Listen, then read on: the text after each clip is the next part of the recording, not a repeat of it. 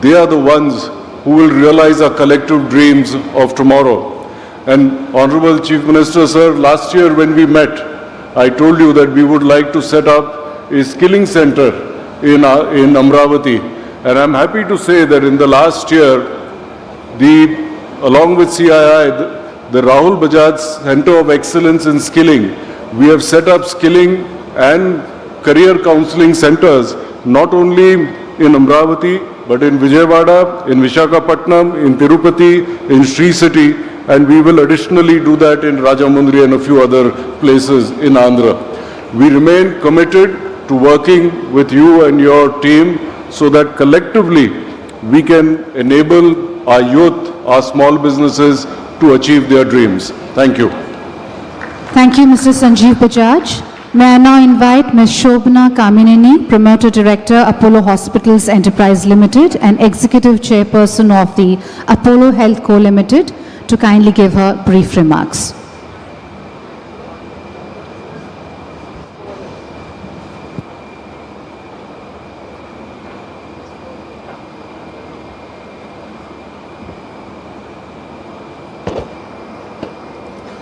Good morning and namaskaram to the Honorable Vice President of India, Radhakrishna Garu, Chief Minister, Union Ministers, dignitaries on the dais, Excellencies, and everyone gathered here today. It's a privilege for me to be here today to talk about a subject very close to my heart, Andhra Pradesh, where I hail from, and Apollo Hospitals and our vision for the future. Andhra has always been a land of opportunity. Strategic location, robust infrastructure, progressive policies. This is a state on the move, and nowhere can you see vision and execution bundled together with such energy as our Chief Minister and his dynamic team. Today, Andhra Pradesh is not just competing, it's leading. From renewable energy, IT, manufacturing, healthcare, this state is attracting marquee investments and creating millions of jobs. It's a testament to its vision and agility. Healthcare in particular is a sector where Andhra Pradesh has made remarkable strides. The state's focus on improving healthcare indicators, expanding medical education, leveraging technology for rural outreach is commendable. Initiatives, sir, like the Dr. NTR Vaidya Seva and the telemedicine programs have brought quality care closer to communities.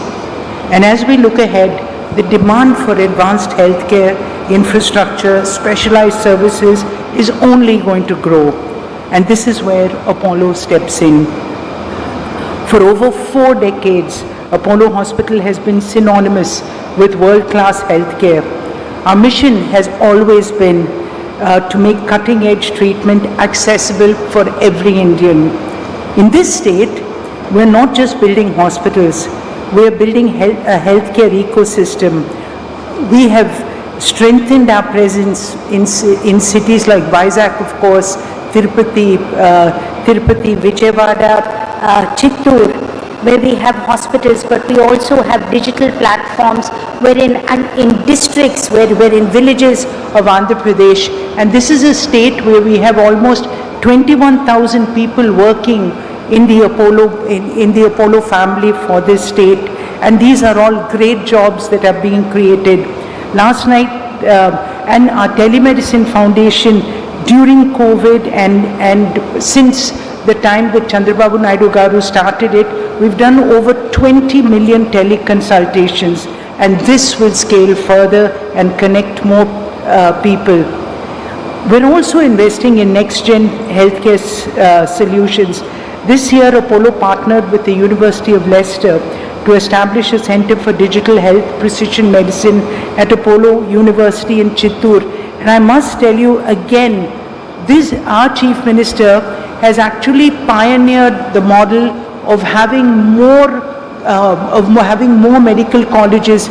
We were the first people that he offered the government medical infrastructure, the hospital, which we took over and built a medical college. This is really the vision for us when we say that India needs to create more jobs. And our Chief Minister's vision, last night he said, I want 250 million Indians to go abroad, not just the people that are there already, but we have to train this workforce, and these are the places. Healthcare provides great jobs, and Apollo hospitals will double down, sir. At least 10% of your vision, I think, will be trained from our state by us to be able to send to the world and for India. So our vision aligns so perfectly with Andhra Pradesh's ambition to become a $1 trillion investment destination. Together, we'll also create a healthcare model that's inclusive, technology-driven, future-ready, and a model that not just serves the people of this state, but the people of India and the people of the world. And we're committed to partnering with Andhra Pradesh. Sir, 4 years ago, I actually cycled 400 kilometers in this state when I was going from Hyderabad to Chennai, and I can't tell you, it's about the energy, the happiness of people that we continue to see every time we come back, my hometown in Chittoor, or wherever that we come, Vizag, all the places in Andhra. It's about when you have a happy state, when you have a hopeful state, and I think this is the place where really this vision and execution come together.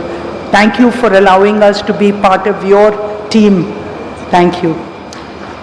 Thank you, Ms. Shobna Kamineni. May I now invite Dr. Suchitra Kela, Vice President of CII, and request her to kindly give her brief remarks.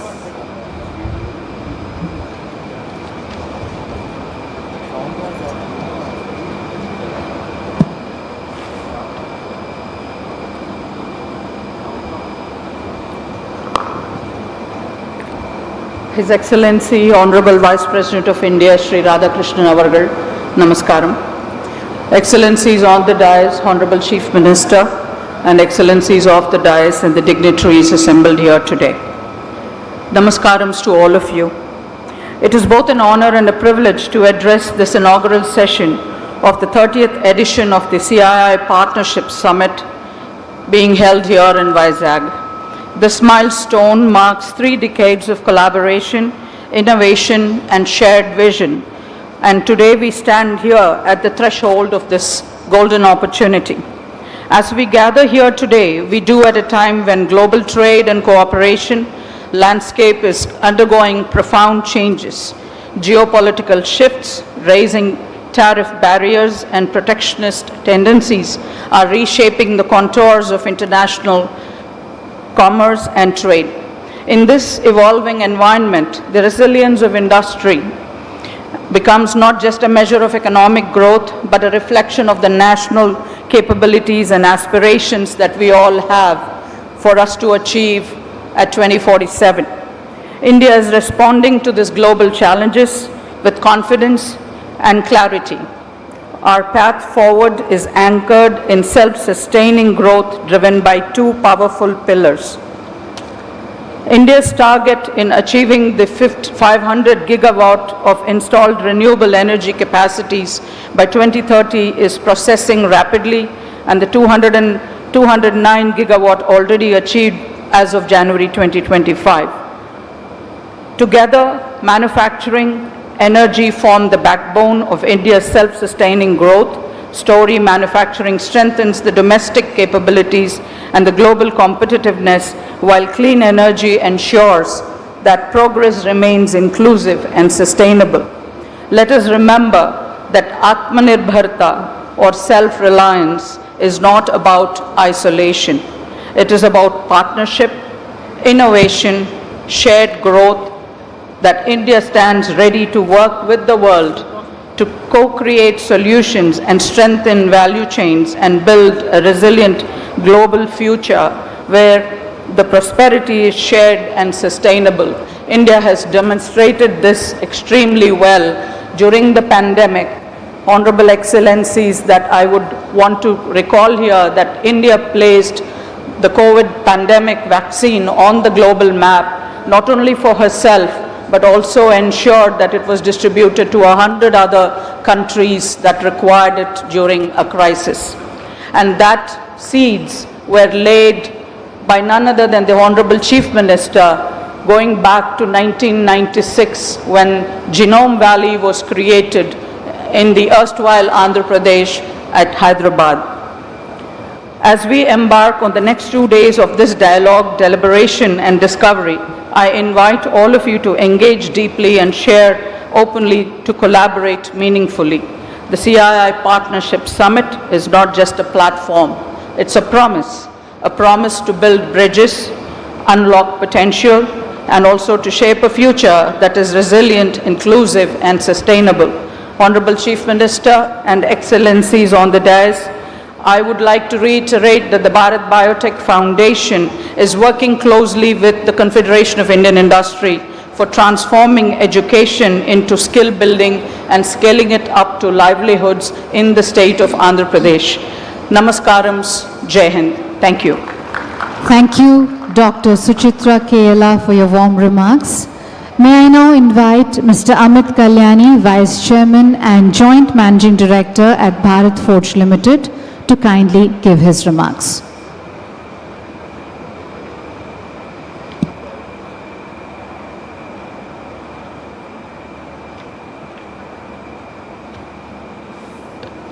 His Excellency, the Honorable Vice President of India, Shri Radhakrishnan ji, Excellencies on the dais and present here, good morning. It's a privilege to be here with you in this beautiful city of Visakhapatnam for this CII Partnership Summit. Our company, Bharat Forge, has been invested in the state of Andhra Pradesh since the Honorable CM's first term in 2018 when we set up a plant near Nellore. And we are now, with the experience in hindsight and the positive experience we have had, are increasing our investments in the state in multiple new areas that we are present in, including defense, in the shipbuilding supply chain and industrial areas. Additionally, with the tremendous potential that the people have here, we are involved in digital AI and upskilling of the workforce as key strategic areas to enable the industrialization vision of the Honorable CM. We are also an active partner in the Ratan Tata Innovation Hub, Anandpur node, enabling AI and Industry 5.0 upskilling in the surrounding areas. Additionally, in the bilateral discussions with the Honorable CM over the last 2 days, we have identified a few other sunrise areas where there is tremendous potential for investment and investment-led employment in the state of Andhra Pradesh. Andhra Pradesh is going to also drive certain or anchor certain key industrial sectors which are going to be driving the manufacturing demand in India, such as shipbuilding. The whole city of Visakhapatnam and this area has a tremendous ecosystem and deep knowledge base in the area of shipbuilding, thanks to the Advanced Shipbuilding Center and the talent that exists around it.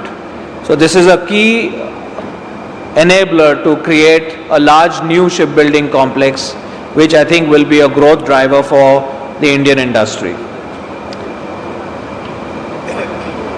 Our experience in the last 7-8 years and the roadmap laid out by the Honorable CM and the government of Andhra Pradesh embolden us in making new investments, because it's a well thought out plan which takes care of all aspects of future demand, right from data to manpower to skill, energy, and I think this could be a great new growth node for all Indian industry and industries from across the world. So congratulations to the state and CII for organizing this wonderful event and to enable partners from India and outside to see the opportunity of our country and the state and to create a new growth avenue from here. Thank you very much. Thank you, Mr. Amit Kalyani. May I now invite Mr. Sudarshan Venu, Chairman and Managing Director of TVS Motor Company, requesting him to kindly give his remarks.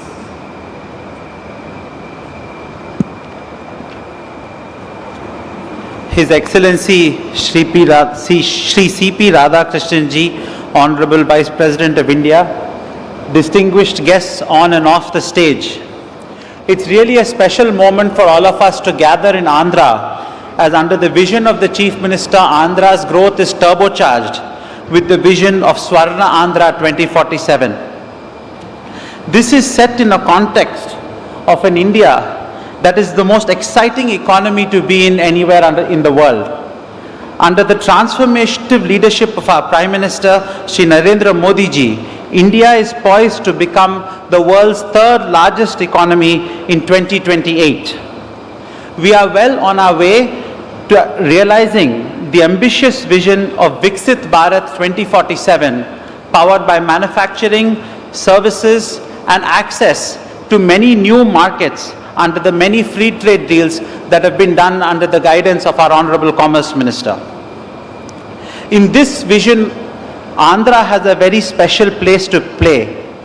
The visionary Chief Minister has conceived a concept of Swarna Andhra Pradesh 2047 with an aim to transform the state into a $2.4 trillion economy with a per capita GDP of over $42,000. This would mean a remarkable double-digit growth every year from now onwards, creating huge opportunities for all of us. We all were inspired by the progressive thoughts of Sri Nara Lokesh Garu in his recent YouTube interview, where with an aim of attracting over $1 trillion in investments over the next 5 years and developing crucial infrastructure in multimodal logistics, industrial parks, and power generation facilities. The vision targets all sectors of the economy: manufacturing, aquaculture, clean energy, and the social development as well.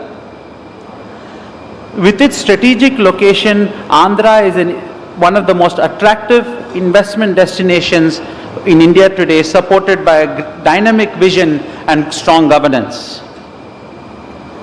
Residing and coming from Singapore, Singapore companies have always had tremendous opportunity to partner with and partake in the vision of our Honorable Chief Minister, and I'm sure that this will happen in the coming years as well, as India and Singapore further strengthen their partnership. On behalf of the TVS Group, we are really excited for the development of Andhra in all aspects: industry, the social side, and the vision of the Chief Minister, and we look forward to having an opportunity to play a part in its growth. Thank you very much. Thank you, Mr. Sudarshan Venu. May I now invite Mr. Yusuf Ali, Chairman and Managing Director of Lulu Group International, and request him to kindly give his remarks.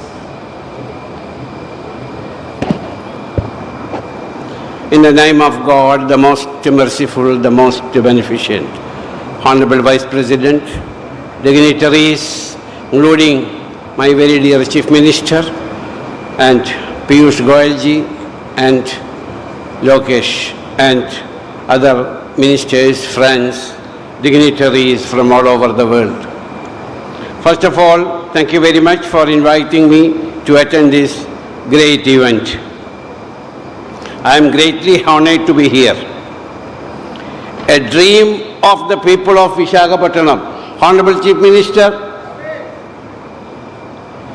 a dream of the people of Visakhapatnam and people from surrounding places of Visakhapatnam. A dream of government and the people of Andhra Pradesh. A dream of Honorable Chief Minister, Sri Chandrababu Naidu Garu. Also my personal and our group's dream is going to shape. I want to go back little to tell a story.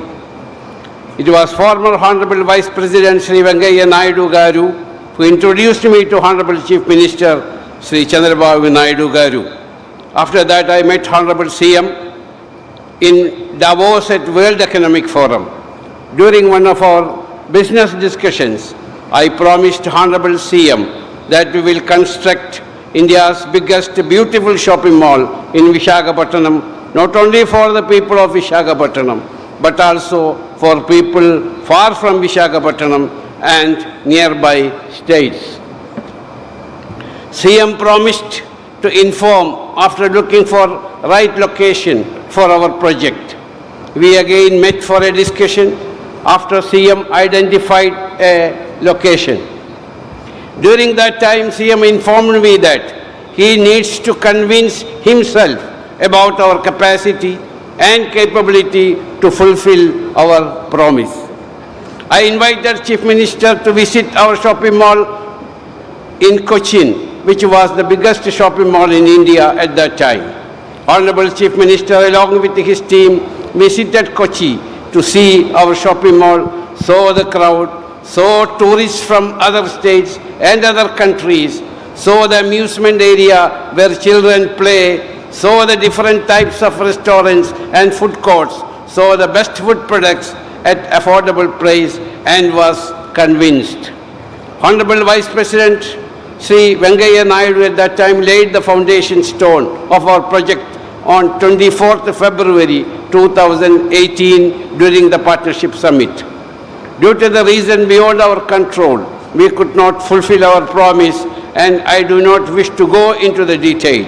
I also wrote an apology letter to the Vice President Sri Venkaiah Naidu Garu, informing politely our inability to complete our project in his home state, which he laid the foundation stone with his own blessed hands. Ladies and gentlemen, now when Chief Minister came back to power, CM again invited us and we visited Andhra Pradesh for discussion with CM to reconfirm our support to the state. CM informed us that the same land is lying vacant without any activity for the past many years.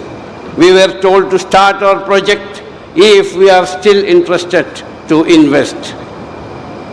After much discussion, deliberations and consensus, we finalized the same place for our project. Today, I am happy to announce that we are starting the project this week.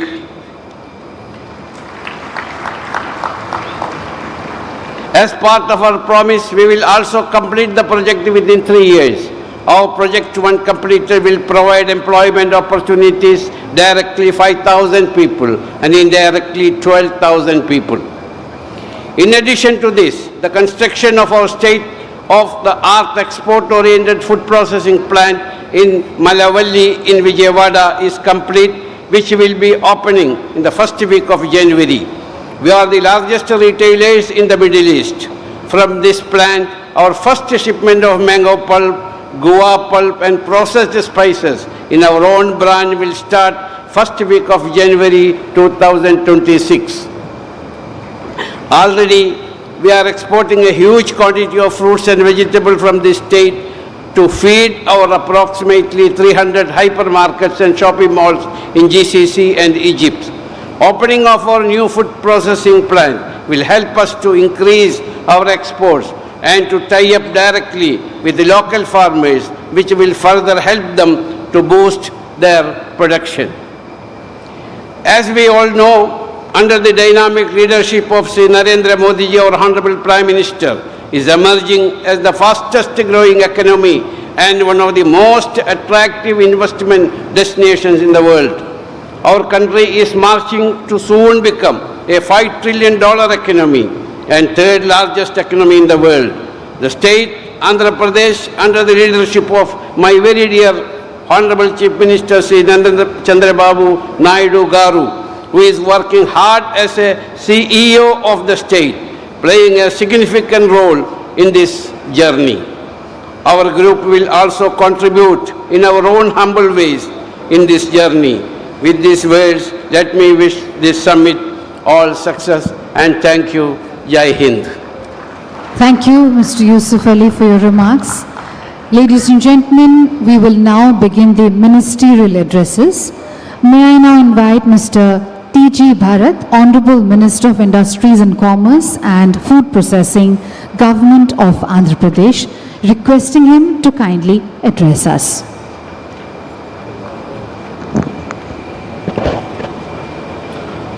Honorable Vice President of India, Sri C.P. Radhakrishnan Garu, Honorable Governor of Andhra Pradesh, Sri Abdul Nazir Garu, Honorable Union Minister for Commerce and Industry, Sri Piyush Goyal Garu, Honorable Chief Minister, Sri N. Chandrababu Naidu Garu, Honorable Minister, Sri Nara Lokesh Garu, Honorable Central Ministers, Honorable State Ministers, distinguished ambassadors, international trade ministers and diplomats, captains of industry, and friends from around the world, good morning. It is a privilege to stand here on the opening day of the Partnership Summit, a summit that tells the world one clear message. Andhra Pradesh is back in acceleration mode with clarity, confidence, and commitment. People often ask me, Minister, what's the secret behind Andhra Pradesh speed? I tell them, when you have CBN sir in the driver's seat, even the GPS struggles to keep up. Because under the visionary leadership of our Honorable Chief Minister, Chandrababu Naidu Garu, and with the dynamic support of Honorable Minister Nara Lokesh Garu, decision making in Andhra Pradesh is fast, transparent, and future focused. When CBN sir focuses on growth, progress doesn't walk, it runs. We have seen it before and we have witnessed it again. Faster, smarter, and more inclusive than ever. Today we bring together technology, manufacturing, infrastructure, energy, food, processing, and logistics, all in one ecosystem for opportunity. We are not here to compete for investment. We are here to collaborate for growth. Not to sell land, but to build long-term partnerships. Not to chase headlines, but to create value chains that endure. To every investor present from India or overseas, I say with confidence, if you are ready to invest, Andhra Pradesh is ready to execute. We already have long coastline, 3 industrial corridors, 550 plus industrial parks, the capability and the leadership. What we are looking for is partnership who believe in speed, scale, and sincerity. Together, let us make the summit not just an event, but the starting point of a new industrial decade for Andhra Pradesh. Jai Hind, Jai Andhra Pradesh. Thank you. Thank you, Honorable Minister, for your kind address. May I now invite Mr. Nadendra Manohar, Honorable Minister of Civil Supplies, Food and Consumer Affairs, Government of Andhra Pradesh, and request him to kindly address us. The Honorable Vice President of India, Sri Radhakrishnan Ji, Honorable Governor of Andhra Pradesh, Syed Abdul Nazir Ji, our Honorable Chief Minister of Andhra Pradesh, Sri Nara Chandrababu Naidu Garu, the Honorable Union Minister for Commerce and Industry, Sri Piyush Goyal Garu, distinguished ladies and gentlemen, on behalf of the Deputy Chief Minister of Andhra Pradesh, Sri Pawan Kalyan Garu, firstly I would like to extend our hearty appreciation and congratulations to our Honorable Chief Minister for his relentless pursuit in creating an ecosystem for industry in Andhra Pradesh. It is his tireless efforts that have made things happen to bring Andhra Pradesh back to its days of glory. To CII and all potential investors, we are here and we stand together to assure you that this partnership shall always be continuous and deeply committed into making things happen for all of you in Andhra Pradesh. This consistency is very much required, as you all noticed, when policies change and governments change. But we all stand here together to reiterate once again that our alliance will be here to support in everything that all of you do. The early entrepreneurs of Andhra Pradesh made significant contributions to the core sectors of our industry in Andhra, and it's now time for all of us to take this momentum further. In the days ahead when we bond together, we request all of you who are here to continue to inspire the youth of our great nation, to ensure that you provide a platform for them to innovate, for them to become the next level generation of entrepreneurs. Andhra Pradesh will always be here to encourage, motivate and stand committed in ensuring that industry has a pride of place in the map of India. Thank you all for reaching out and coming to Andhra Pradesh, and this partnership summit should definitely leave an excellent mark in the industrial policy of Andhra Pradesh. With best wishes to all of you and especially to Nara Lokesh Garu for ensuring the speed of doing business is not a slogan, but it is a lot of hard work and relentless effort to make things happen. Thank you very much. Thank you, Honorable Minister, for your kind address. May I now invite Mr. Bhupati Raju Srinivasa Varma, Honorable Minister of State for Heavy Industries and Steel, Government of India, requesting him to kindly address us.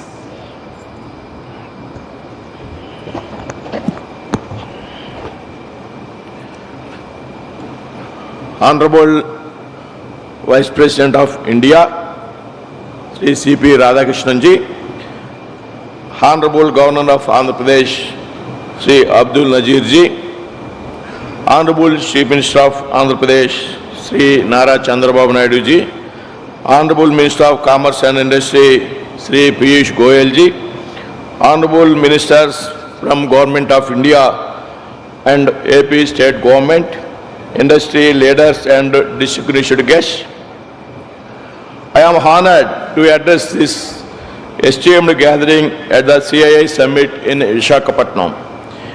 As we gather here today, we are reminded of Prime Minister Narendra Modi ji's vision of a Viksit Bharat, a developed India that is driven by innovation, sustainability and inclusive growth. Sri Piyush Goyal ji has been instrumental in steering the industrial policy through visionary reforms and global engagement. India, currently the world's fourth largest economy, is on track to become the third largest economy by 2030. For the past 18 months, central government has sanctioned several projects worth lakhs of crores to the state of Andhra Pradesh, reflecting the centre's commitment to the state's development. Today, Andhra Pradesh is playing a key role in realizing the Prime Minister Modi's vision of Viksit Bharat. Thanks to the proactive policies of Chief Minister Sri Nara Chandrababu Naidu ji, Deputy CM Sri Pawan Kalyan ji and Sri Nara Lokesh ji. Under Chandrababu Naidu ji's leadership, Andhra Pradesh has made significant strides in creating a business-friendly ecosystem, driving innovation and promoting sustainable development. The state's focus on the ease of doing business, progressive industrial policies, infrastructure development and skill enhancement has made it an attractive destination for the investors. Government of India recognizes Andhra Pradesh is a key player in India's growth story. We are committed to working with the state to boost industrial growth and development through a strategy of revival and greenfield expansion. The efforts of Chief Minister Nara Chandrababu Naidu ji and Sri Nara Lokesh ji in facilitating the 17.5 million ton per annum integrated steel plant by RSLR Metal and Nippon Steel at Nakapalli are truly commendable.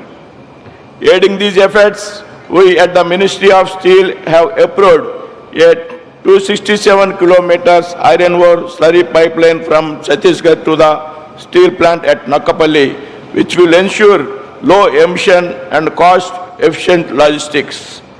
The collaboration of a strong central vision and dynamic state leadership has positioned Andhra Pradesh at an unparalleled advantage.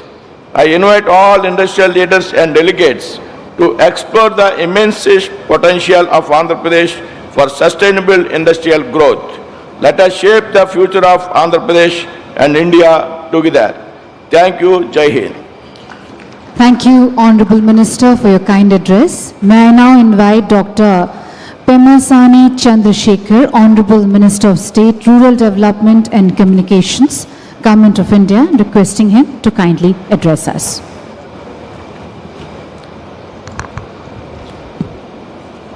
Honorable Vice President of India, Shri C.P. Radhakrishnan ji, distinguished leaders from government and industry, global investors and friends from across the world, Namaskaram. Standing on the shores of the Bay of Bengal, I am reminded that the greatest civilizations are built when people believe in their own potential. Today, India stands at that very threshold. Over the past decade, India has rapidly evolved from a consumer to a creator, partner and trusted provider of world-class solutions. India's shift from consumer to creator within a few years didn't happen by chance. It happened by choice.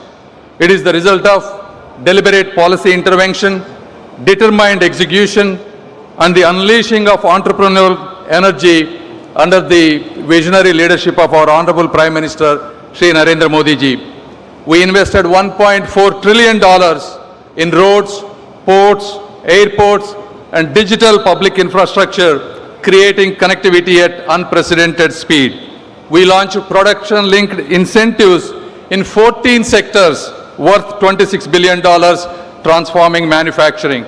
We consolidated 29 labor laws into 4 labor codes, transforming our business environment. We abolished retrospective taxation, enabling policy certainty. We created one nation, one tax through GST, establishing a unified market. We enacted the Insolvency and Bankruptcy Code, bringing predictability to business. These reforms reflect a fundamental shift from license Raj to trust-first approach, from seeing entrepreneurs with suspicion to celebrating them as nation builders. Perhaps the most profound change has been psychological, the mindset metamorphosis. We have moved from a defensive we can't to an assertive why not us. This shift in national consciousness may be our greatest achievement of all.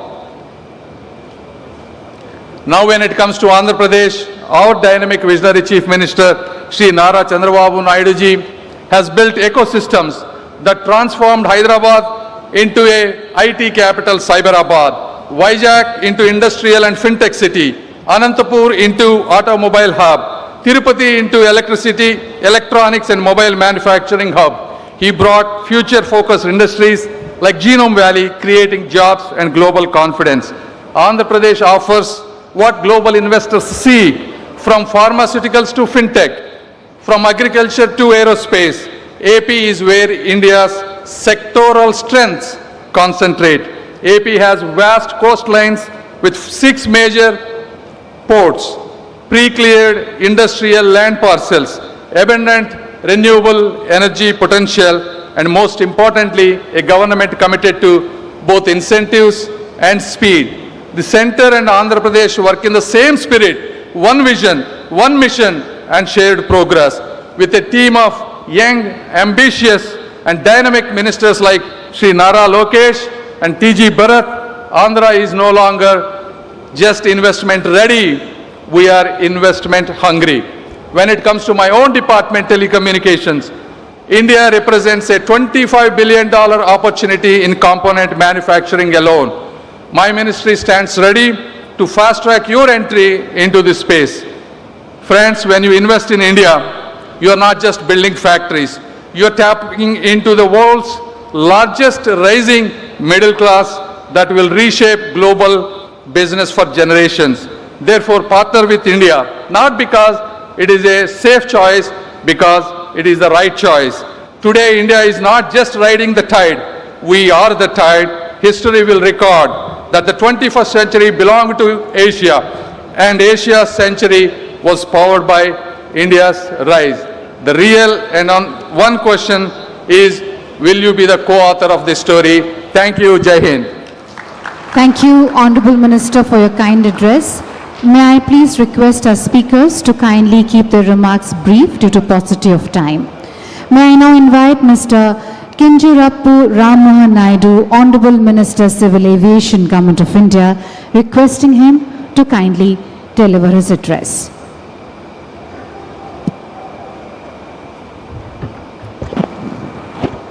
His Excellency Honorable Vice President of India CP Radhakrishnan Garu, His Excellency Governor of Andhra Pradesh Abdul Nazir Garu, and the visionary and dynamic Chief Minister of Andhra Pradesh Shri Nara Chandrababu Naidu Garu, and my senior colleague from the Cabinet Piyush Goyal ji, and all the dignitaries on the dais, and all the distinguished delegates, business leaders, policy makers and friends from across India and the world, Namaskaram and a very good morning. It fills me with immense pride and purpose to welcome you all to Visakhapatnam, which is the jewel of East Coast and the rising capital of opportunity and the beating heart of a new Andhra Pradesh. Today we are not just hosting a summit, but we are igniting a vision of a state reborn with purpose, powered by people and propelled by leadership that believes in building the future, not waiting for it. In fact, coming from this very region of North Andhra, it's a very emotional moment for me. If you look at this situation couple of years back, where Andhra was not having any sense of direction, no sense of purpose, no sense of vision, to be here right now, where Visakhapatnam and Andhra Pradesh have been the talk of not just the nation, but the talk of the world, it fills me with immense pride to be here. And it almost seems like a miracle. And miracle was bound to happen when two of the greatest leaders this country has ever seen have come together. One, the Honorable Prime Minister of the country, Shri Narendra Modi ji, who is spearheading India into a great sense of pride and a great sense of nation building and inspiring 140 crore people of the country to build Viksit Bharat by 2047, and one who is amongst us, the inspiring, ever-inspiring leader, not just for political leaders or young leaders, but for businessmen, for people from all across all sectors of life, all walks of life. That is our Honorable Chief Minister, Shri Chandrababu Naidu Garu. And under the visionary leadership of Chief Minister Nara Chandrababu Naidu Garu, Andhra Pradesh is reclaiming its rightful place as India's innovation frontier. He is a leader who doesn't just govern for the present, he engineers the future. He has always believed that governance must run at the speed of technology and that development must always outpace politics. It was his foresight that created Cyberabad much before India began speaking of IT revolution. Today that same foresight is shaping up Amaravati, same foresight is shaping up Rayalaseema and Uttarandhra into a new triangle of growth, inclusion and global investment. And he is not alone in this mission.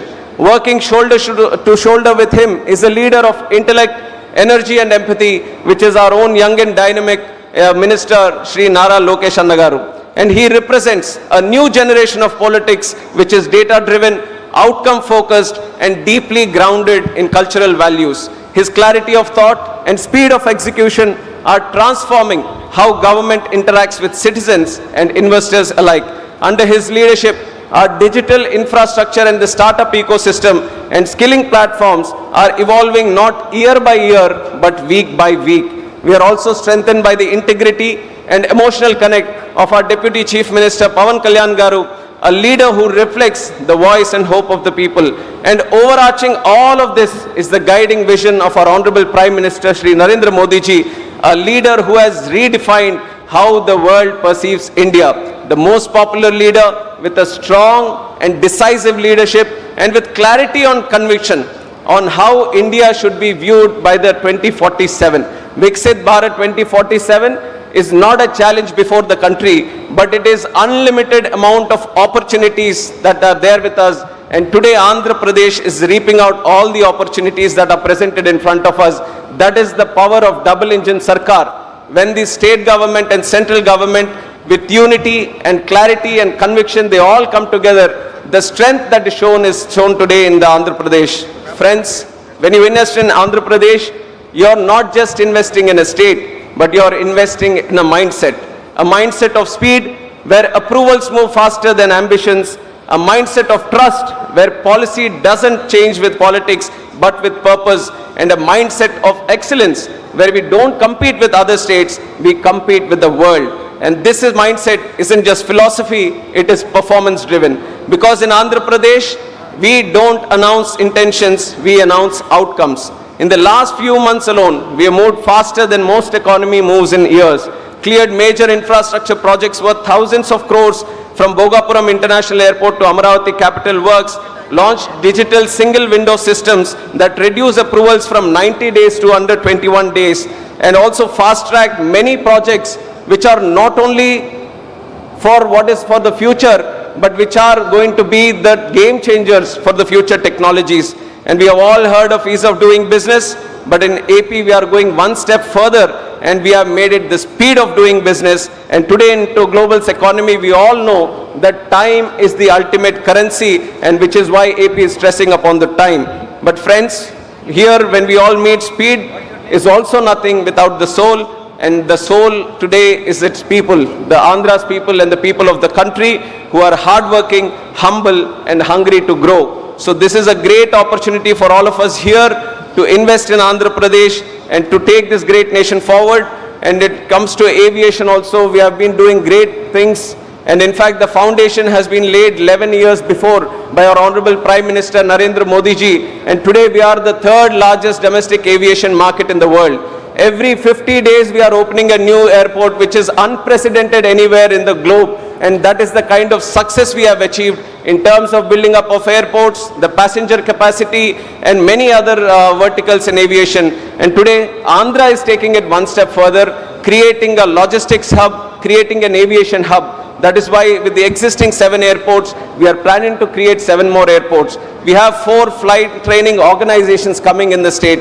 We have MRO ecosystem coming in Visakhapatnam. We have aviation skilling university coming in Visakhapatnam. And we are expanding the drone sector and creating a drone city. And aerospace and aircraft manufacturing also, we are trying to drive it in a big way in the country. And these, you feel that we have our hands full, but our Honorable Chief Minister is so far advanced that he is not happy with the content that we have today. He is always driving for something more, new inventions to come in, and I'm very happy to see this kind of innovation being the birthplace of Andhra Pradesh and the drive that is here. And as I stand before you, I feel a deep responsibility to make sure every partnership you forge here becomes a story of success. Let Andhra be the gateway to India's next decade of growth. Let Visakhapatnam be the city where the sunrise of investment never sets. On behalf of our leadership and every hardworking citizen of the state and the country, I welcome you to the land of speed, spirit and sunrise. This is Andhra Pradesh and this is where the future begins. Jai Hind. Thank you, Honorable Minister, for your kind address. Ladies and gentlemen, I'd like to now invite Mr. Nara Lokesh, Honorable Minister for Human Resources Development, IT, Electronics and Communication, RTG, Government of Andhra Pradesh, requesting him to kindly address us. Honorable Vice President of India, CP Radhakrishnan Garu, Honorable Governor of Andhra Pradesh, Syed Abdul Nazir Garu, Honorable Chief Minister of Andhra Pradesh and Co-Chairman of the 30th CII Partnership Summit, Shri Nara Chandrababu Naidu Garu, and Honorable Minister of Commerce, Industry, Government of India and Chairman 30th CII Partnership Summit, and my mentor Piyush Goyal Garu, and to the dignitaries on the dais, off the dais, a very good morning. It is a privilege to welcome you to Visakhapatnam, a city where hills meet the sea, where ideas lift off. Andhra Pradesh is proud to host the CII Partnership Summit 2025 at a time when India is emerging as the world's growth engine. Quite a few people ask me why they should consider Andhra Pradesh as their destination, as their home, and I only give them 3 clear reasons. First, we have a leadership with a clear track record. It is none other than our Chief Minister, Shri Nara Chandrababu Naidu Garu. Politicians have an opportunity to create one legacy, but people of my state have been kind to give him another opportunity to create a second legacy, and that legacy is what we see today in front of us, which is Amravati and Visakhapatnam. The second reason you should consider Andhra Pradesh is, of course, our speed. Friends, we live in a fast-changing world where markets, regulations and technology keep evolving. I have met thousands of investors and corporates in the last 1 year. The single most important requirement for a company is speed. They expect the same speed from governments. This speed needs to be a mission. We need to grant land, permits, approvals, incentives with a speed that the project can take off and serve the markets.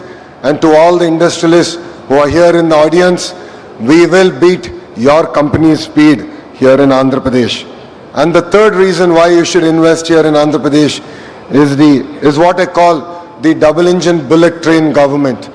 Under the leadership of the Honorable Prime Minister, Shri Narendra Modi ji, and our Honorable Chief Minister, Shri Nara Chandrababu Naidu garu, once we shake hands, it is no longer your project, it is our project.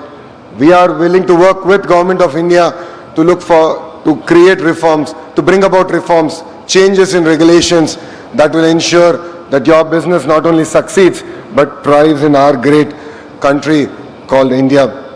So I'd like to thank all of you for giving us this wonderful opportunity to host you. Please take time off to explore what Visakhapatnam has to offer. And I would once again like to thank Piyush Goyal ji for his continued mentorship to me.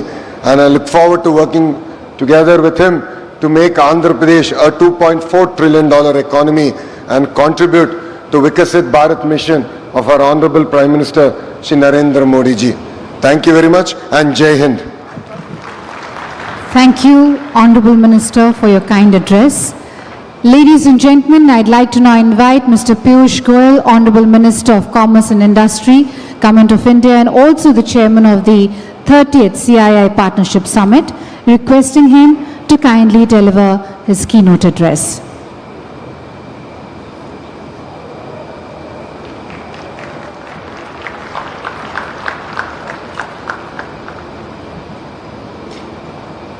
The very distinguished and eminent Vice President of India, Mahamahim Shri C.P. Radhakrishnan ji, the Honorable Governor of Andhra Pradesh, His Excellency Shri Syed Abdul Nazir ji, my good friend, my elder brother, and somebody with whom I have very deep relationship on a personal level and with whom I've worked very closely to evolve and devise several new ideas.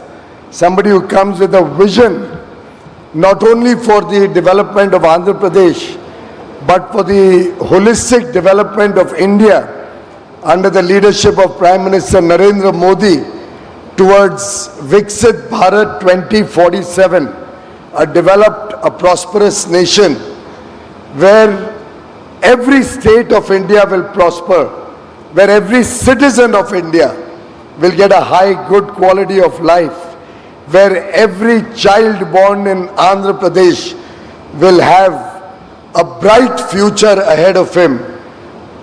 A visionary leader, Nara Chandrababu Naidu garu, Honorable Chief Minister of Andhra Pradesh, my colleague in the Union Cabinet, a very young, dynamic Minister for Civil Aviation, Shri Rammohan Naidu garu, the upcoming leader of Andhra Pradesh, somebody whom I have seen from a young age evolving into a leader of substance, a person committed to the development of his people, his state, and with a compassionate bent of mind, Nara Lokesh garu, all the distinguished excellencies, my colleagues, ministers from across the globe, captains of industry, both from India and abroad, distinguished ladies and gentlemen, namaskar. It is indeed an immense privilege to address the 30th edition of the CII Partnership Summit from the rich history of Satavahana Kingdom to its present status as a hub for steel, semiconductors and seafood. The Visakhapatnam region stands as a gateway to global trade.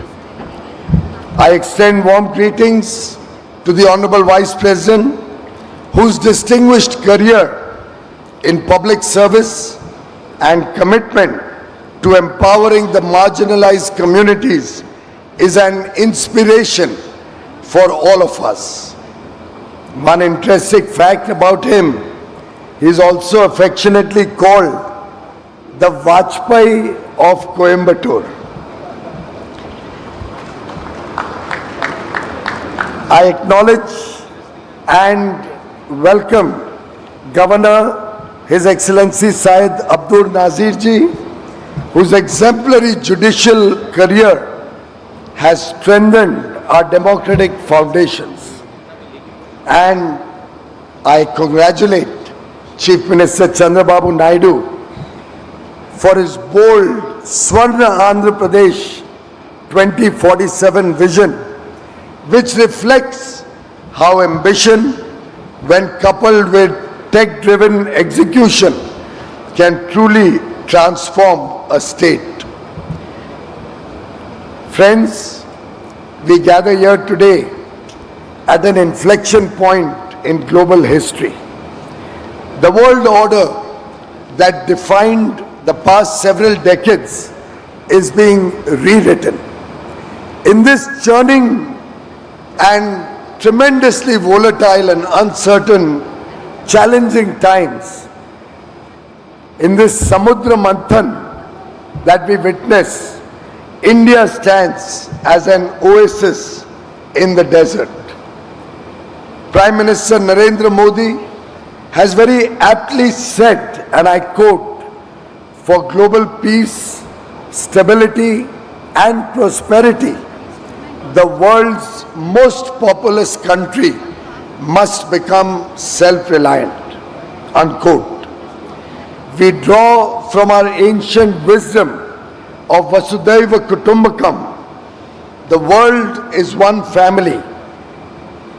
India's rise will benefit all of humanity. Let me share what guides our journey from a $4 trillion economy to a $35 trillion economy by 2047, when we will celebrate a developed nation, a prosperous India, celebrating 100 years of independence.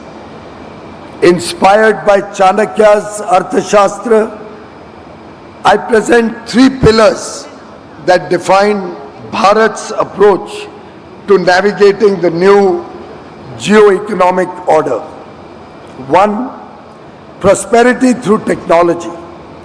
India's technology story is one of democratization and trade. It talks of scale and speed. It focuses on talent and skill. We have built digital public infrastructure serving 1.4 billion Indians.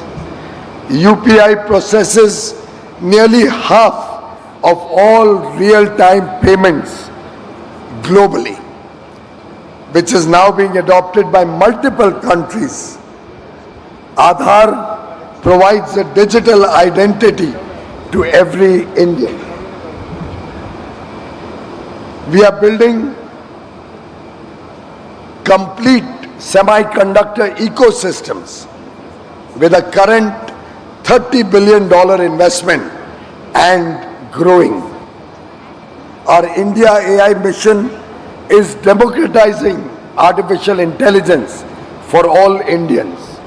Today, 1 billion Indians are connected to the net, and we have the second largest user base of ChatGPT across the globe. From the Mars mission to launching 104 satellites in one mission, we embody innovation at scale. We have achieved 500 gigawatts of installed power capacity, of which 51%, more than 250 gigawatt, comes from renewable energy sources. In the next 5 years, we plan to double our clean energy to 500 gigawatt, one of the fastest ramp-up witnessed anywhere in the world. To our international partners, India offers not just a market, but partnership for shared prosperity and mutual growth. Our young, aspirational engineering talent, our digital infrastructure, and our vibrant startup ecosystem provide the perfect launchpad for globally scalable solutions. Second, trust through righteousness, Vishwas through Dharma. In the new geo-economic order, trust is the most valuable currency. India has emerged as the world's trusted partner through consistent and principled engagement. During COVID-19, we supplied vaccines and medicines, most often free of charge, to over 100 countries around the world. This is Vasudhaiva Kutumbakam in practice.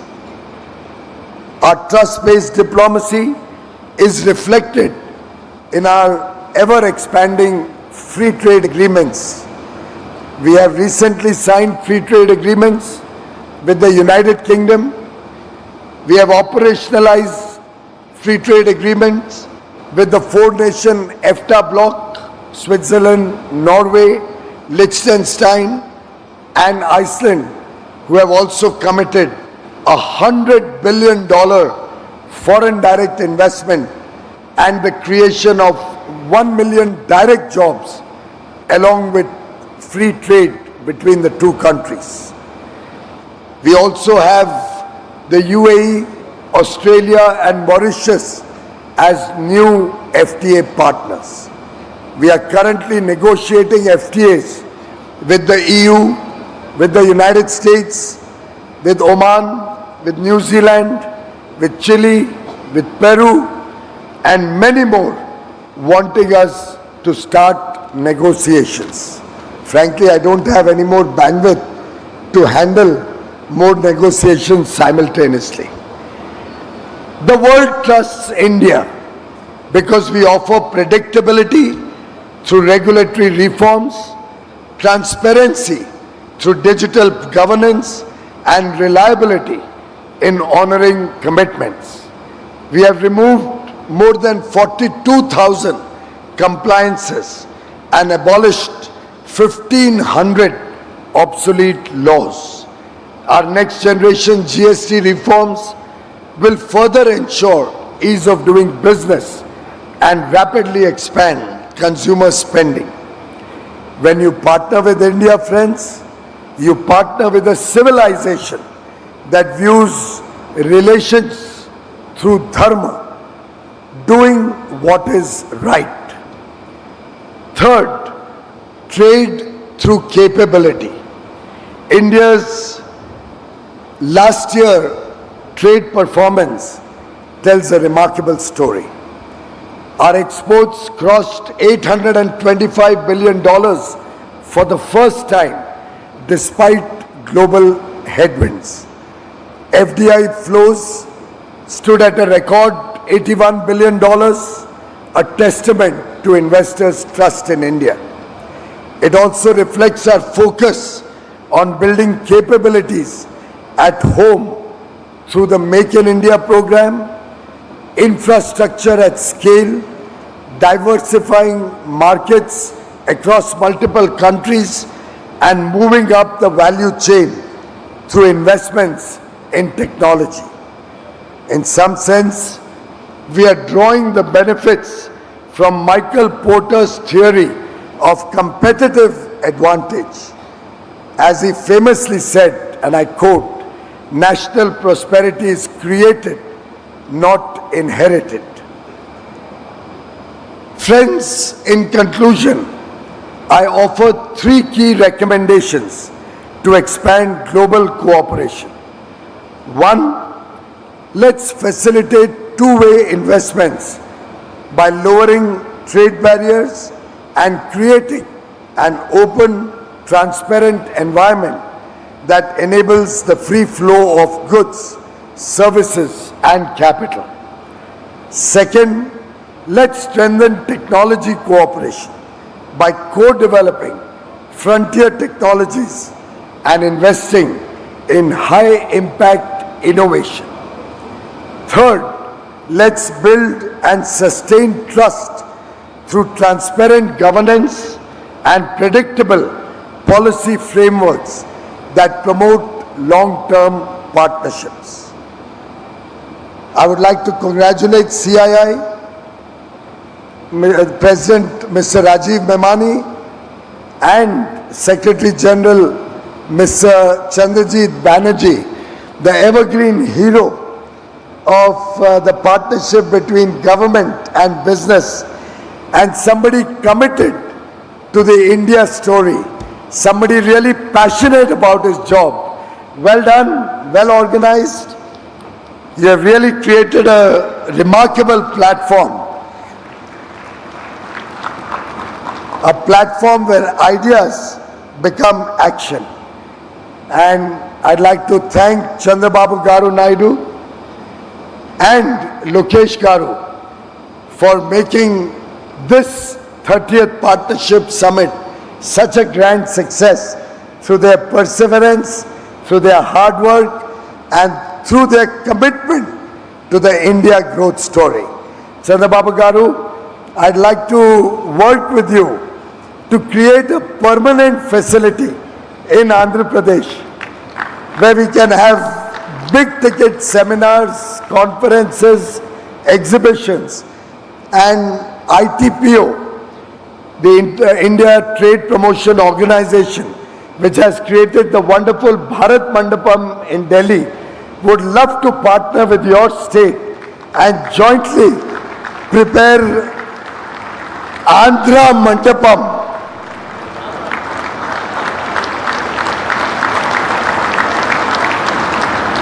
So that in the years to come, our partnership summit will not be under a marquee or a tent or temporary facilities, but will be at a world-class convention center, befitting your leadership and the talent and the wonders that Andhra Pradesh offers to the world. Friends, I thank each and every one of you, ministers, trade delegates, business leaders, innovators and thought leaders from across the globe for believing in India's growth story and for being partners in our journey. Just before concluding, since this program has gone on for long and we have an interesting result coming out on the television screens, for those of you who are interested, the people of India, through the second most populous state of Bihar, a very crucial state where elections were held in the last week, have just once again reposed confidence in the leadership of Prime Minister Narendra Modi and the leadership of the National Democratic Alliance, of which Chandrababu Garu is one of the strong pillars, through a two-third majority. 163 out of 243 seats, or rather 181. My God, this is growing faster than the India growth story. 181 seats out of 243, where the NDA candidates are leading as of now, and it seems this could change for the better. Thank you very much to the people of Bihar. Thank you very much to the people of India for their faith in Modi ji's leadership, for their faith in the leadership of the National Democratic Alliance, our leader Nitish Kumar, the Chief Minister of Bihar, and for their commitment to the India story of Viksit Bharat 2047. Jai Hind, thank you very much. Thank you, Honorable Minister Shri Piyush Goyal ji, for your notable keynote address. Ladies and gentlemen, I would like to now invite Shri N. Chandrababu Naidu, Honorable Chief Minister of Andhra Pradesh and the co-chair of the 30th CII Partnership Summit, requesting him to kindly deliver the keynote address.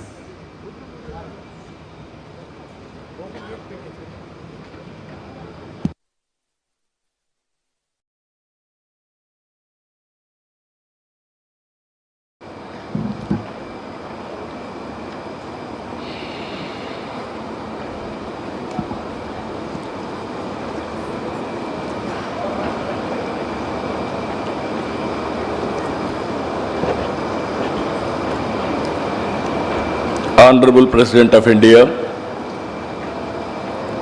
Sri C.P. Radhakrishnan Garu, Honorable Governor of Andhra Pradesh, Sri Abdul Nazir Garu, Honorable Union Minister for Commerce and Industry, Government of India, Sri Piyush Goyal Garu, Honorable Union Minister Ram Mohan Naidu Garu, Chandrasekhar Garu, Bhupati Srinivas Verma Garu, President Confederation of Indian Industry, Rajiv Memani Garu, Director General Confederation of Indian Industry, Chandrajit Banerjee Garu, Honorable Ministers from my cabinet, Nara Lokesh Garu, T.G. Bharat Garu, Nadella Manohar Garu, industrialist on the dais, Suchitra Ella Garu, Sanjeev Bajaj Garu, G.M. Rao Garu,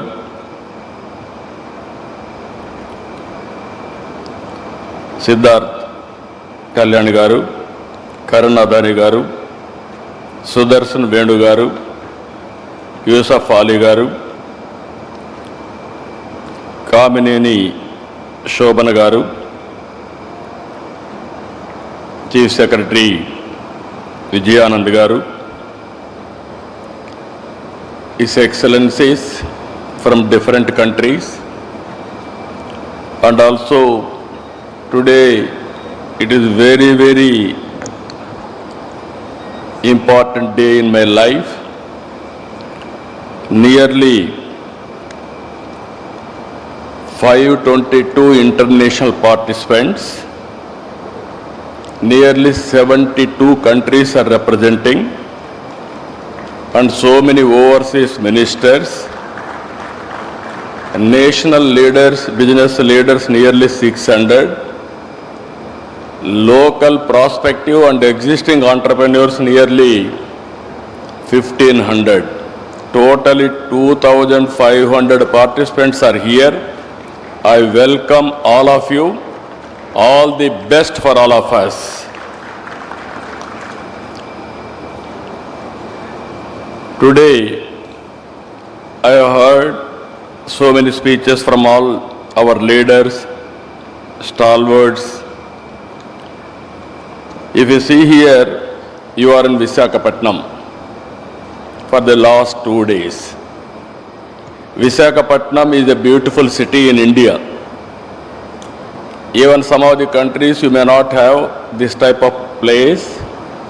Excellent beaches, beautiful sea, and also beautiful hills, and at the same time beautiful people and safest place. Recently, Government of India has rated the number one city for human safety. That is how they rated.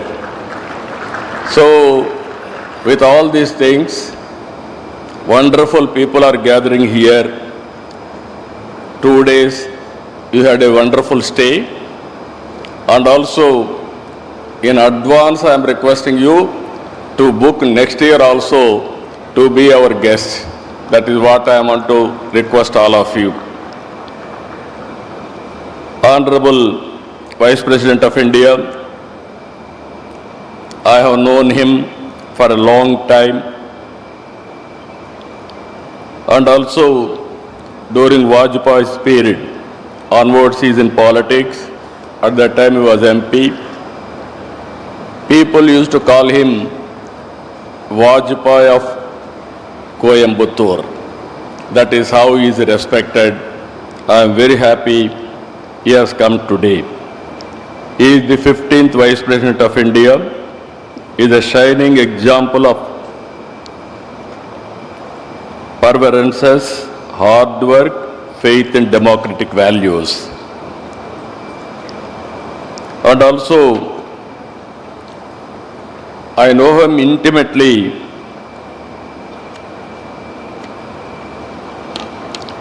The Vice President, and also he is the Chairman of Rajya Sabha.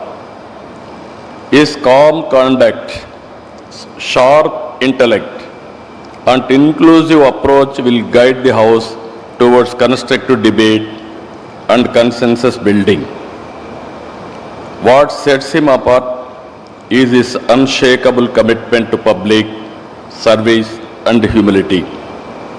Even while holding the nation's second highest constitutional office, he remains deeply connected to the concerns of ordinary citizens, reflecting his lifelong conviction that leadership is not about privilege but about purpose and service. On behalf of Andhra Pradesh, I welcome him, and also I am very thankful to him for coming this occasion to grace all of us. Our Honorable Prime Governor, you are all watching, is very strong in legal field, and also he is guiding me to take Andhra Pradesh forward. I had a long association with Piyush ji. He is very dynamic and also very creative. Under his leadership, I am very confident India will emerge best destination for investment. I am assuring you, with all your good words, you can do business in Andhra Pradesh. Andhra Pradesh will be a gateway for investment, and India will be future destination. Nobody can change it. And also CII, I had a long association. Out of 30 CII partnerships, 7 were hosted from Andhra Pradesh. That is our credibility. Today, President and also Chandrababu, they are working extraordinarily, and also the amount of response overseas because of our CII, I really appreciate him. And also if you see today, all investors are here. Just now, our Honorable Minister has announced Bihar elections. One example I am telling you. Bihar elections, last time NDA has won, we have won, present government. And at the same time today, as of now, 190 seats they are going to win. By end of this meeting, around 200 seats they are going to win NDA. It shows people are with Narendra Modi ji. It is going to happen permanently. No other country, no other leader is enjoying people trust. I can say in a democratic country, only Narendra Modi ji is only the man who is enjoying absolute confidence and trust.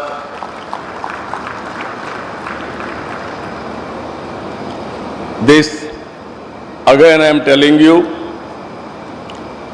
20th century belongs to Narendra Modi ji. Around 2002 he became Chief Minister. Continuously he won elections.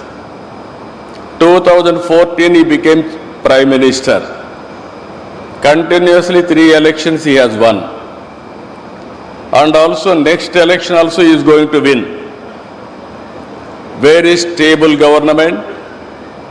and also very progressive government. He has corrected all structural changes, which are all deficiencies, everything he has done.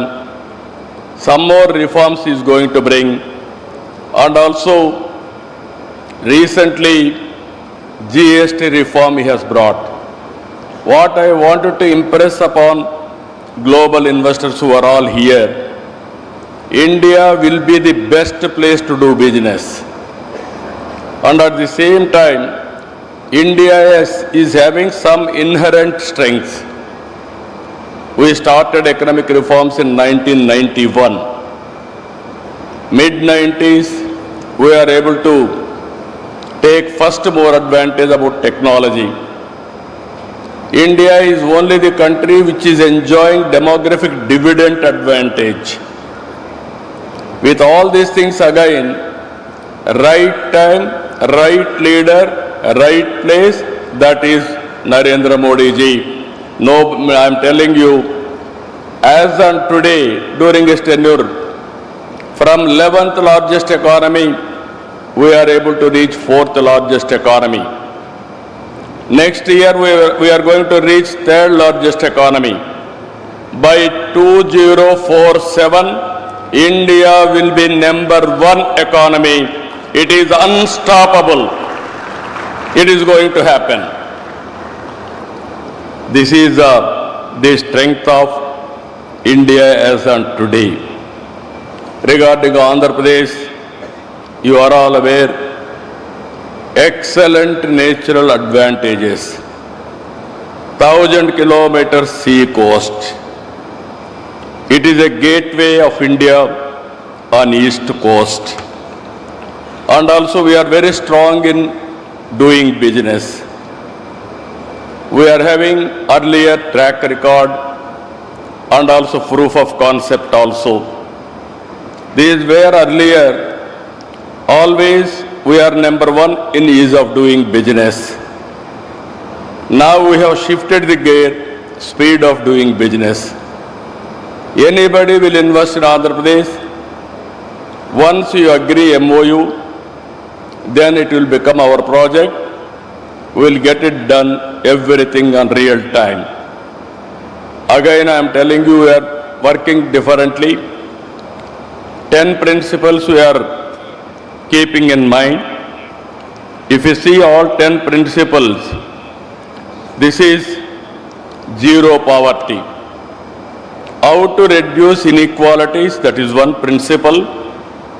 Job, employment generation. It is our top priority.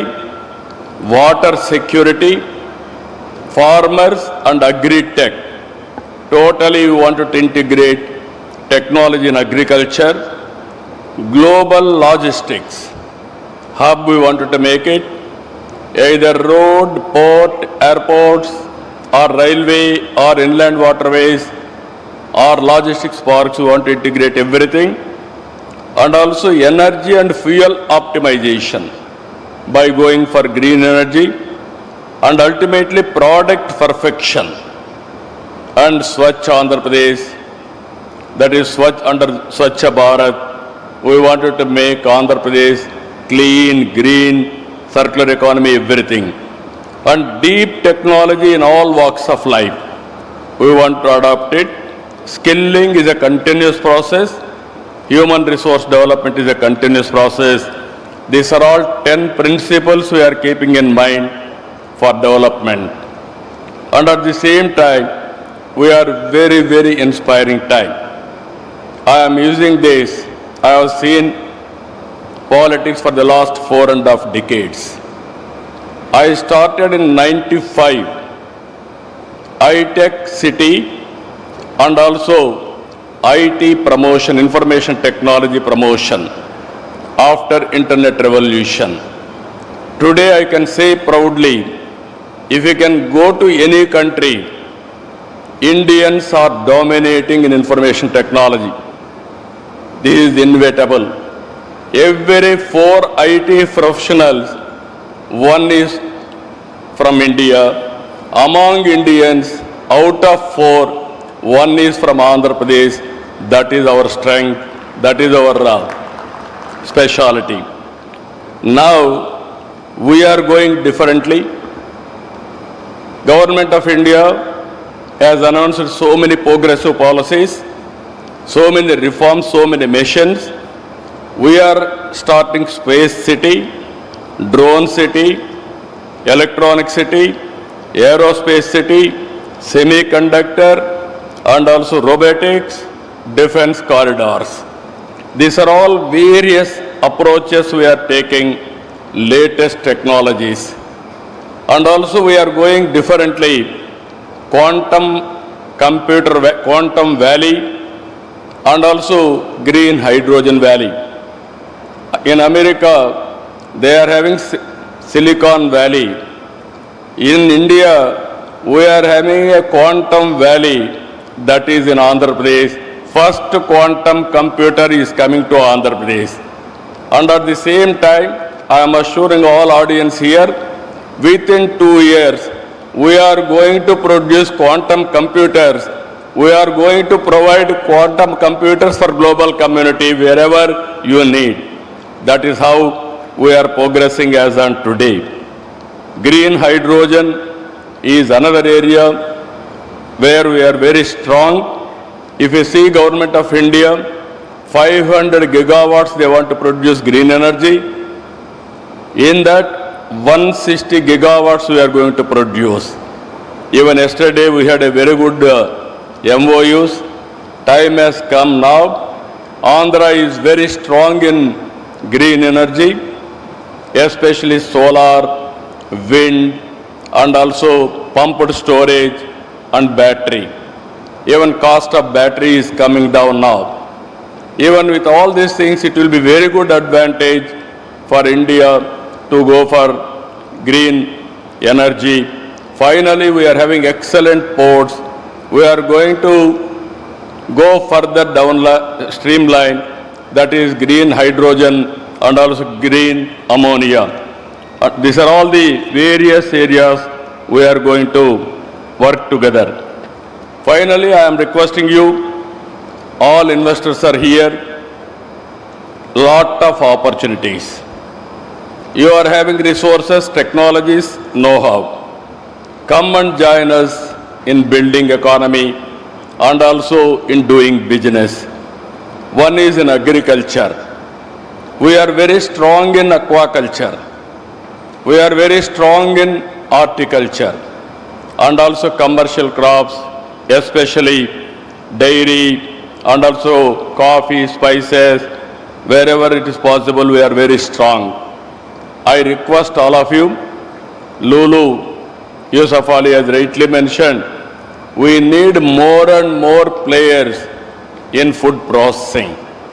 Even agriculture, we are going next level, that is natural farming, organic products.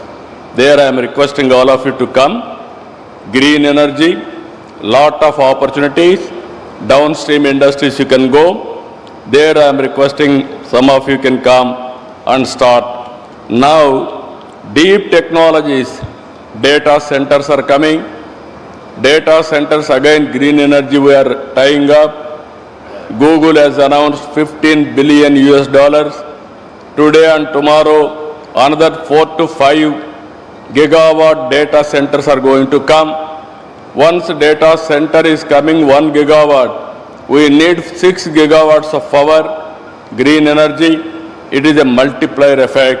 It is going to happen. Deep technologies, I am requesting you, lot of opportunities in deep technologies.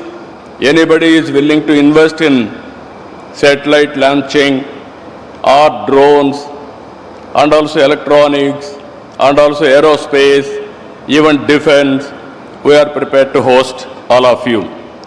And also, Government of India is also thinking to promote drones in a big way. Recently, our Honorable Prime Minister has announced drone city, how we are going to produce drones for all use cases. I am assuring you, within 2 years' time, Government of India will permit our Piyush Goyal ji and others. We are going to launch drone taxis in India, that too from Andhra Pradesh. It is not far away. Within 2 years we will launch. And also minerals, rare earth minerals, from extraction to value addition, this is a huge opportunity. Tourism is order of the day. Earlier, I used to say 20 years back, all isms are over, capitalism, socialism, communism, all these things are over. Only ism is going to prosper, that is tourism. We are going to put so much of effort on tourism. Anybody is willing to come, either hotels or events, MICE tourism, so many areas. We are having excellent opportunities in Andhra Pradesh. I am requesting you to come and set up industries or investments in tourism. And also logistics is one of the biggest area. Either ports, airports, roads investment, and also we are focusing on railway, and also ultimately logistics parks, dry ports, inland waterways. These are all various opportunities available for all of you. And also pharma, we are very strong. We wanted to go further. Healthcare, we are focusing in a big way. Healthcare and well-being, these are all the another areas. These are all what I wanted to impress upon all of you. Lot of opportunities available for you. We can offer all these things for you in course of time. To accelerate industrial innovation, Andhra Pradesh is nurturing a robust startup ecosystem integrated with our universities and industrial clusters. The Andhra Pradesh Innovation Mission is supporting entrepreneurs in sectors like deep tech, med tech, agri-tech, and EV technology. We are also leveraging artificial intelligence, Internet of Things, and data analytics to strengthen governance, logistics, and industry operations.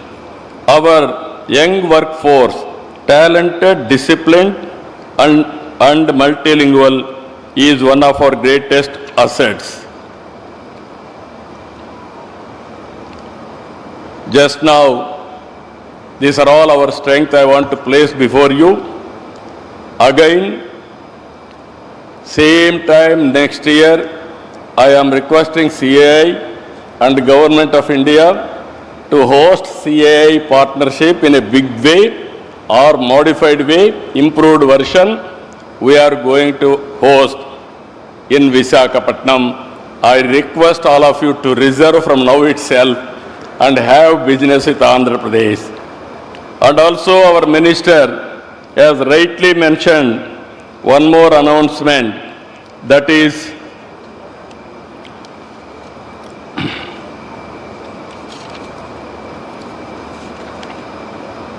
ITPO with a joint venture, one of the best convention center in Visakhapatnam. There is a beautiful hill. I will give land. Very soon I am requesting you to come and inaugurate. On the top of the hill, facing towards sea. Nowhere in the world this type of place. That is the place I am providing. All industrialists I am requesting, have second home in Visakhapatnam. That is the beautiful place, beautiful people, and also you will enjoy. And also from here, 1 hour, even we are going to have small airstrip also. Within 20 minutes, you will go to summer resort, Araku, and also Lamsingi, Padi area, which is the tribal area. I am requesting all of you, I asked my people to give you organic coffee, that is Araku coffee for all of you. It can stimulate and also it will remind our commitment towards industry. One of the best coffee, global coffee, we are promoting from tribal area. And also, anyway you are going to leave tomorrow, everybody has to taste our aquaculture food. Aqua food is very popular. 65% our Honorable Minister is here. 65% country's contribution on aqua is from Andhra Pradesh. Now, finally, I wanted to say one thing. Recently, our Honorable Minister has announced, after Udyoga Sangam, all this brainstorming, EODB, all these things, he announced one thing, 11th November, Tuesday. As on today in Andhra Pradesh, you don't have any problem with the land or ease of doing business. All clearances I am clearing real time. You don't have any problems also afterwards. No disturbance, I am assuring you. And at the same time, he announced to attract investment, one more decision. This is the next step. All reforms Government of India is doing, either labor reforms or administrative reforms or otherwise taxation reforms, everything they are bringing. We are ahead of them. We are also following central government. Around 25 policies as of today I have brought. Any leftover policies are there, I am prepared to adopt it immediately. What all Government of India is expecting from state side, all reforms I will bring. Added to that, very auspicious time, he has announced escrow account for all your incentives. First state in India, I am announcing, very soon I am going to start escrow account. You need not go to any investor or you need not go to any government officer. Directly once you sign, I will give you escrow account. Then automatically on that day, you can get your money through bank. Even if necessary, I am going to implement sovereign guarantee also. This is the best way I can do it. Now all reforms we have brought, best incentives we are giving, best policies we are giving. Now escrow account also we are creating with sovereign power. Now it is with you to come and invest. For the last 18 months, we are able to attract $20 billion to create 20 lakh employment. Now I am expecting another 3 years time, $500 billion, that is $500 billion, to create 50 lakh employment, 5 million employment. Now with all policies available, global leaders are here. As our Honorable Minister has rightly mentioned, you come and invest in Andhra Pradesh, in India. We are prepared to come and invest in your countries also. Now no more we are all regional leaders or local leaders. All industrial friends, I am requesting you, world has become a global village. Wherever you are, you can start a company, you can put an investment, and also you can monitor real time. All these things are happening. And also India is a democratic country, stable government, then your investment will be safe.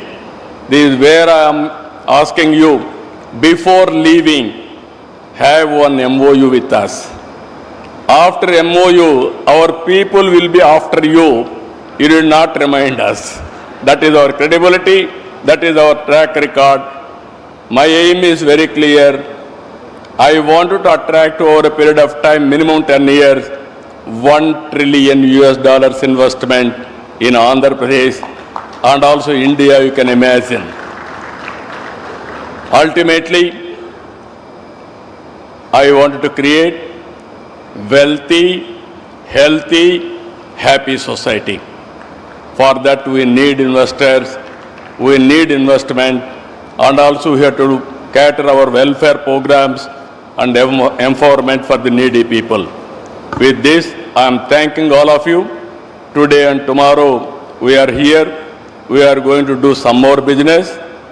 not only business, it is exchange of ideas. It is networking, understanding each other, knowing what is happening globally.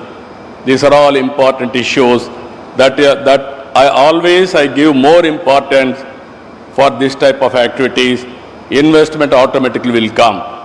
With this wonderful time, enjoy your stay and also memorable stay, and also every person has to take one takeaway from this place. That is where Visakhapatnam declaration, that is where Visakhapatnam will give you ideas. With this, I am thanking all of you. Thank you, one and all. Thank you, Honorable Chief Minister of Andhra Pradesh, Shri N. Chandrababu Naidu ji, for your extremely inspirational keynote address. Ladies and gentlemen, I would like to now invite His Excellency Shri S. Abdul Nazir, Honorable Governor of Andhra Pradesh, and I request him to kindly deliver his address.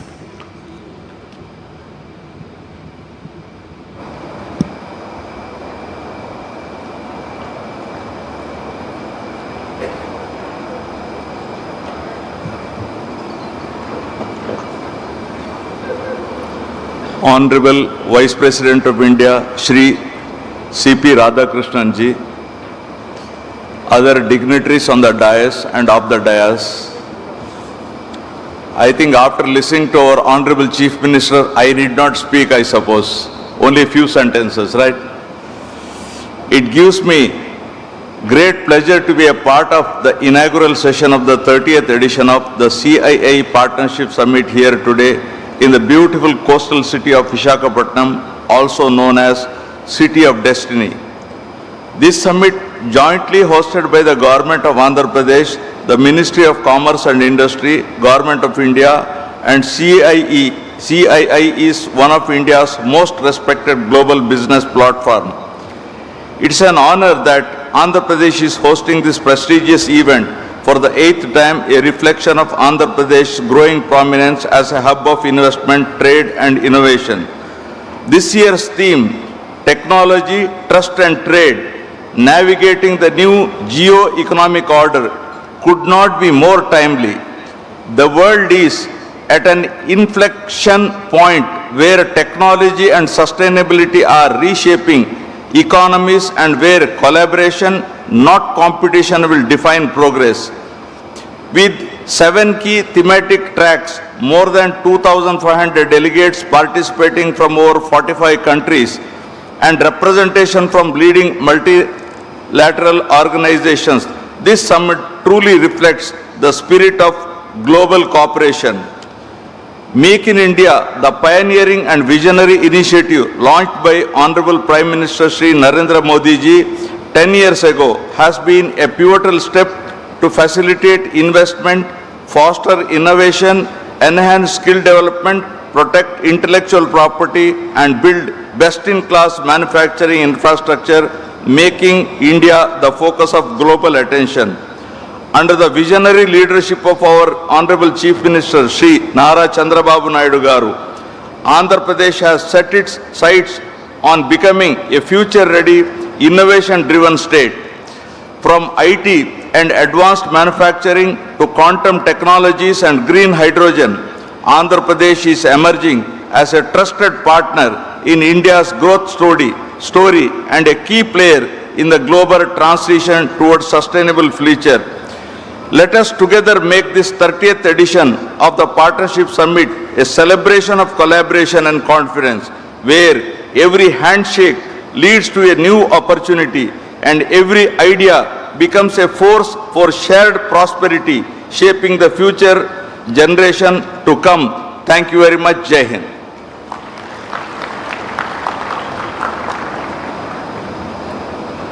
Thank you, sir.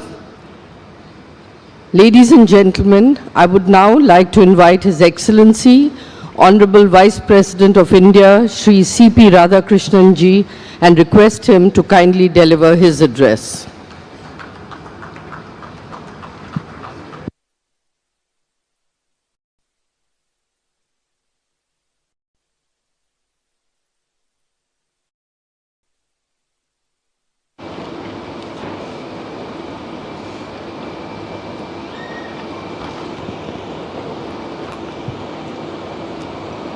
I touch and salute the holy feet of Bharat Mata, the most powerful and the most merciful.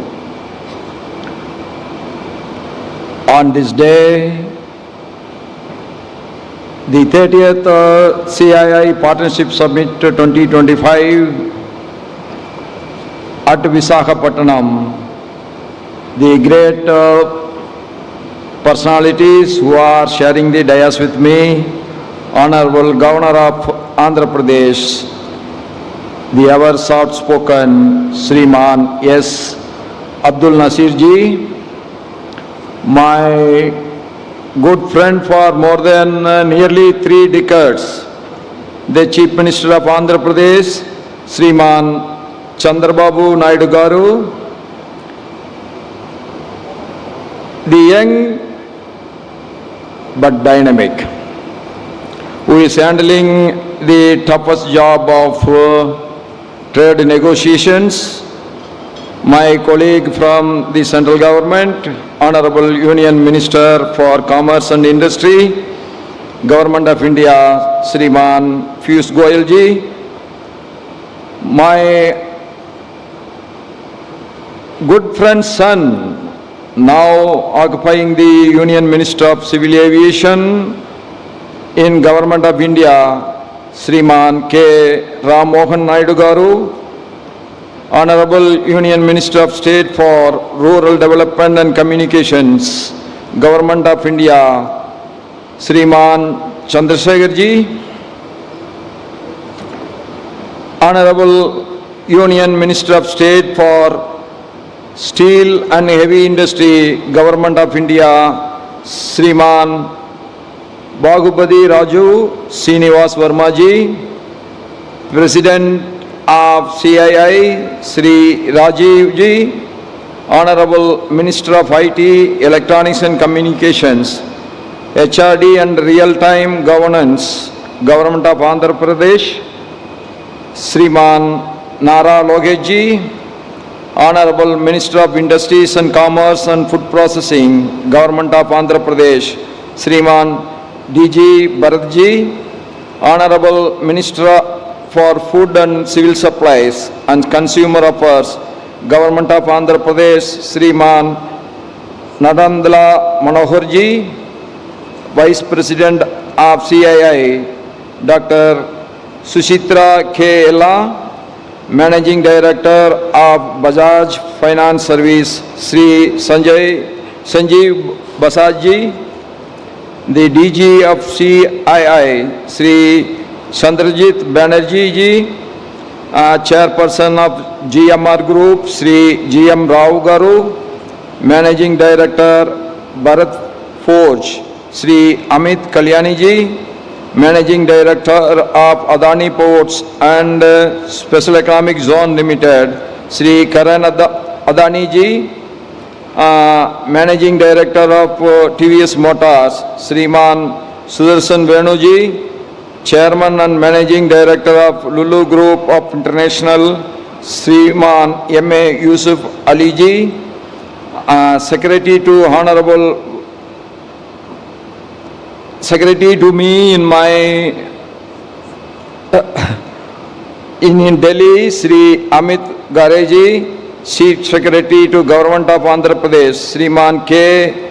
Vizianagaram ji, Apollo Health Company, Srimati Swapna ji,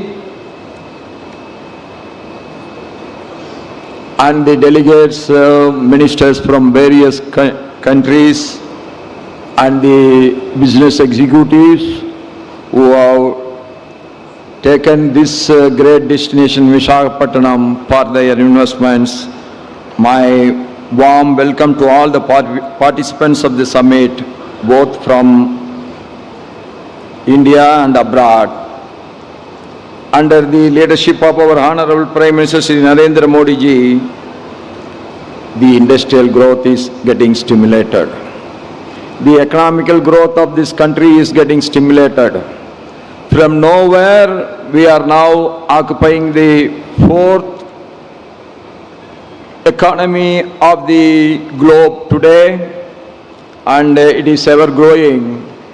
And the greatest achievement of our Prime Minister is that he will go into the world history as the leader who liberated the maximum poor people from poverty. When he took over, nearly 30% of the Indian population were below the poverty line. Today, I think it is somewhere around 7 to 8%. I agree, still we have to go, but we will be achieving it. This is the greatest achievement of our Prime Minister.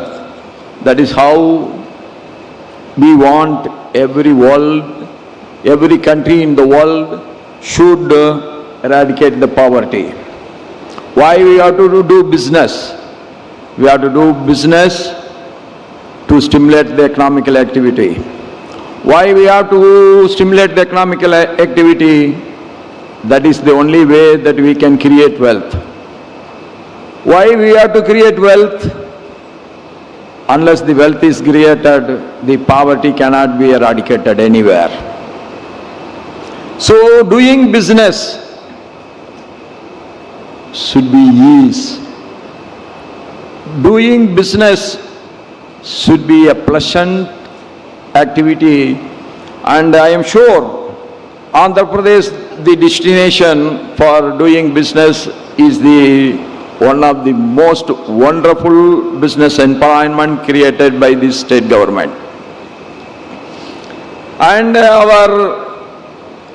in business, you have to take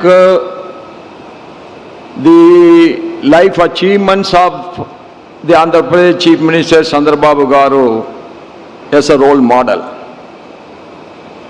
Business is always one, there will be ups and downs. There will be boom, means there will be recession also.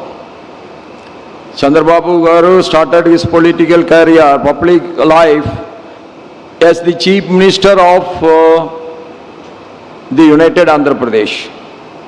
Today, our Hyderabad is one of the best centers of IT, and it is called as one of the best IT hub. It is all because of his hard work. He was the leader. How the modern economical development can take place. But unfortunately, the state has divided into two. All the hard work what he have put in, that area has gone with the other side of Andhra Pradesh, that is Telangana, and he has to start again from A.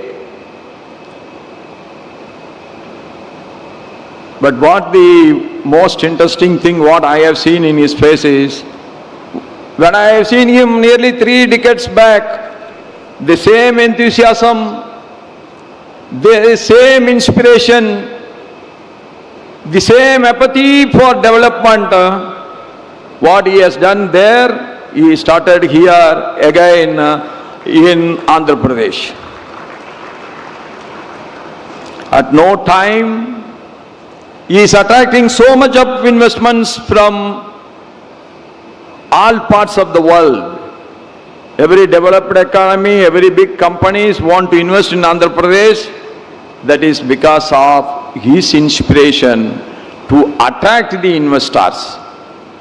That is, he is creating an atmosphere where the investors feel very safe, the investors feel they are guaranteed, and the investors feel that ease of doing business is not on paper but in practice.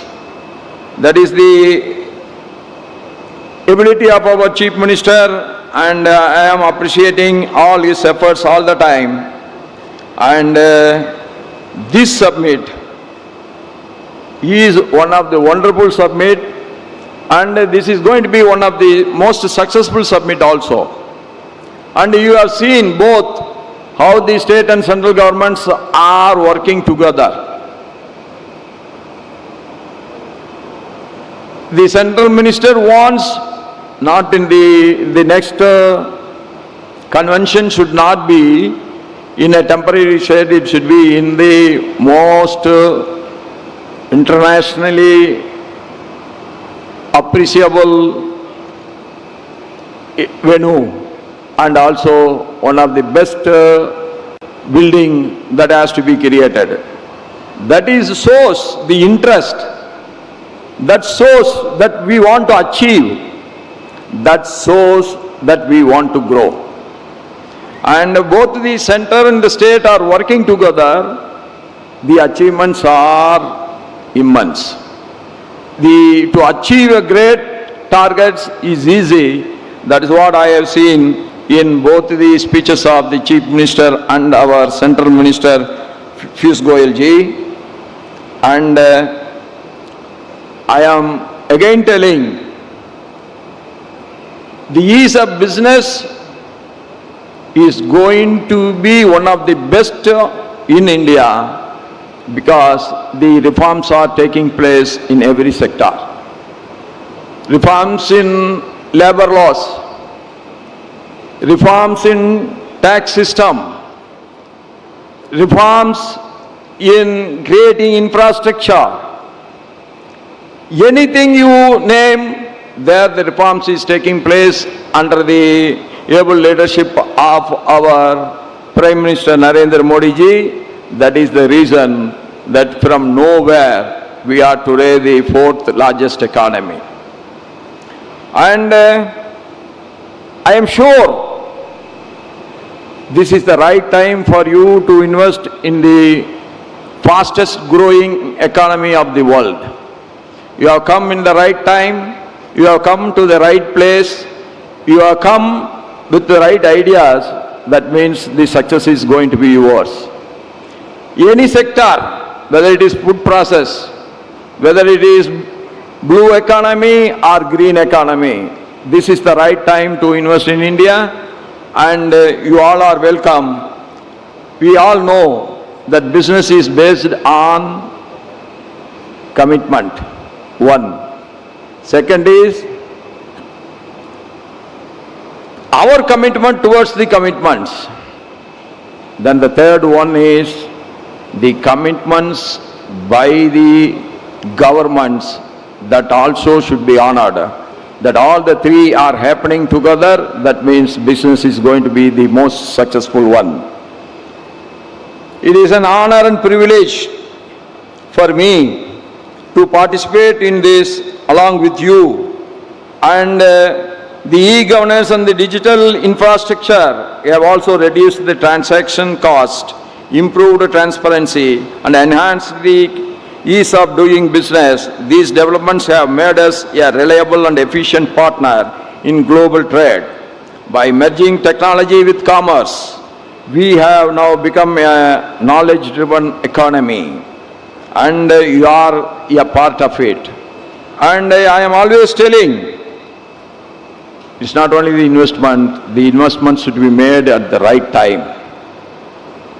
Like you have to hit the iron when it is really hot. Like that, it is the time to invest in India, it is the time to invest in Andhra Pradesh, it is the time to invest in a trillion economic zone which our Chief Minister wants to create in and around Visakhapatnam. And that is the right attitude, and it is the right time, it is the right decision, and it is the right initiative by all of you. And I am sure that we are going to be the sooner in maybe in a year or two, we are going to be the world's third largest economy, and today we are the world's third largest startup ecosystem. These things are the positiveness of our industrial environment, business environment, which has been created by the Prime Minister in the last 11 years.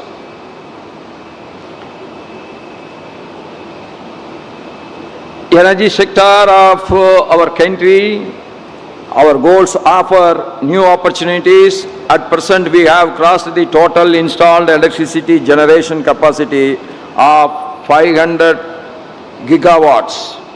Non-fossil fuel sources including renewable energy, hydro, nuclear account for over 51% of the total capacity. We can soon become a global hub for clean technology exports. We want to grow, at the same time we have to protect the environment. Our commitment towards protecting the environment, we never go back from our commitments. Even the big economies also now want to go back from their commitment, but we never. India is one country which made a commitment, means that is a commitment for lifetime. It will never go back. India is always want to be very friendly with everyone. Recently I have visited Seychelles. The total population is below 3 lakhs. Whereas Indian population is 1.4 billion. But our Prime Minister asked me to visit Seychelles on the new Prime Minister taking the oath ceremony of Seychelles. That shows whether a country is big or small, India wants to treat every country equally. That is the greatness of India. We never want to dictate terms to anyone. That is the greatness of us. Like that, we never want to hear dictations from anyone. We want to complement each other. We want to grow together. That is the great policy of India. That is why India is growing today, but at the same time, India is friendly with everyone. Yes, that we all must grow together. That is the aim of us. If we all want to grow together, that means not at the cost of the other, but by taking the interest of each other together, we want to grow together. And I am sure all your initiative, all your interest, all your enthusiasm, what you are showing today, that is going to make this 1 trillion economic zone of Visakhapatnam is going to be the most successful one in the coming years. With this, I pray to God that all your good efforts, all your efforts in the future should be very, very successful. And I thank one and all, everyone, for this opportunity to share my views with you. Thank you. Nandri, Namaskaram.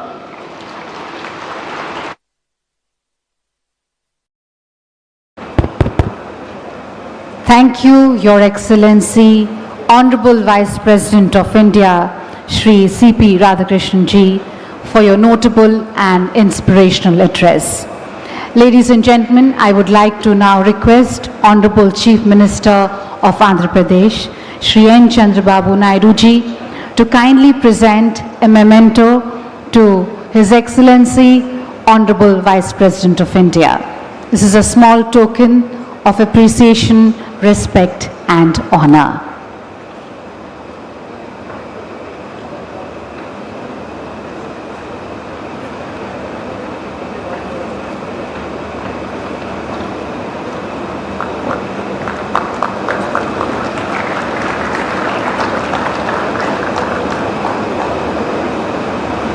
Thank you, Honorable CM. Ladies and gentlemen, with this we come to the end of the inaugural session. May I please request everyone to kindly rise for the national anthem.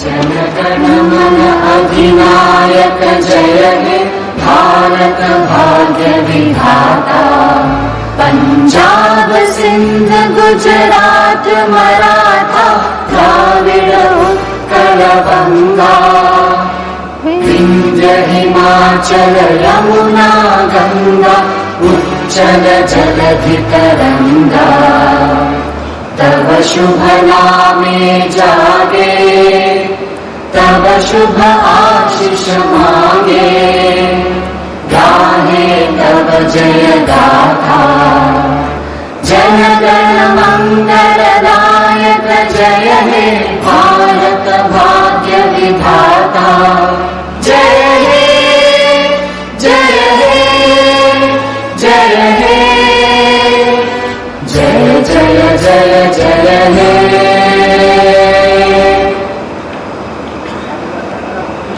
Thank you, ladies and gentlemen. With this, we conclude the inaugural session.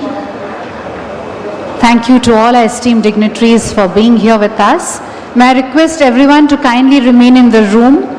We are going to start the opening plenary session immediately. We'll just take a few minutes to make the necessary table arrangements. Requesting everyone, all our delegates, to kindly remain in their seats and remain in the room so that we can start the opening plenary session immediately.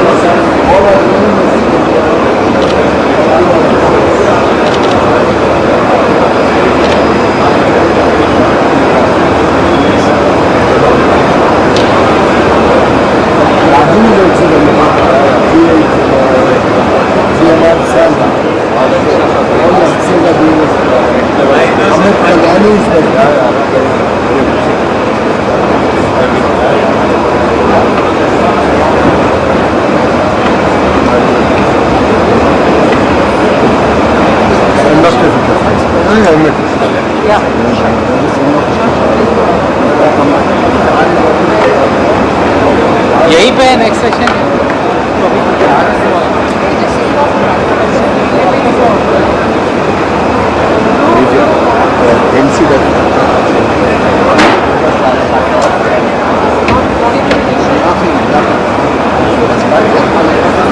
Do you want me to?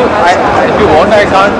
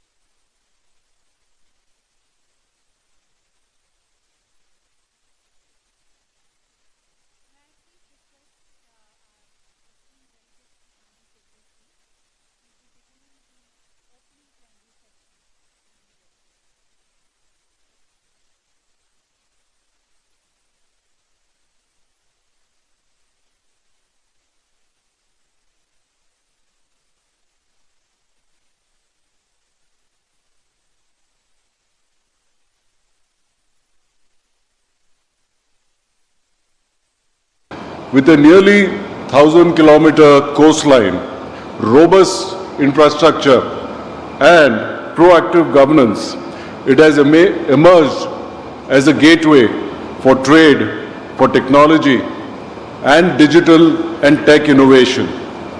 But for any developing economy, you also need a financial services system that keeps track with it.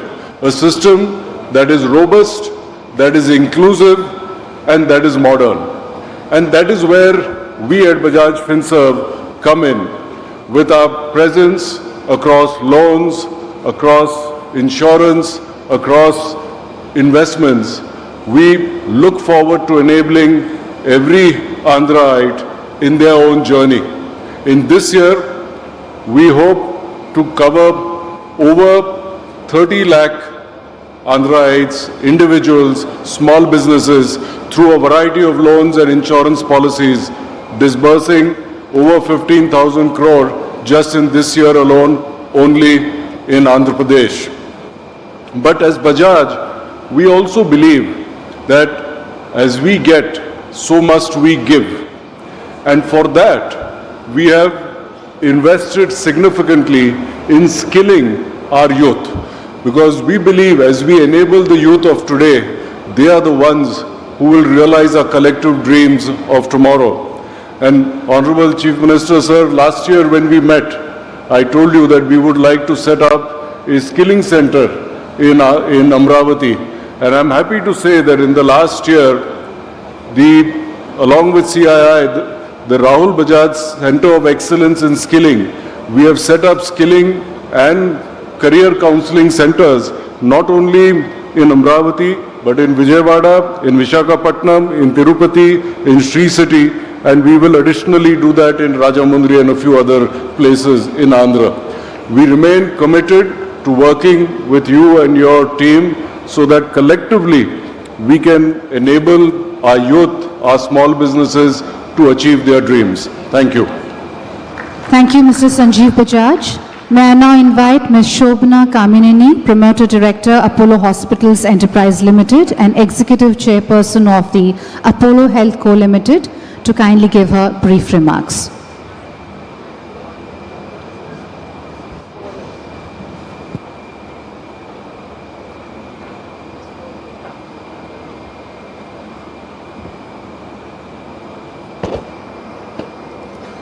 Good morning and namaskaram to the Honorable Vice President of India, Radhakrishna Garu, Chief Minister, Union Ministers, dignitaries on the dais, Excellencies, and everyone gathered here today. It's a privilege for me to be here today to talk about a subject very close to my heart, Andhra Pradesh, where I hail from, and Apollo Hospitals and our vision for the future. Andhra has always been a land of opportunity. Strategic location, robust infrastructure, progressive policies. This is a state on the move, and nowhere can you see vision and execution bundled together with such energy as our Chief Minister and his dynamic team. Today, Andhra Pradesh is not just competing, it's leading. From renewable energy, IT, manufacturing, healthcare, this state is attracting marquee investments and creating millions of jobs. It's a testament to its vision and agility. Healthcare in particular is a sector where Andhra Pradesh has made remarkable strides. The state's focus on improving healthcare indicators, expanding medical education, leveraging technology for rural outreach is commendable.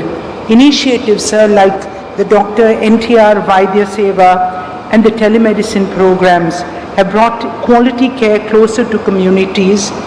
And as we look ahead, the demand for advanced healthcare, infrastructure, specialized services is only going to grow. And this is where Apollo steps in. For over 4 decades, Apollo Hospital has been synonymous with world-class healthcare. Our mission has always been to make cutting-edge treatment accessible for every Indian. In this state, we're not just building hospitals, we are building a healthcare ecosystem. We have strengthened our presence in cities like Vizag, of course, Tirupati, Vijayawada, Chittoor, where we have hospitals, but we also have digital platforms wherein, and in districts, where in villages of Andhra Pradesh. And this is a state where we have almost 21,000 people working in the Apollo family for this state. And these are all great jobs that are being created. Last night, and our telemedicine foundation during COVID and since the time that Chandrababu Naidu Garu started it, we've done over 20 million teleconsultations, and this will scale further and connect more people. We're also investing in next-gen healthcare solutions. This year, Apollo partnered with the University of Leicester to establish a Center for Digital Health Precision Medicine at Apollo University in Chittoor. And I must tell you again, our Chief Minister has actually pioneered the model of having more medical colleges. We were the first people that he offered.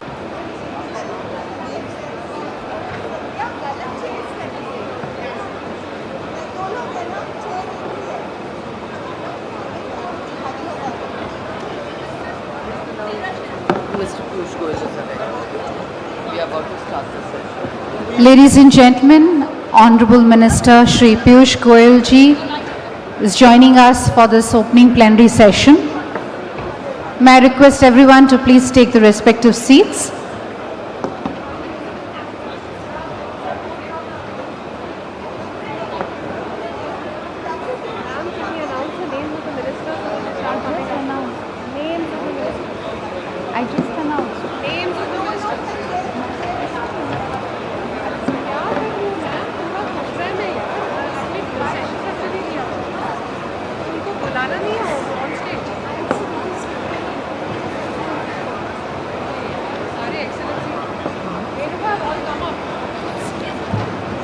Ladies and gentlemen, a very warm welcome to our opening plenary session. May I request all the esteemed speakers for this session to kindly join us on stage. May I request Excellencies to please join us for the opening plenary session.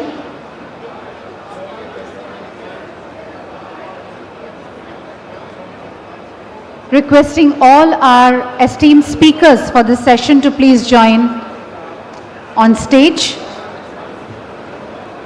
Honorable Minister Shri Piyush Goyal ji is here for this opening plenary session. A very warm welcome to you, sir.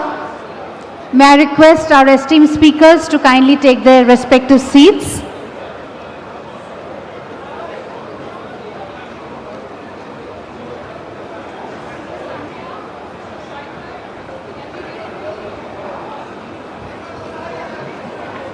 May I request our esteemed speakers to kindly take the respective seats.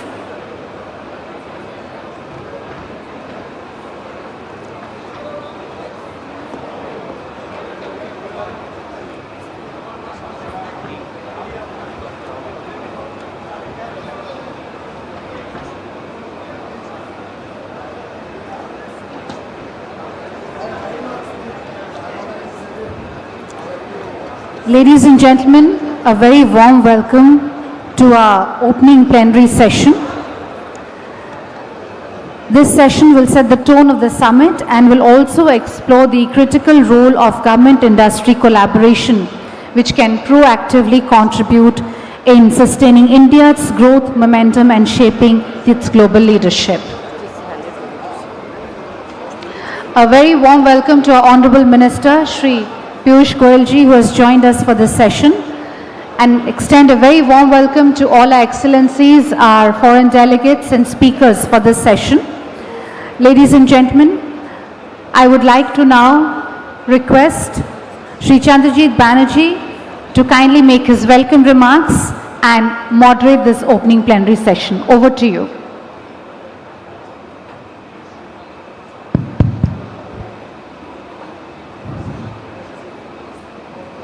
Honorable Commerce Minister of India, Honorable Ministers, Excellencies on the dais, we have a situation at hand in terms of an overrun of time, and therefore I'll just cut out on everything else, but to just welcome all our esteemed speakers on the dais for being here for this opening plenary focused on trade, led by the Commerce and Industry Minister of our country.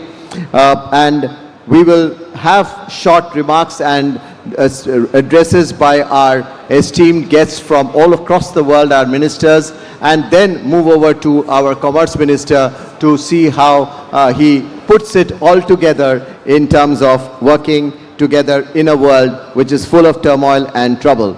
So I'll start with the Honorable Director General of the World Trade Organization, Dr. Ngozi, someone who has been with come to CII. Madam Director General. Madam Director General, we start with you as our opening speaker.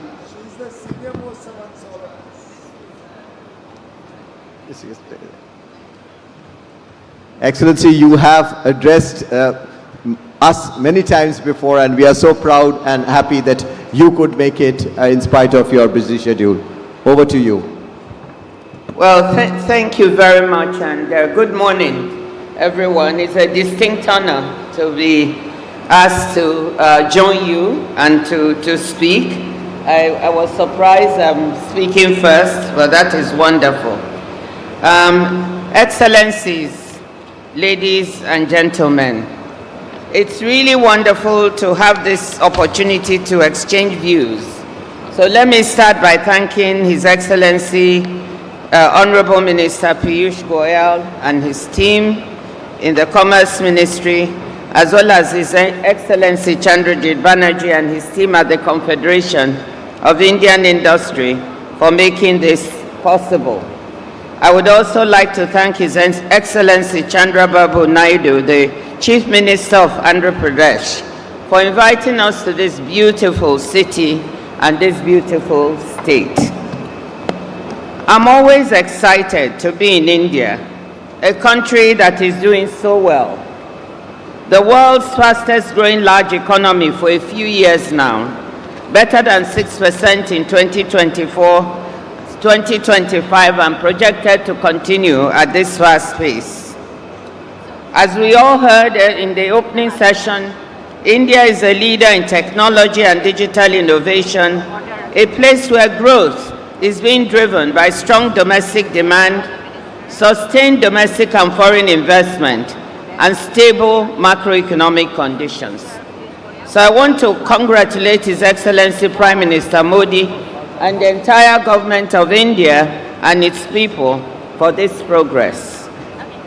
Already the world's third largest economy in purchasing power parity terms, India is on track to surpass Germany and Japan to reach that rank at market exchange rates by the end of the decade. India has the scale, the dynamism, and the credibility to provide leadership, not just in this region, but globally. And this is demonstrated by this very forum with so many people from all over the world, but also by the number of partnerships and free trade agreements and negotiations underway, as we heard from Minister Piyush. So I'm from the World Trade Organization. I'm the head of the World Trade Organization. And the message I want to give you here is that in addition to all the bilateral deals and partnerships that are being made, the world still needs multilateral organizations, particularly in trade, in order to be able to have global cooperation and global growth. You cannot have global growth without global trade growth. You cannot have even growth in India without growth in trade. So that's the premise. You cannot even have global financial stability without global trade stability. To do that, you need both the bilateral agreements, the investments, but you also need the multilateral fora in order to be able to move forward. So that is why the organization I had, the World Trade Organization, is very, very important. And I want you to know that we are experiencing the greatest disruptions in global trade in 8 decades. It's unprecedented, the undermining of the rules of trade. But my message to you today is that in spite of this undermining, the global trading system remains resilient. Almost 3/4 of world's goods trade, 72% to be exact, is still going on WTO terms. When I say these numbers, people are surprised because they think that the trading system has been very broken. It's been battered, as I always said, bruised, but it's still standing and is very resilient. So 72% of world trade is going on WTO terms. The WTO still provides all those bodies of agreements and rules that provide stability and predictability to world trade. It is not government officials that trade, it is the business sector. You know what you need in order for you to have stability and predictability in trade. And I think the business community are some of the biggest supporters of the World Trade Organization. Most of the delegations that I receive in Geneva come from the business community, and they say what you provide as the WTO helps us make business work. So that's one of the reasons I thought it would be important to be here today to say that even as you invest and you talk of partnerships, you also need to think about trade and the multilateral engine that makes trade work. So the WTO has agreements on customs valuation, how your goods are valued when they arrive at a country. I call it a very unsexy agreement. Not many people think about it, but just imagine if you as a business person sent your goods to a destination with one valuation in mind and you got another one, you could lose lots of money. But we have the agreement that makes sure that common methodologies are followed to value your goods. We have the intellectual property agreement. We have the technical barriers to trade agreement, a science-based approach that ensures that quality, human health and safety are respected and that these are not used as protectionist measures. Intellectual property agreement alone ensures $500 billion in earnings. Over $500 billion each year are earned by businesses from patents and royalty rights as a result of this agreement at the WTO. $144 billion of that last year went to the United States, a quarter of the total amount to the EU and the rest to the rest of the world. Without this agreement, we would not be able to have that. So this is why the World Trade Organization, just among many reasons, is important, and why it is important for all of us to see how to maintain the resilience. We are projecting 2.4% growth in world trade this year, less than the 2% we had projected before tariffs. And we are also looking at, this is much, much higher than the 0.9% we projected in August when we were looking at the impact of reciprocal tariffs. So why is it better? Because business people have reconfigured the way they trade. There has been front-loading in the US ahead of the tariffs, front-loading of goods. South-South trade is growing faster than other types of trade. AI, 42% of the growth in trade today is driven by AI-related goods. That is amazing. So we see this global resilience in trade. But it is fragile, and it cannot be taken for granted. And that is the next message I would like to leave with you. We are actually projecting world growth in trade for next year at 0.5%. And in my view, if we do not work hard to reform those things within the system that don't work so well, then we will not be able to sustain the resilience. So that's the second part of the message I want to give you today. And that work, it means a great deal of reform of the multilateral trading system and the WTO. We agree that the system has been bruised. As I said, if you look at the scale of the US's unilateral tariff actions, it's dramatic. The average trade-weighted tariff of the US has increased from about 2.5% at the beginning of this year to about 17% at this very month that we're talking. So the scale and rise of impediments to the system are there. But whether we agree with the US's unilateral actions or not, we must listen to what they say about the criticisms. And as I often say, I agree with a lot of the criticisms that the US has made about the way the multilateral trading system has functioned and the WTO. Whether they are talking about the rise of non-tariff and tariff barriers over time, the lack of transparency in the system, unfair trading practices, level playing field issues, and so forth, I think we need to pay attention to these complaints, because if we do not, we will miss the opportunity to take care of them. But they are not the only ones that have complaints about the multilateral trading system.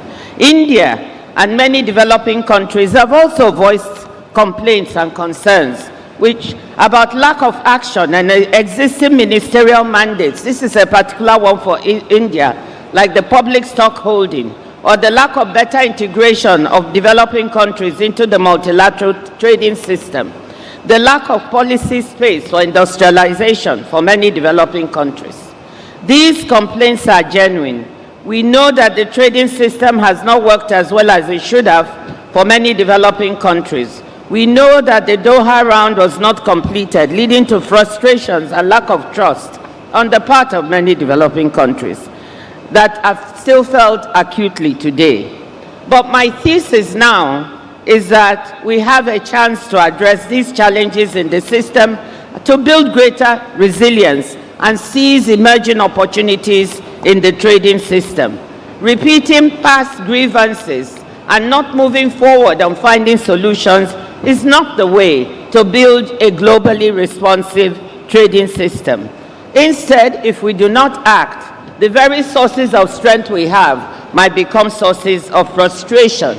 The consensus decision-making system we have at the World Trade Organization may become a source of frustration instead of legitimacy. A system, the fact that members are seeking to build coalitions to look at new trading opportunities within the global world, cooperation, and they are not able to do so, may become a source of frustration. So my charge to all of us is that, yes, we need to look at what are the things that do not work within this system and how can we repair it. And there, India can be a leader. India should be a leader in the reform process at the WTO. India should be a leader, making sure that we do not stay in a system that becomes more power-based instead of rules-based. We must do the work that is necessary to give reform a chance. We must correct old wrongs and seize opportunities that are emerging. And what are these opportunities? We can see supply chains reconfiguring. India is a beneficiary of this reconfiguration of supply chains. We can see green trade emerging. We heard Andhra Pradesh is going to be a green hydrogen valley. We know digitally delivered services trade is growing at a very fast pace, 6 to 8%, and it's almost worth $5 trillion.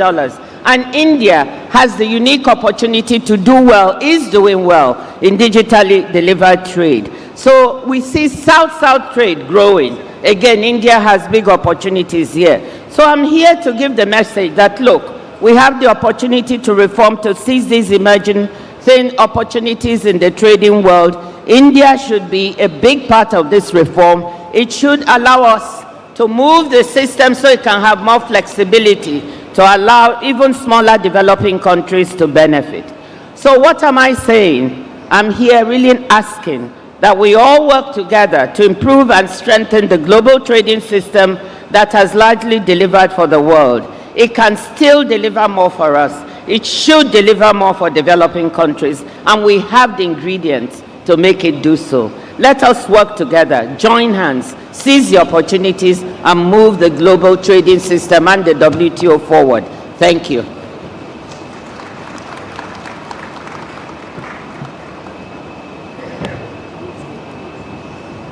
Thank you, Excellency. Thank you, the Director General of the World Trade Organization. Excellencies, ladies and gentlemen, we'll go on in an alphabetical order of the ministers of the countries present. So therefore, I'll go to the Minister of Commerce and Industry of the Republic of Angola, His Excellency Oliveira.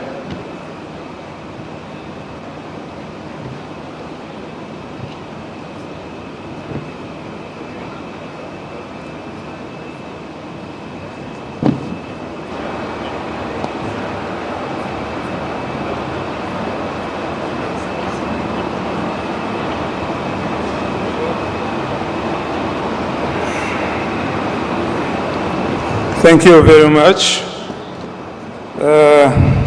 First of all, I would like to thank for the Indian authorities for this invitation to participate in this session.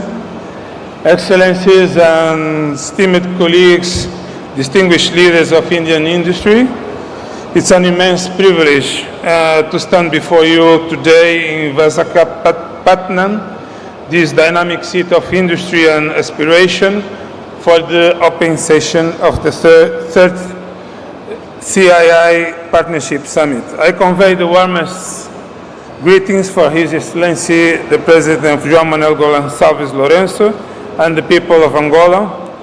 My presence here as Minister of Industry and Commerce and in our nation capacity as the current chair of the African Union underscores the deep strategic priority we place on our partnership with India.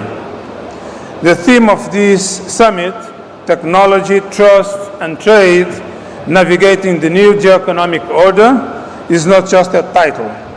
It is a critical mandate. We are living in a period of geopolitical fracture and economic volatility. For the nations of the Global South, this reordering demands that we move beyond historical limitations and forge a new, resilient, multipolar economic architecture. Our relationship with India is built on decades of mutual respect, but it is currently undergoing a profound and necessary transition. Historically, India has been absolutely essential partner in Angola's economy, consistently ranking among our top trade partners. Our total bilateral trade has reached an estimated $5.3 billion recently. But that reliance, with nearly 90% of our exports being crude oil, represents a structural vulnerability. Our government, under President Lourenço, therefore, embarked on an ambitious mandate of economic diversification and modernization. This strategic pivot was unequivocally cemented by the landmark state visit by the President of India, Draupadi Murmu, to Luanda just recently. This diplomatic intensity proves that India has become our preferred partner in the modernization journey, a relationship built on a mutual trust, respect for national agency, and non-conditional engagement. To succeed in this new geoeconomic order, we must leapfrog traditional development challenges through technology. Angolans ready to embrace India's expertise in two transformative areas. First, digital sovereignty, effective governance, an inclusive business environment, and accelerate diversification, all hinging upon robust digital public infrastructure. We are currently ranked 160th globally in eco-governance and development, and this must change. India's DPI model, the India Stack, is a proven, scalable digital public good. We are actively cooperating to implement this DPI model, business, enabling digital IDs, e-payments, and e-governance for our citizens and business, even in a peri-urban and rural areas. This is a direct intervention to streamline our business environment, ensuring that Indian investors find a growth-friendly and efficient regulatory home. Second, physical connectivity. Then we have talked about Lobito Corridor. Global resilience is now defined by the security of supply chains. The Lobito Trans-African Corridor is a transformative initiative revitalizing the railroad network to connect the critical mineral-rich heartlands of DRC, Republic Democratic of Congo, and Zambia, the Angolan's Atlantic port of Lobito. India's potential role is highly strategic, recognizing its own need for critical minerals like copper and cobalt. For its energy transition, India has offered a technical feasibility grant and signaled interest in locomotive leasing. Furthermore, we welcome the offer to supply high-standard solutions like the Vande Bharat trains to modernize our rail infrastructure. India's involvement here is a clear demonstration of South-South technology transfer and collaboration on global strategic projects.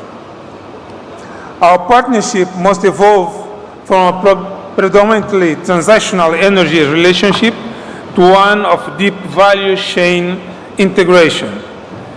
To the Indian oil and gas measures, we urge you to move beyond purchased crude.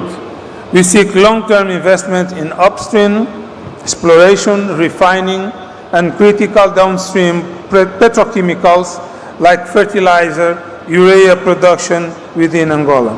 This stabilizes our revenues and deepens our integration. More crucially, we seek partnership in our priority non-oil sectors. First of all, critical minerals. Angola has a significant untapped reserves of crucial and rare earth minerals. We invite Indian firms to invest in joint exploration and critical in local process and diamond processing. The goal is not just export raw materials, but to create high-value processed goods in Angola. Agriculture. To achieve food security, we need India's unparalleled expertise in small farm mechanization, seed technology, and the localized manufacturing of fertilizer. We welcome proposals for large-scale contract farming and agricultural supply chain development. Third, pharmaceuticals. India is a global leader and one of our largest suppliers of essential medicines. The next logical step is establishing local pharmaceutical research and manufacturing units and health technology transfers facilities in Angola, building local and regional healthcare capacity and resilience. Our partnership is about more than commerce. It's about institutional alignment for sustainable future. During the recent state visit, we exchanged two key memoranda of understanding, one on fisheries and aquaculture, and another on consular matters, strengthening our people-to-people links. We have also committed to the key Indian-led global initiatives. The Global Biofuels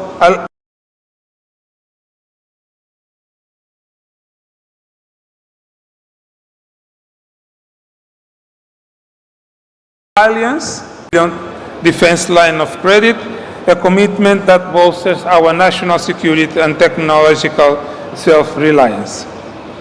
To the corporate leaders here at CII, Angola is emerging as a key participant in Africa's growth history.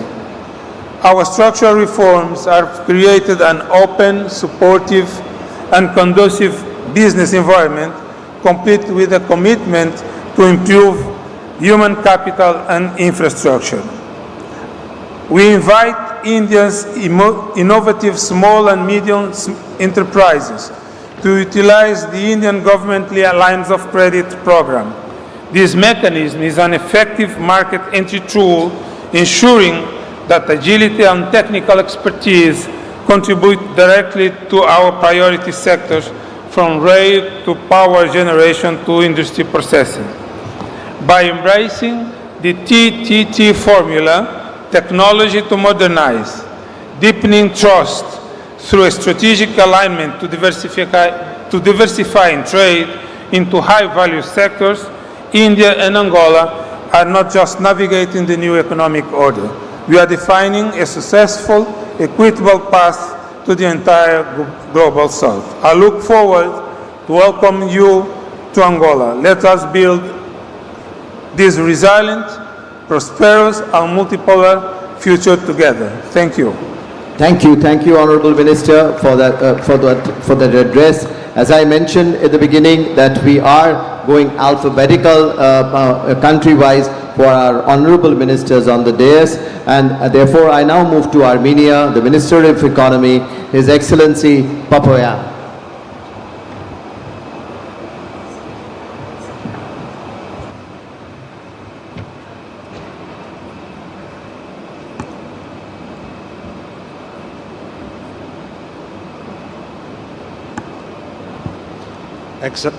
Excellencies, distinguished ministers, esteemed business leaders, ladies and gentlemen. It's a great honor to address this distinguished audience at the 13th edition of the Partnership Summit, a platform that for 3 decades has successfully brought together international organizations, governments and private sector leaders to shape the global economic agenda.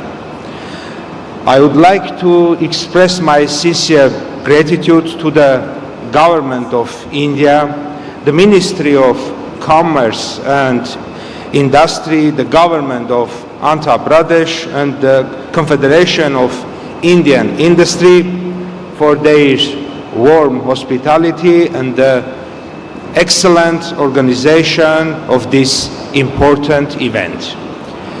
Armenia highly values its long-standing friendship with India, a nation that continues to demonstrate visionary leadership and impressive economic dynamism.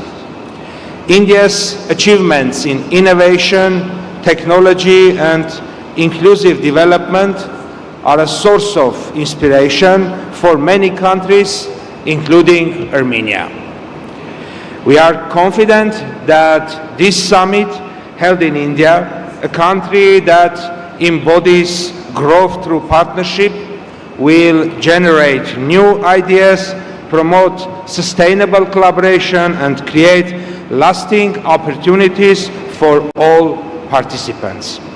At the same time, Armenia attaches great importance to expanding cooperation with all countries represented here today.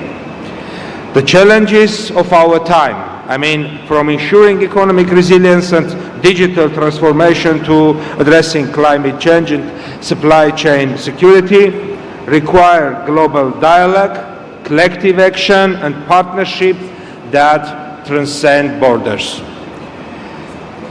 Dear colleagues, today, Armenia stands at a pivotal stage of transformation. Through consistent reforms, we are building a diversified, expert-oriented and innovation-driven economy.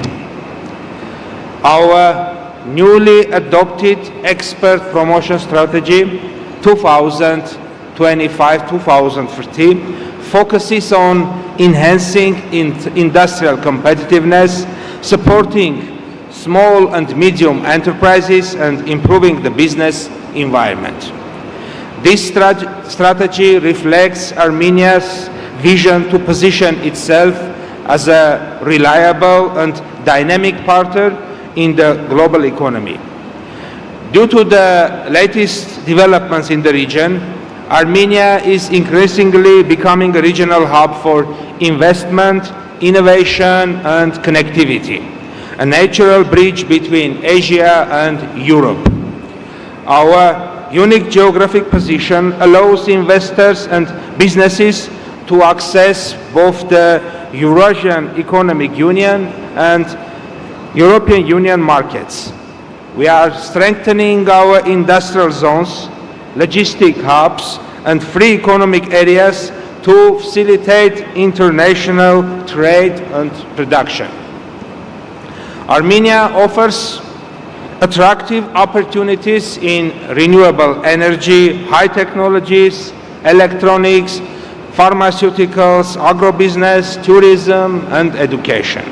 Sectors where international investors can achieve sustainable and mutually beneficial results.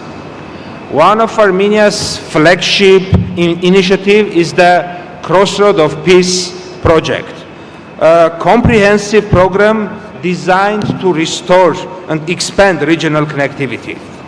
This initiative envisions the creation of a modern network of transport, energy and communication routes linking the South Caucasus, the Middle East and Central Asia. Its goal is simple yet transformative: to turn Armenia into a vital link connecting economies, ideas and peoples. We believe that economic cooperation and partnership are the most effective instrument for building trust, stability and lasting peace in our region. The themes of this year's summit: trade, industrialization, sustainability, climate action, innovation and inclusion align closely with Armenia's own economic agenda. They are the same. We are committed to integrating green growth, digital transformation and industrial modernization into our development strategy. And we see this forum as an exceptional opportunity to exchange best practices and explore joint initiatives with partners from every country. Armenia approaches international cooperation with openness and confidence. We welcome collaboration with India and with all countries represented in this summit on the basis of equality, mutual benefit and shared vision. Together, we can build sustainable supply chains, strengthen global and regional connectivity and unlock the full potential of international trade and investment. Ladies and gentlemen, in conclusion, I would like to reaffirm Armenia's readiness to engage in constructive partnership that advance shared prosperity and peace. The Partnership Summit reminds us that true progress comes not from competition, but from collaboration, from building bridges rather than barriers. Armenia stands ready to contribute to this common goal and to work hand in hand with all of you to create a more interconnected and sustainable future. Thank you once again. Thank you, sir. Thank you very much for your comments and address. And now I therefore move to Canada and the Minister of International Trade, the Honorable Mr. Sidhu.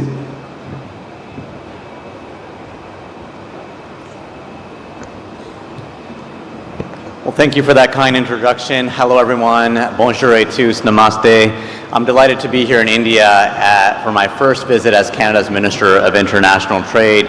Minister Goyal, it was great to see you yesterday for a very productive meeting. And I want to thank you and, of course, Chief Minister Naidu for having us here today. I also want to thank the CII team, Director General Chandrababu Banerjee, and, of course, President Rajiv Memani, and your incredible team for bringing us all together. And a huge congratulations for your 30th summit. As you know, Canada, Prime Minister Mark Carney and I have set an ambitious target of doubling our non-U.S. exports to the tune of $300 billion. Our new government is making big changes. We passed legislation in June to get big nation-building projects built faster.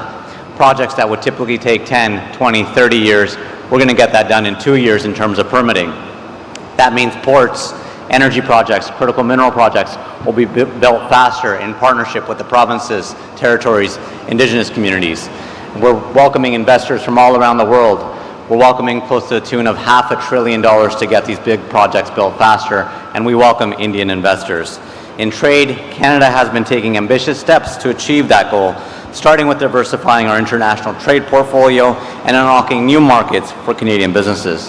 And as Dr. Ngozi said, rules-based trade must be protected, and Canada is seen as a reliable, stable trading partner and will always be seen that way to protect rules-based trade. Last month, I joined Prime Minister Carney at the ASEAN Summit because we believe that the Indo-Pacific region is an important partnership for Canada. To that end, you may have also heard Prime Minister applaud the progress Canada and India have made since he met with Prime Minister Modi at the G7 Summit in Canada in June, and since my colleague Minister Anand was here last month. I'm here to continue that progress by strengthening trade and investment ties and helping Canadian businesses make connections with Indian partners. Indeed, the things that are being discussed at this summit, tech, AI, manufacturing, energy, critical minerals, sustainability, environment, and social safeguards inclusion are areas where Canadian firms have a lot of experience and can contribute to India's growth. In October, our countries laid out a roadmap focused on greater bilateral collaboration in many of these same areas and more, including infrastructure, digital innovation, agri-food, and reinforcing our partnership in education. And yesterday, we had a fruitful conversation on areas of collaboration in trade, as well as investment opportunities in both here in India and Canada. Minister Goyal and I launched the Canada-India Ministerial Dialogue on Trade and Investment to strengthen cooperation on our economic partnership. Minister Goyal, I think we can both agree that those discussions were very fruitful, and I look forward to having more of those with you. Those meetings and events like this summit not only help deepen our long-standing people-to-people ties, they also build on the strong trade and investment ties that we already have. Now, looking at the partnership list right behind me, many of the partners here that are supporting this summit have a footprint in Canada. Canadian institutional investors have put $107 billion into India. Canadian firms employ at least 50,000, while Indian investors in Canada employ thousands, and these figures keep growing every year. Two-way trade is steadily growing. In 2024, last year, our bilateral trade reached nearly 31 billion Canadian dollars, and there's much more room to grow. Looking ahead, I see a bright future. Our economies complement each other. Canada can provide the natural resources like energy and innovation to power India's growth. Together, and I really mean government and industry working hand in hand to carry this momentum forward. I understand the value of industry firsthand, as I spent 13 years working in international trade, and I know it will take our businesses to push our relationships forward and be our guiding North Star. Together, to borrow a cricket reference, hit a century and celebrate our shared success. Thank you, Dhanyavad, and enjoy the summit. Thank you very much, Honourable Minister, for that short and very crisp and direct message. Thank you. And I move to Mauritius and request the Honourable Minister of Commerce and Consumer Protection, the Honourable Mr. Sansing Sikh, to give his remarks and address.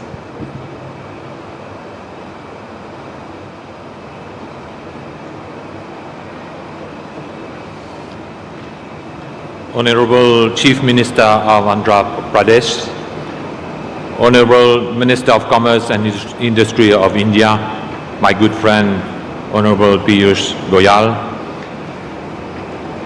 distinguished ministers, excellencies, esteemed business leaders, ladies and gentlemen.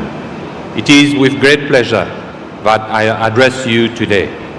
Only a few months ago, at the 30th CII India-Africa Conclave in New Delhi, we stood together to reaffirm a vision of deeper partnership between India and Africa, anchored in trade, trust and technology. That meeting was not a ceremonial exercise. It was the continuation of a journey that has, over the past 2 decades, reshape how two regions of the global south engage with each other and with the world. Today, at the 30th CII Partnership Summit, we move from vision to execution, from frameworks to outcomes. When the conclave first convened in 2005, the world spoke of India-Africa as emerging regions of promise. Today, we no longer speak of promise, we speak of performance. Africa has become the fastest urbanizing continent, home to the world's youngest population. India stands as a global powerhouse in digital innovation and advanced manufacturing. And Mauritius has remained the trusted bridge between these two regions, connecting markets, investors, and aspiration across the Indian Ocean.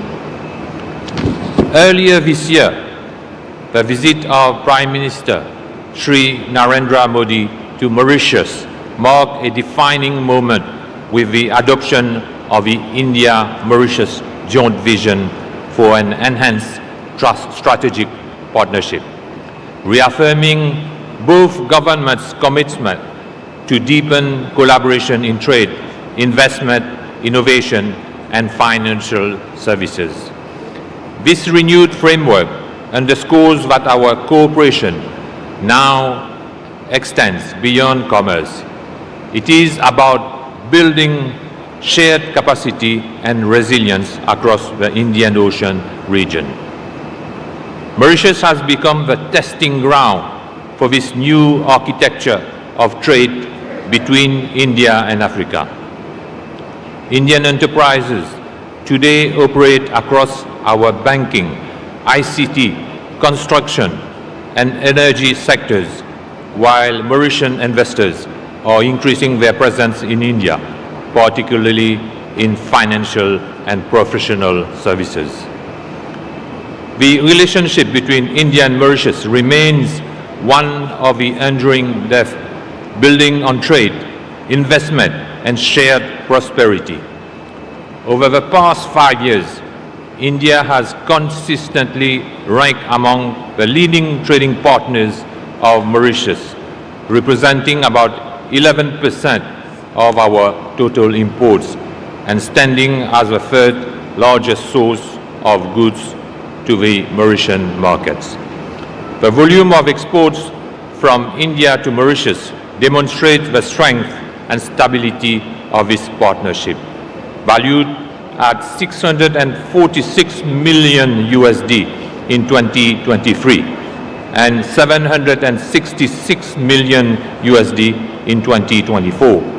India's top 5 exports to Mauritius include pharmaceuticals, cotton, cereals, motor vehicles, and mineral fuels. India also remains a key supplier of yarn and fabrics, which support Mauritius textile and clothing industry, one of the backbones of our manufacturing sector. Conversely, Mauritian exports to India have steadily diversified from 24 million USD in 2019 to 46 million USD in 2024, comprising mainly medical devices, waste, and scrap of cast iron, aluminum, alloy, steel, and lead acid accumulators. Investment flows tells an equally compelling story. Cumulative FDI, equity inflows from India to Mauritius between April 2000 and March 2025 total to 180 billion USD, accounting for around 25% of India's total FDI inflows during that period. This partnership is reinforced by the strong institutional and corporate presence of India and Mauritius. Prominent Indian public sector enterprises, including the Bank of Baroda, Life Insurance Corporation, New India Assurance Corporation, Telecommunication Consultants, India Limited, Indian Oil Mauritius Limited, Mahanagar Telephone Mauritius Limited, and the State Bank of India Mauritius Limited have established operations that go beyond commerce. Through their corporate social responsibility programs, these entities have contributed significantly to community development, education, and skills transfer in Mauritius. The human dimension of this partnership is equally strong. Over 26,000 Indian nationals and 14,300 overseas citizens of India live and work in Mauritius today, contributing to the social and professional fabric of our society. Meanwhile, 64 Indian companies have invested across key sectors, including healthcare, education, ICT, free port, logistics, and financial services, with renowned names such as Amenity University, Infosys, Dr. Agarwal's Eye Hospital, and the Oberoi Group, playing a visible role in Mauritius' economic landscape. Ladies and gentlemen, government forward-looking vision. Mauritius' new government program for 2025-2029 complement this renewed momentum. It outlines 6 priorities that align with the very themes of this summit. Number 1, a new economic model. Number 2, ocean economy. Number 3, food security and agro-industry. Number 4, green energy and climate diplomacy. Number 5, digital transformation. And number 6, consumer protection and fair markets. Each of these pillars is designed not only for national growth, but to strengthen our collective economic space, the India-Africa-Mauritius axis of shared prosperity.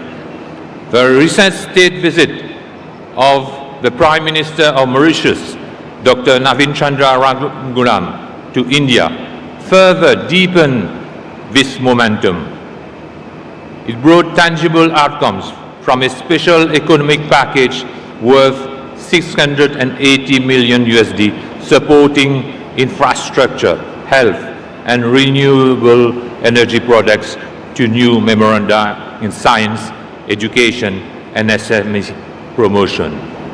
These outcomes testifies that our partnership continues to evolve from sentiments to substance, from shared heritage to shared prosperity. Ladies and gentlemen, the message from Mauritius is clear. We are not competitors, we are connectors. Mauritius is ready to be the platform where African resources meet India's innovation and scale. African manufacturing expand through Indian investment, and Africa's young talent learns through India's experience, anchored in Mauritius' regional infrastructure, education, and finance. The themes of this summit, technology, trust, and trade, are not abstract for us. They reflect how Mauritius operates and what we offer. Access through trade agreements across 3 continents.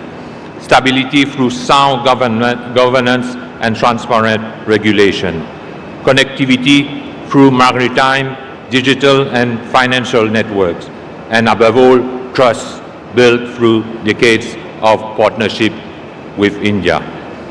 We are now exploring with CII and partner countries the possibility of a Mauritius India-Africa Business Innovation Forum, a standing platform to turn today's idea into tomorrow's project.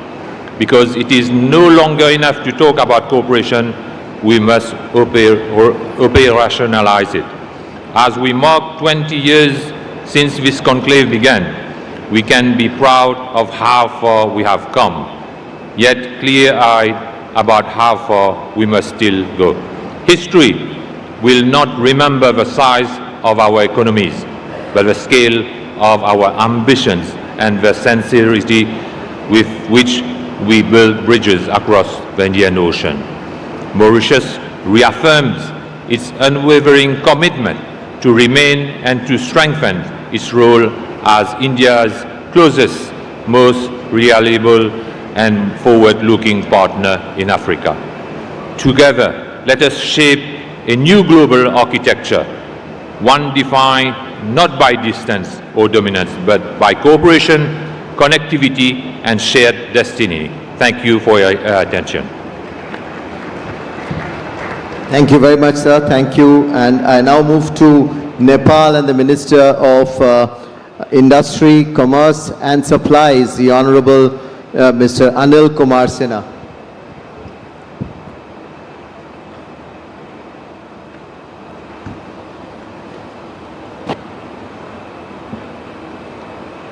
Excellency, Sri Piyush Goyal ji, Chair of the Summit and Minister of Commerce and Industry, Government of India. Excellency, Sri N. Chandrababu Naidu, Chief Minister of Andhra Pradesh. Excellencies, the distinguished guests, ladies and gentlemen. I extend my sincere thanks for Your Excellency, Sri Piyush Goyal ji, Chair of this Summit and Minister of Commerce and Industry of Government of India, for cordial invitation to me to this vibrant summit. It is my pleasure to address this esteemed gathering at the 30th Partnership Summit in this beautiful city, Visakhapatnam, under the visionary leadership of Sri Chandrababu Naidu. I congratulate the Government of India, Government of Andhra Pradesh and Confederation of Indian Industry CII for organizing 30th edition of this summit, bringing diverse group of intellectuals and policymakers with a view of fostering partnership, collaboration and sharing potential growth and opportunities of mutual benefit. Excellencies, ladies and gentlemen, Nepal highly values its strong and enduring relationship with India, a relationship deep-rooted in our shared history, cultural ties, open border and economic interdependence. India is Nepal's largest trading partner, main transit providing country for trade access with third countries and one of the largest source of foreign direct investment. We are impressed how India is working towards becoming the third largest economy in the world with high economic growth. These efforts will not only support to achieve the dream of vibrant Viksit Bharat of Indian people, but also to contribute to the economic transformation of this region. Excellencies, ladies and gentlemen, there is a profound shift in the global economy. Geopolitical alignment, supply chain restructuring, digitization and sustainability imperatives are creating new opportunities and challenges for trade and industry. Technology also offers new modes of service exports, digital trade, e-commerce and cross-border platforms, which help us to integrate into regional and global value chains. In the view of new geo-economic order, technology alone is not enough. Trust is the bedrock upon which trade and investment flourish. The theme of this summit, technology, trust and trade navigating the new geo-economic order, resonates deeply with Nepal's need to achieve economic development as the country has now embarked onto the path of economic development and prosperity. On this occasion, let me allow to highlight a brief overview of Nepal's recent political change and economic development efforts made by the government to create enabling business and investment-friendly environment. Recent Gen Z movement in Nepal was unprecedented. Nepali youth raised a strong voice for more accountable, responsive and corruption-free governance. This movement in Nepal has a clear message that our policies, programs and actions should address the need of and aspirations of the youth. Responding to the call of the Gen Z movement, a new interim government has been formed under the leadership of Right Honorable Prime Minister Mrs. Sushila Karki. The House of Representatives has been dissolved and general election for federal level has been announced for 5th March 2026. At present, our government is committed to promoting accountable, responsive and corruption-free governance, while keeping its main mandate, the election of the House of Representatives, at the center. Our Constitution has recognized the role of private sector as a key engine of economy. The government is committed to promote enabling business environment, as the Foreign Investment and Technology Transfer Act allows foreign companies or individuals to invest in almost all sectors except a very few listed sectors. Government of Nepal has implemented a fully online company administration management information system called CAMIS for the modernization of company administration and established a one-stop service center for facilitating registration and providing facilities to the investors. Nepal National Single Window has been implemented for facilitating international trade. Our commitment on multilateral, regional and bilateral trade agreements have made Nepal a most liberal and open market for international trade. Rising opportunities of software export, business process outsourcing, e-commerce, fintech and digital services in Nepal shows comparative advantage in the information and communication technology sector. Our overall indicators of Nepal's economy are positive and progressive. Foreign investors investing in Nepal are getting higher rate of return with guaranteed repatriation of profit and capital of their investment. Nepal is graduating from LDC category status in November 2026. Excellencies, ladies and gentlemen, despite our negligible contribution to the carbon emission, we have been facing serious challenges of climate change. An integrated and collective adoption approach is required from mountains to the sea to avoid climate disaster. We are facing huge trade imbalance in the international trade.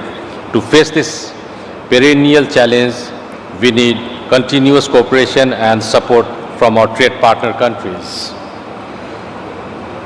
Excellencies, ladies and gentlemen, we recognize the importance of foregoing partnerships that are built on trust, transparency and mutual respect. It is through such collaborations that we can unlock the full potential of our economics and create sustainable opportunities for our people too. Nepal offers a wealth of opportunities in sectors such as tourism, hydropower, agriculture, information technology and manufacturing, and many more can be explored are yet to be explored. We have immense potential in tourism sector for investment, as we have possibility from Mount Everest, the world's highest peak, to Lumbini, the birthplace of Lord Buddha. Let us recognize that our theme is not abstract. The 3 T's, technology, trust and trade, is the trinity that will determine how countries like Nepal carve their place in the new geo-economic order. Nepal is committed to continue structural reform, building trade infrastructure and digital ecosystem, and creating enabling environment for commerce and industry. I invite business and investors from India and all around the globe to explore in these highly potential sectors and partner with us by bringing new technologies and expertise to materialize our shared goal of economic prosperity and inclusive growth. I am confident that the discussion and deliberations at this summit will pave the way for meaningful partnership that drive sustainable growth, innovation, technology transfer and prosperity in our region. Together, let us embark on a journey of shared success and prosperity. At the end, I congratulate the Ministry of Commerce and Industry, Government of India and CII for the excellent arrangement of this summit. I thank you all for your attention. I look forward to fruitful deliberations, productive partnership and collective actions. Dhanyavad, namaskar. Thank you very much, Sir, the Honorable Minister from Nepal. And it's now my turn to invite and request the Honorable Minister from Singapore, the Honorable Coordinating Minister for National Security and Minister for Home Affairs, His Excellency Mr. Shanmugam, to give his address.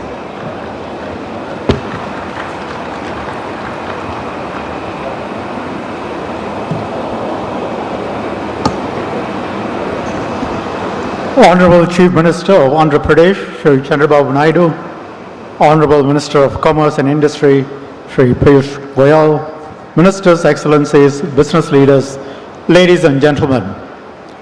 In the interest of time, I will skip some of my introductory remarks. This is a time of disruption to the world order. There is great uncertainty as to how the changes will work out.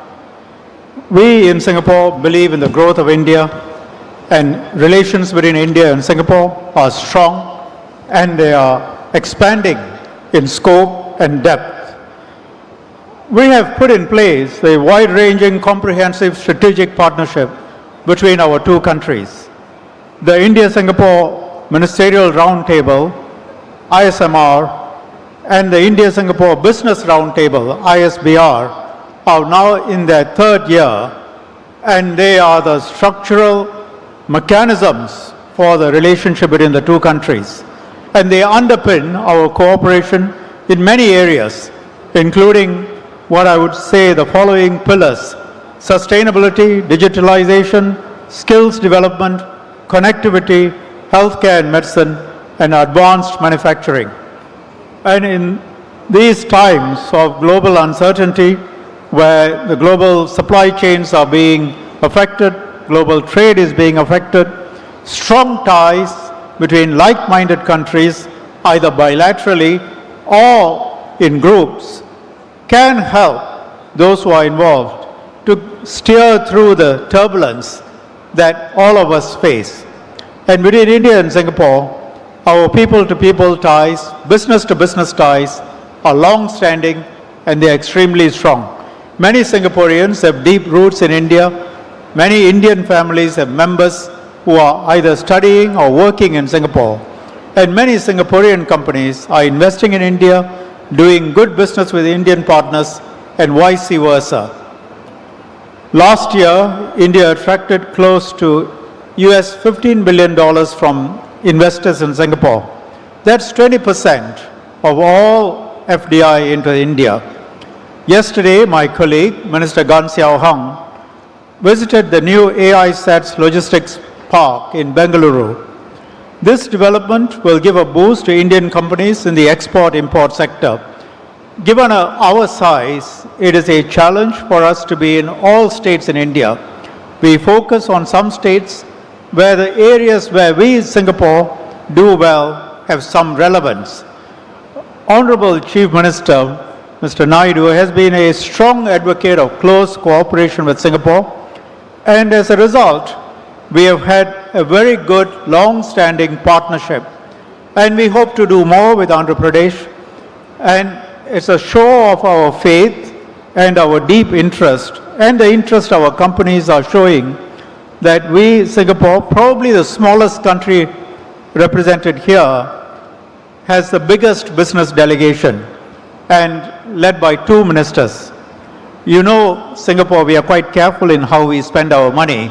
So this is a statement of intention. Later today, our respective governments will sign a memorandum of understanding to establish a framework of cooperation in sustainable urban governance, digital governance, human resource development, and sustainable economic development. We hope this MOU will support the realization of the vision of Swarna Andhra 2047 for a wealthy, happy, healthy state. In closing, I wish everyone a fruitful partnership summit, and we look forward to deepening cooperation with our partners, working more closely together for the benefit of our peoples. Thank you. Thank you very much, Honorable Minister, for that very sharp, short and sweet message. Thank you. And I now request the Honorable Minister from Venezuela, the Minister of People's Power of Ecological Mining Development, His Excellency Hector Hernandez, to please address us.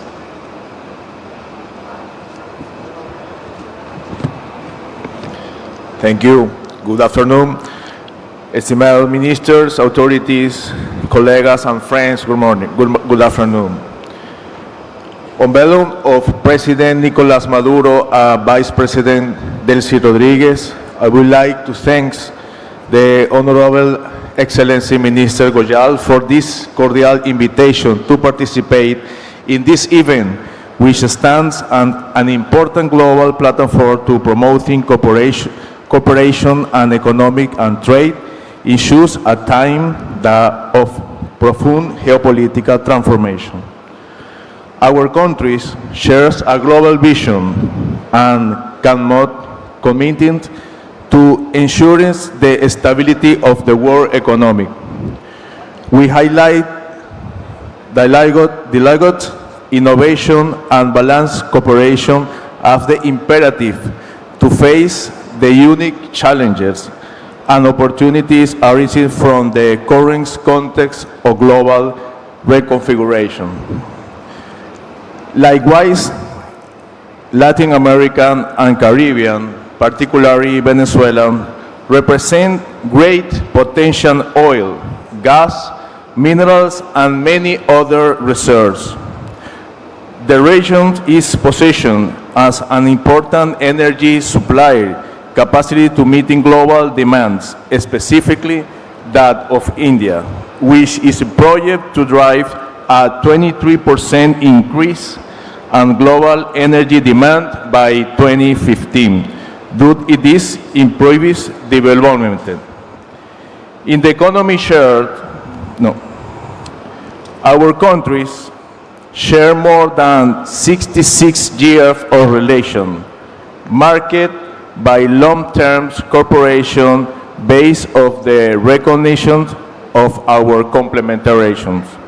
Venezuela is an energy powerhouse, holding the world's largest oil reserve, over 303 billion barrels, and as well the world's ninth largest gas reserve. Our weight in the global energy matrix continues to grow, projected to the former by 2030-2050. Additionally, Venezuela represents a key player to the global mining industry, ranking among the top countries in metallic and non-metallic minerals, as well as rare earth deposits essential for the energy transition. We are confident to the cooperation with India will continue to strengthen, taking advantage of opportunity to expand the technical and productive capacity and forest technology enterprise within industrial space and our countries and Latin America, an essential contribution to building to multipolar world. It is also important to highlight to our country holds 2,700 certificate tons of gold and more than 5,000 additional tons per into certificate. Likewise, we have a 314 million tons of nickel, 1.6 billion tons of iron, 340 million tons of bauxite, and 1.1 billion tons of coal. India is emerging as global power by upholding this conviction that the world is one family. As one family, we must coexist without hegemonics, without empires, and without corporations' dictatorships. These visions align with the collective efforts of BRICS to promote the global development and growth. Brothers and sisters of India, the last partnership summit you address the importance of global cooperation to strengthen alliances and overcome challenges.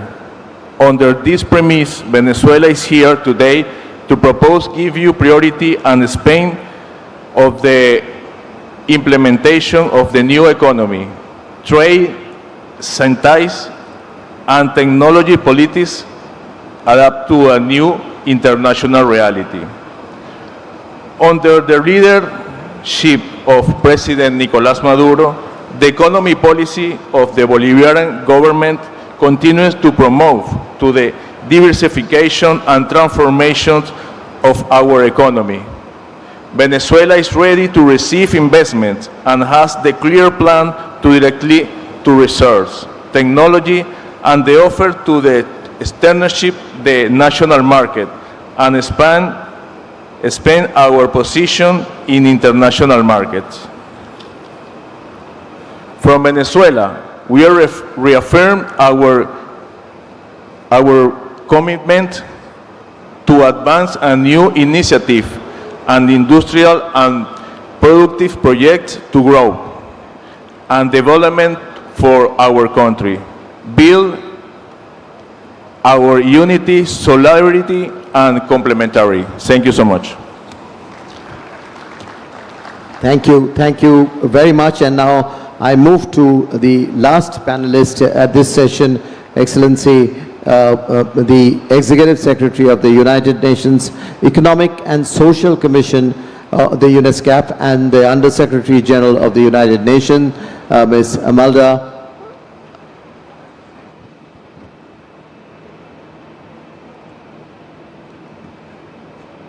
Honorable Minister Sri Piyush Goyal, Honorable Chief Minister Mr. Naidu, Honorable Ministers, Excellencies, eminent business leaders, ladies and gentlemen, it is my pleasure to join you all at this very important CII Partnership Summit.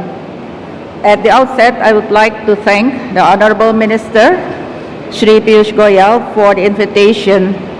I also would like to congratulate the Government of India, Ministry of Commerce Industry, the Confederation of India Industry, and the Government of Andhra Pradesh for these timely initiatives. We gather at a very challenging time with persistent global headwinds and geopolitical disruptions affecting a country's development progress. Yet, amid this turbulence, India's economic performance is commendable. India's trade trajectory is characterized by a dual engine of growth, where the reliable services sector provides stability, while at the same time the merchandise sector undergoes a critical transformation. India consistently runs a substantial trade surplus in services. This growth is driven by high-value exports in IT and professional as well as digital consulting, which acts as the primary buffer against external shocks. The Indian economy continues to grow due to robust domestic demand and sustained capital investment, steadfastly on track to position itself to become the world's third largest economy by 2030. These are not mere statistics, they are a testament to being able to turn challenges into catalysts, of seeing in adversity the seeds of innovation. The vision of Prime Minister Modi set a very clear agenda and roadmap for development and implemented by the action-oriented policies under your leadership, Honorable Minister Shri Piyush Goyal. The transformation of India's economy, supported by the alliance between government vision and industry ingenuity, government policy and infrastructure, together with industry's enterprise and execution, have created a fabric of resiliency and adaptability to weather global turbulence. Consider the pillars of this partnership, namely, the first one is infrastructure, which remains the backbone of economic dynamism of India's ambitious initiatives, such as the National Infrastructure Pipeline and the Gati Shakti Master Plan, exemplify how government foresight, backed by public-private partnership, can accelerate connectivity. When industry steps forward with cutting-edge technologies in smart cities and high-speed rail, India construct corridors of commerce that links its 1.5 billion aspirations to the world's markets. In the Asia-Pacific region, where ESCAP champions regional integration, such models inspire. Our own efforts through the ASEAN Highway Network and the Trans-ASEAN Railway have shown that collaborative infrastructure can reduce trade costs by up to 30%, unlocking trillions in potential. Secondly is the digital frontier, where India is one of the global leaders. The Digital India campaign, propelled by government-led reforms in data governance and broadband expansion, has democratized access to technology for millions. Yet it is the industry's role through platforms such as the UPI, which processes billions of transactions seamlessly, that has catapulted India into a digital powerhouse. As we navigate the fourth industrial revolution, this partnership must evolve, in which governments must foster enabling regulations while industries invest in skilling the workforce for AI and cybersecurity. With this, we see this as key to our region. Bridging the digital divide could add about $1.5 trillion to the region's GDP by 2030. India's model shows how proactive collaboration can make digital dividends inclusive, ensuring no one is left behind in the race to the cloud. And finally, the green transition is an imperative that tests our collective resolve on climate action. Government incentives such as the production link incentive scheme for renewables, coupled with industry's innovation in solar and electric mobility, are driving a just energy transition. Together, they are creating jobs, curbing emissions, and positioning India as a leader in sustainable manufacturing. Imagine green hydrogen hubs powered by partnership that export clean tech to a decarbonizing world. In closing, we see that India's 6.5% trajectory, we see it as your invitation to collaborate and not to compete. Let government and industry be partners in building not walls of protectionism, but windows of possibility and opportunity. Thank you very much for your kind attention. I wish you all a very successful summit. Thank you very much. Thank you very much for your address, and really would be grateful to you for your continued engagement in the matters that you have raised. I now turn to our two chairs and co-chairs, and I'll first request our Honorable Minister for Commerce and Industry to give his comments and remarks. First, please. Yeah, you. Right. So thank you, Mr. Minister, and now may I therefore request Mr. Chandrababu Naidu Garu, the Honorable Chief Minister of Andhra Pradesh, to make his comments, please.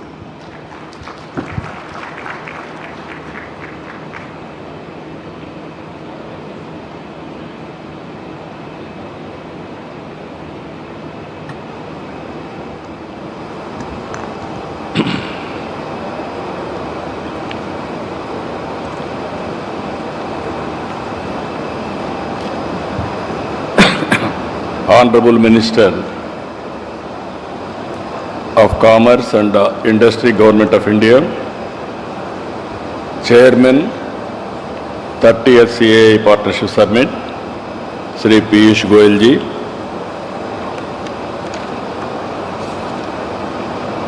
Honorable Ministers on the dais,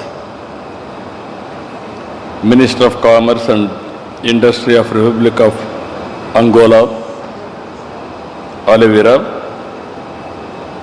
Honorable Minister of Economy, Armenia, His Excellency Papuan, Honorable Minister of International Trade, Canada, Honorable Mahendra Sindhu, Honorable Minister of Commerce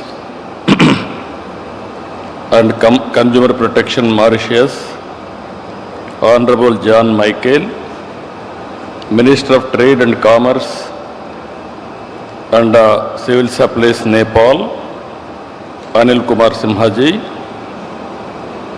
Honorable Minister,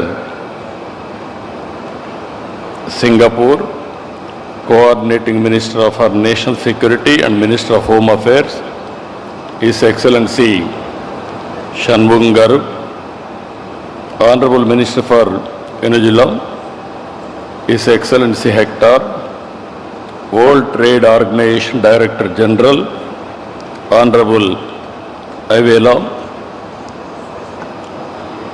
Under Secretary General, United Nations, Honorable Armida, and friends. We had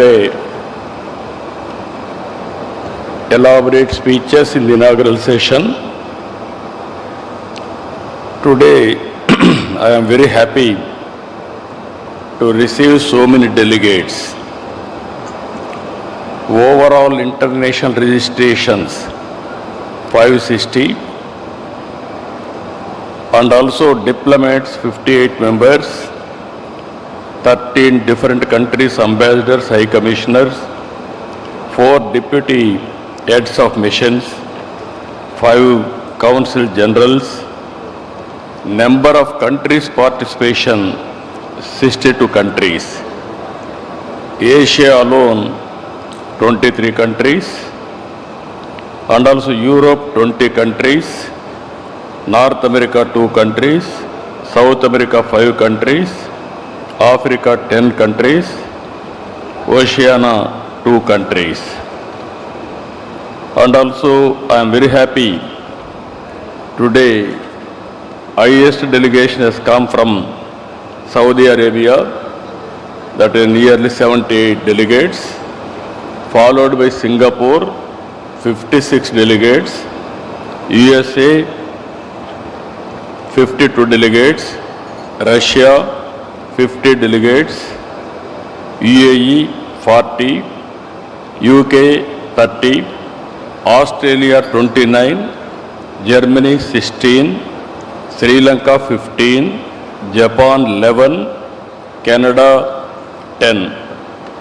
These are all the top countries which are representing more than 10. We are very happy. It is not only investment summit. As a matter of fact, these 2 days, nearly we are having 46 sessions. Even every year I used to go to Davos. In Davos, we can network, we can learn what is happening globally, and also we can have business. It is a win-win situation. Same thing here. Nearly 76 international experts are going to discuss on various subjects. According to me, learning and de-learning is a continuous process. World is moving very fast. Sometimes what you learned yesterday, it is irrelevant today. And also technology breakthroughs have come in a big way. So here we can offer to you in Andhra Pradesh, this is also another important issue I want to place before you. All 62 countries you attended here. Your trade delegations are here. If you can invest in India, in turn, all of us, even from India, will invest in different countries. That is the biggest harmony we can establish. we can understand each other, we will respect each other, and also in future we will live together. According to me, today we are seeing geopolitical situations. Even to maintain harmony, this is one way all of us has to work together. Even there are developing countries, there are developed countries, even small countries are doing extremely well. Even Singapore, even Dubai, their population is very small, but their best practices and also their achievements, if you can see, yes, recently I was in Dubai. They are planning very soon, within 1 year time, drone taxis. That is how things are happening. Even Singapore, from the beginning, they are helping us so many things. Even Amaravati master plan, they have planned extremely well. So these are all the best practices we can learn each other for global good and also mutual benefit. Here I can offer you Araku coffee you have tasted. Even just now I have served here one of the best coffee, organic coffee produced in tribal area. Next time I want to take all of you to tribal area for experience to have coffee in tribal gardens. That is coffee gardens itself, we can have coffee. It is not far away, 1 hour. We can have a break and then go on, or otherwise one evening we can have a dinner in that area. And also if you can go through, we are very strong in aquaculture, horticulture. There we are going to produce our products with certification and traceability. That is how we are moving. Anybody wanted to learn natural farming, they can come, or otherwise you are doing better than us, we are prepared to learn from you. Green energy, this is a big breakthrough.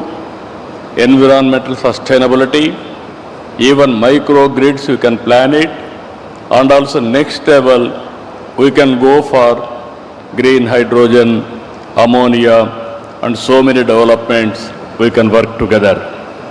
And also minerals, it is a new area, lot of things we have to learn each other for value addition. Even rare earth minerals are available in Andhra Pradesh. Anybody is having new technology or new ideas about it, we are prepared to work with them. This is another area. Ultimately tourism. It is a big area. Everybody is worried now. AI, because of AI, we may lose jobs. To compensate jobs, only the sector, tourism sector. Even we are having long coastline, even excellent beaches, excellent sea cruises.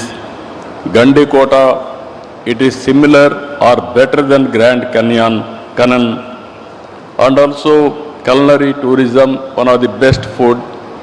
You are all tasting now. Indian food is the best food.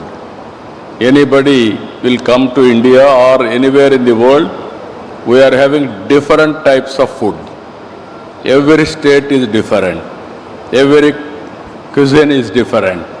That is where we can provide one of the best food. And also Buddhist trails, one of the best place, even Buddhist circuits. And also temple circuits, one of the best. You can experience new experiences. What is our tradition? What is our legacy? What is our civilization? All these things we can learn with this. And also homestays we are promoting now in a big way.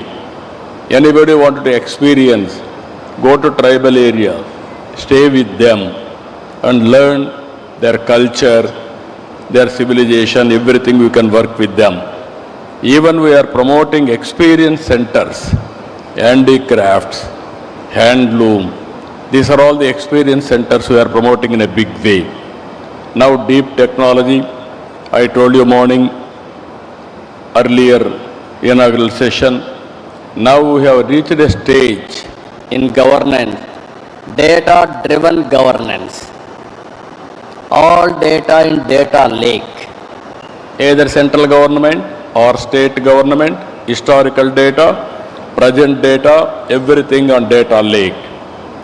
Then we are collecting real-time data, rainfall, temperature, humidity, groundwater, reservoir water, you name anything, around 45 parameters we are collecting real-time through satellite, drone, CCTV cameras, sensors, everything.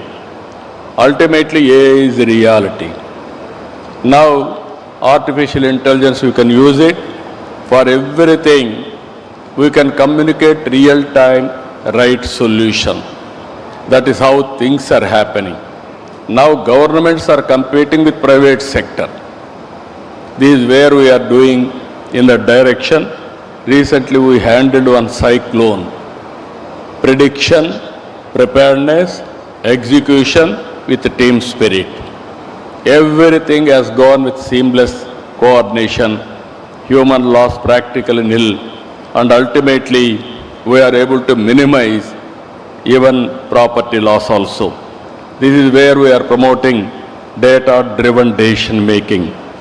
Ultimately, every family we want to promote one entrepreneur. 25 years back, I promoted one family, one IT professional.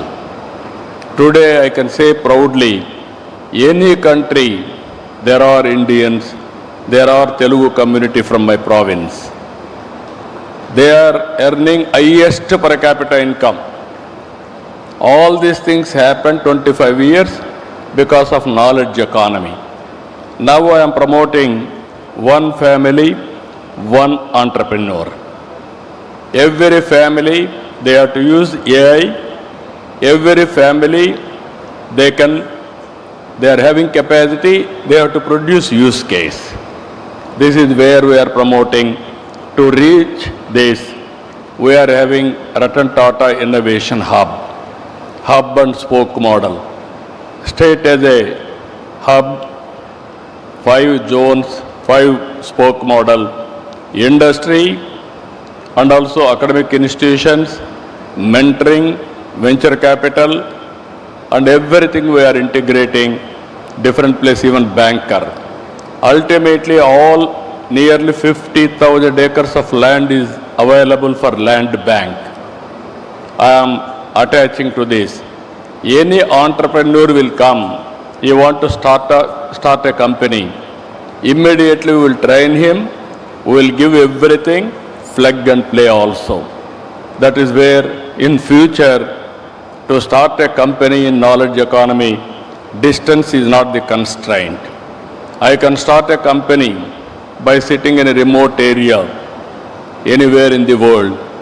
It is only leadership we need, how to replicate, how to scale it up. You had said prophecy. Let's touch to one. I am very happy. Morning I told you one example, stable government. India, Narendra Modi is only the man who is accepting globally, very strong leader, very stable leader. Morning I told NDA in Bihar is going to cross 200. Now we have crossed 200. That is what our ministry is showing. Now you can imagine, once it is stable government, we can take so many decisions. That is where I am appealing all of you. This 20th century belongs to India. And also, we are having inherent strengths. India always is, our Prime Minister is wishing global good. Even he is fighting on terrorism and also international peace, international prosperity, and also we have to work together, countries, trade missions, everybody has to work together. So these are all best opportunities are available. Better than this, you may not get any other place. It is a happening place. What all you wish, you start here. From then onwards, we will work together for win-win situation. Anyway, 2 days, we are all here. Ultimately, again, I am requesting you, you watch today and tomorrow. One takeaway you have to take for your success in future. Or otherwise, one good best practice you have to live here for our prosperity or for our future. This is what I want to request all of you. Learning and de-learning is a continuous process. I have to learn so many things from all of you. With this, so many delegates are here. We are nearer now. We are understanding each other and respect each other's culture, and also their so many things we have to respect. Ultimately, it is for global good we are working. With this session, I am very happy. Today and tomorrow also we will be here. We will interact further and further, and also we will learn each other. Thank you one and all. Thank you, Honorable Chief Minister. The policymakers, the ministers, they've all mentioned about their vision, their thoughts of global trade. Industry and businesses have to take it forward. And with that, I'll ask Rajiv Memani, a quick concluding wrap-up by you as you thank our honorable ministers and policymakers as to how do you see this being taken forward by the businesses of India and the world. Yeah, thank you very much. I know it's been a long morning, so I will be very rapid. Let me first thank everyone on the dais for very short, crisp, pointed remarks. Everyone laid out the USP, the proposition, and what came of their respective countries. And what came out clearly was that the recent global events have triggered a spate of deregulation. They have triggered a spate of ambition, and they have triggered a space of each country trying to build a new set of relationships, reinforcing old relationships. And I think that's the journey that India has been. And I must congratulate our Honorable Commerce and Industry Minister. We talked a lot about deregulation, but what he has done in terms of trade diversification, building new relationships, strengthening the existing relationships, reducing trade barriers, reducing other trade issues to facilitate and lubricate greater trade and investment. And on behalf of Indian industry, I would like to say the Indian industry today is at a very sweet spot, both given the opportunities in India, the dynamism of the financial markets, the strength of balance sheets, both of the financial institutions and industries, and also very keen to invest not only in India but invest globally. And the big themes that I thought that came out from all of you, apart from trade diversification strengthening, was around AI, new technology, around energy, particularly energy transition, metals and mining, around social infrastructure and advanced manufacturing. And they align very well where India wants to go, where Indian industry wants to go. So I'm very hopeful that this summit will give us a greater impetus to build stronger relationships and further trade and investments. Thank you very much, and thanks a lot once again for a wonderful session. Thank you.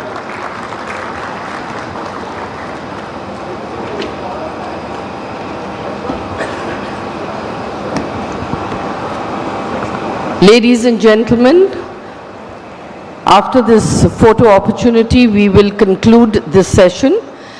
And I know it's rather late, but I invite all of you to join us for a quick lunch so that we can all come back and reconvene in this hall for our next session at 2:30.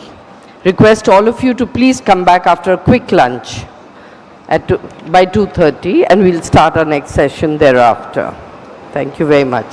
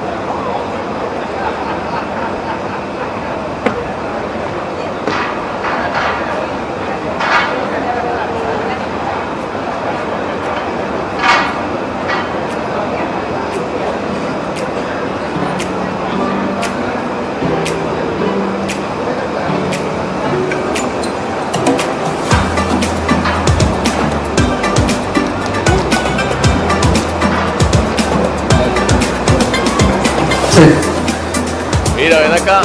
Johan. No, yo creo que sí.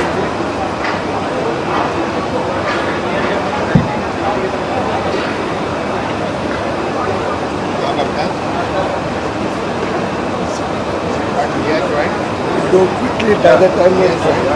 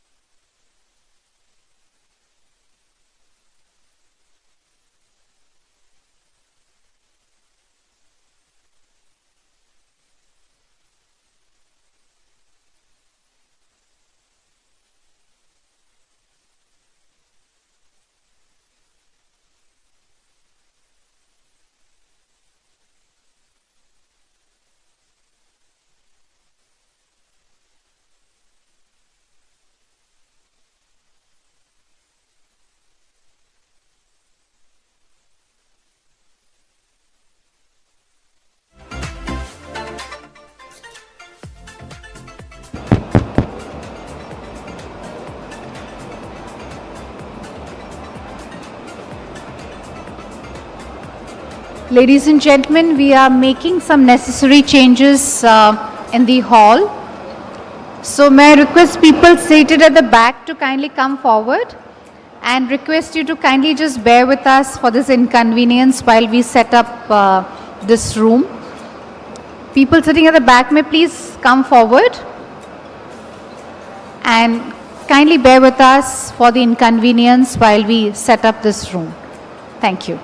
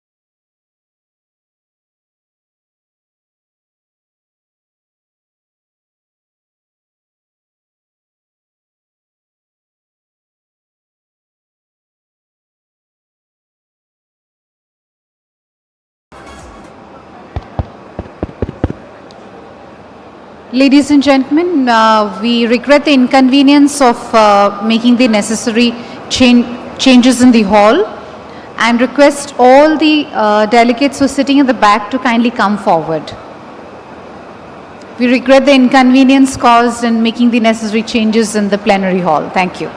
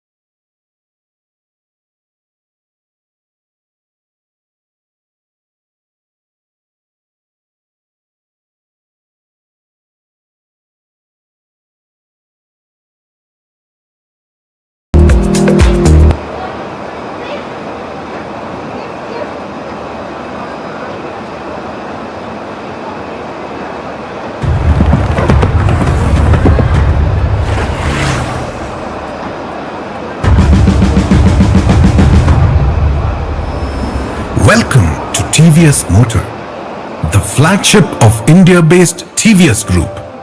TVS Motor is a globally recognized brand operating in over 80 countries across Central and South America, Africa, and Asia. We believe each market is unique, and we innovate relentlessly to create vehicles tailored to diverse terrains and consumer needs. From the challenging Dhaka Valley to the highest motorable roads, TVS delivers performance, reliability, and excellence. Our expansive product portfolio includes performance bikes, connected scooters, electric vehicles, commuter bikes, utility vehicles and three-wheelers, offering mobility solutions for every need. Since manufacturing our first two-wheeler in 1978, TVS Motor has been at the forefront of innovation, combining cutting-edge technology with deep consumer insights. Our milestones include India's first Bluetooth-enabled scooter, dual-platform FI technology, and the iQube, our advanced electric scooter equipped with telematics. Every vehicle embodies the TVS commitment to quality and performance, honed through rigorous testing and development, including on the racetrack with India's first company-owned race team. Our state-of-the-art factories symbolize the DNA of TVS Motor, combining design expertise, advanced production management, and global supplier partnerships. These facilities produce vehicles with precision and efficiency, ensuring world-class quality. To maintain our edge, over 400 professionals undergo continuous training at our corporate universities, supported by robust employee engagement and recognition programs. With 13 million services annually, contactless buying options, and connected apps like TVS Smart Connect, we prioritize seamless customer experiences. But the TVS is beyond mobility. Through the Srinivas Services Trust, our social arm, we work with communities and governments to empower the rural poor. By driving awareness, skill development, and training programs, SST has transformed countless lives, keeping the soul of TVS Motor alive and inspired. At the heart of TVS Motor lies the TVS Way, a philosophy of customer-centric innovation, exceptional quality, and the pursuit of excellence. This approach drives us to create products and experiences that redefine mobility for a connected future. Welcome to the TVS Way. As India takes its place on the global stage, Ralston is driving that momentum, taking India to the world. From revolutionizing bicycle tires in the 1950s to leading automotive innovation, we now enter a new era, commercial tires. We use high-quality raw materials, SCADA system, and precision machinery sourced from the best manufacturers from across the globe. Our automated tire building utilizes nitrogen curing for superior uniformity and performance. Our proprietary cool compound technology enhances fuel efficiency. Every tire undergoes rigorous testing, visual, X-ray, uniformity, and dynamic balancing. We ensure radial runout, endurance, and casing strength meet our exacting standards. Each tire is barcoded for full traceability. Made in India, made for the world.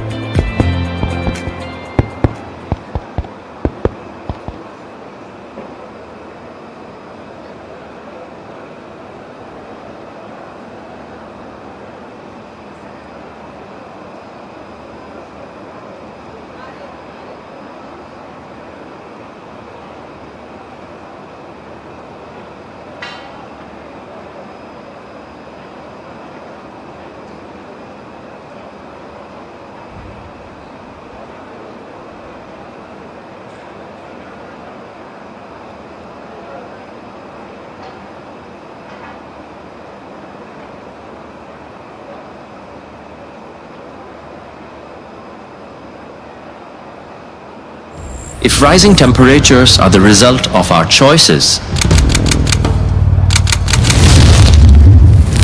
can better choices rewrite the future? That is the question we ask ourselves every single day at EcoRem. The more greenhouse gases we emit into the atmosphere, the more the planet warms. Unless we reduce these emissions and return closer to pre-industrial levels, rising temperatures will continue to have a profound impact on our planet. Today, electricity and heat production are responsible for roughly 30% of global greenhouse gas emissions. Industries add another 24%. Agriculture, forestry, and land use account for 22%, and transportation contributes nearly. A very good afternoon, ladies and gentlemen. I hope you had a relaxing lunch break, and now we are back to our sessions. Warm welcome to our session on Gateway to Growth, the Trade and Investment Imperative. A very warm welcome, ladies and gentlemen. I'd like to now extend a very warm welcome and invite on stage our session moderator, Mr. Narayanan Sethuraman, Co-Chairman, CII International Council and CII Trade Policy Council, and also the Managing Director of Sanmar Matrix Metals Limited. Please join me in extending a very warm welcome to him. May I please invite on stage our keynote speakers, Her Excellency Ms. Armida Salsaya Alisjahabana, Executive Secretary, UN Economic and Social Commission, UNESCAP, and Under Secretary General of the United Nations. Please join me in extending a very warm welcome to her. His Excellency Mr. Min Min, Deputy Minister, Ministry of Commerce from Myanmar. His Excellency Mr. Pen Sovichit, Vice Minister, Ministry of Commerce from Cambodia. Mr. Tetsuya Watanabe, President, Economic Research Institute for ASEAN and East Asia, ERIA, from Indonesia. A very warm welcome to our panelists, Mr. Neeraj Gupta, Principal Investment Officer, International Finance Corporation India, IFC, and Ms. Natasha Majumdar, Director, South Asia, Amphori. Ladies and gentlemen, please join me in extending a very warm welcome to our eminent panel here. This session will highlight the actionable strategies to strengthen global value chains, attract investments, and foster long-term partnerships. And with these words, I will now hand it over to our session moderator, Mr. Narayan Sethuraman, and I request him to kindly make his opening remarks and to moderate this session. Over to you.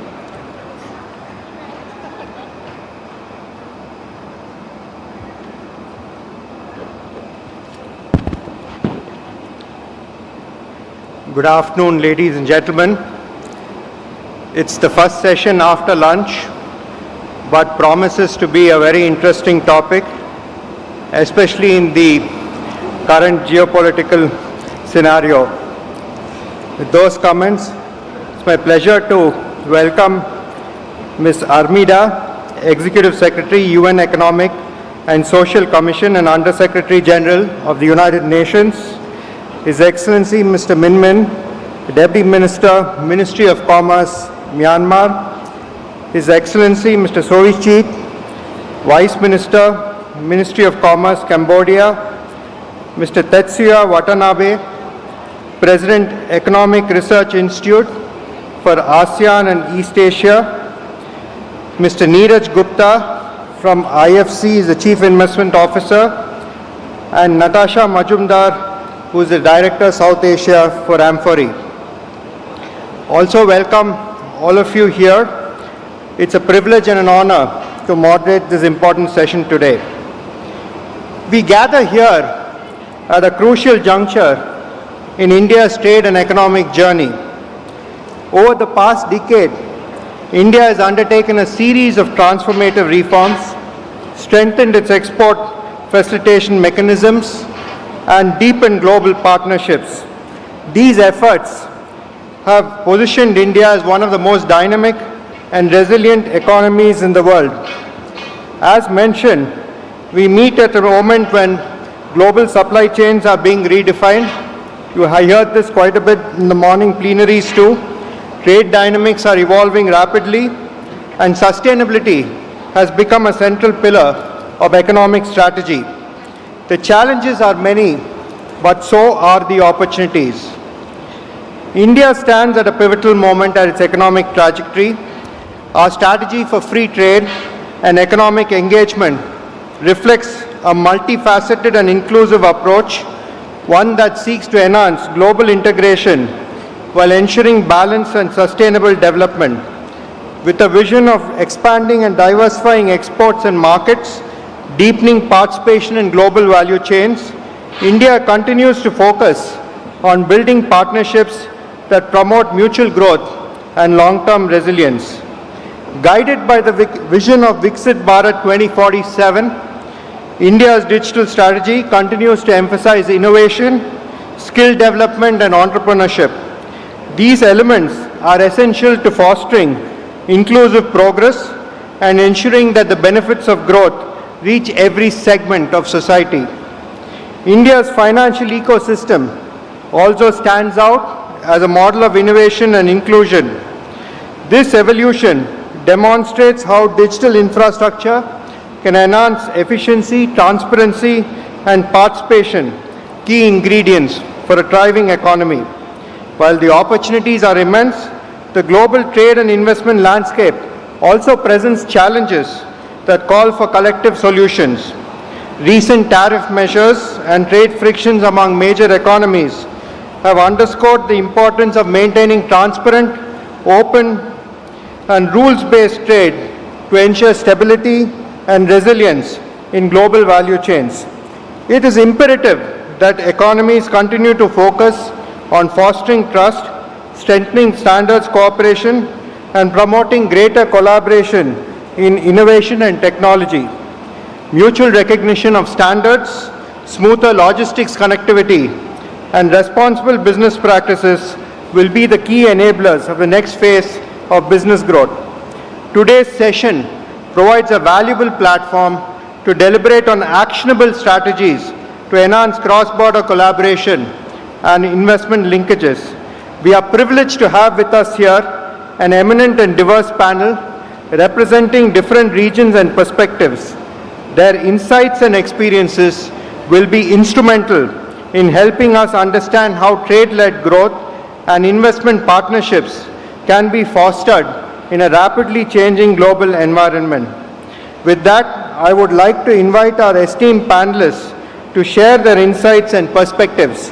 Thank you once again for being here, and I'm looking forward to an engaging and productive session. Thank you very much. I now invite His Excellency Mr. Min Min, the Deputy Minister, Ministry of Commerce, Myanmar, to give his remarks.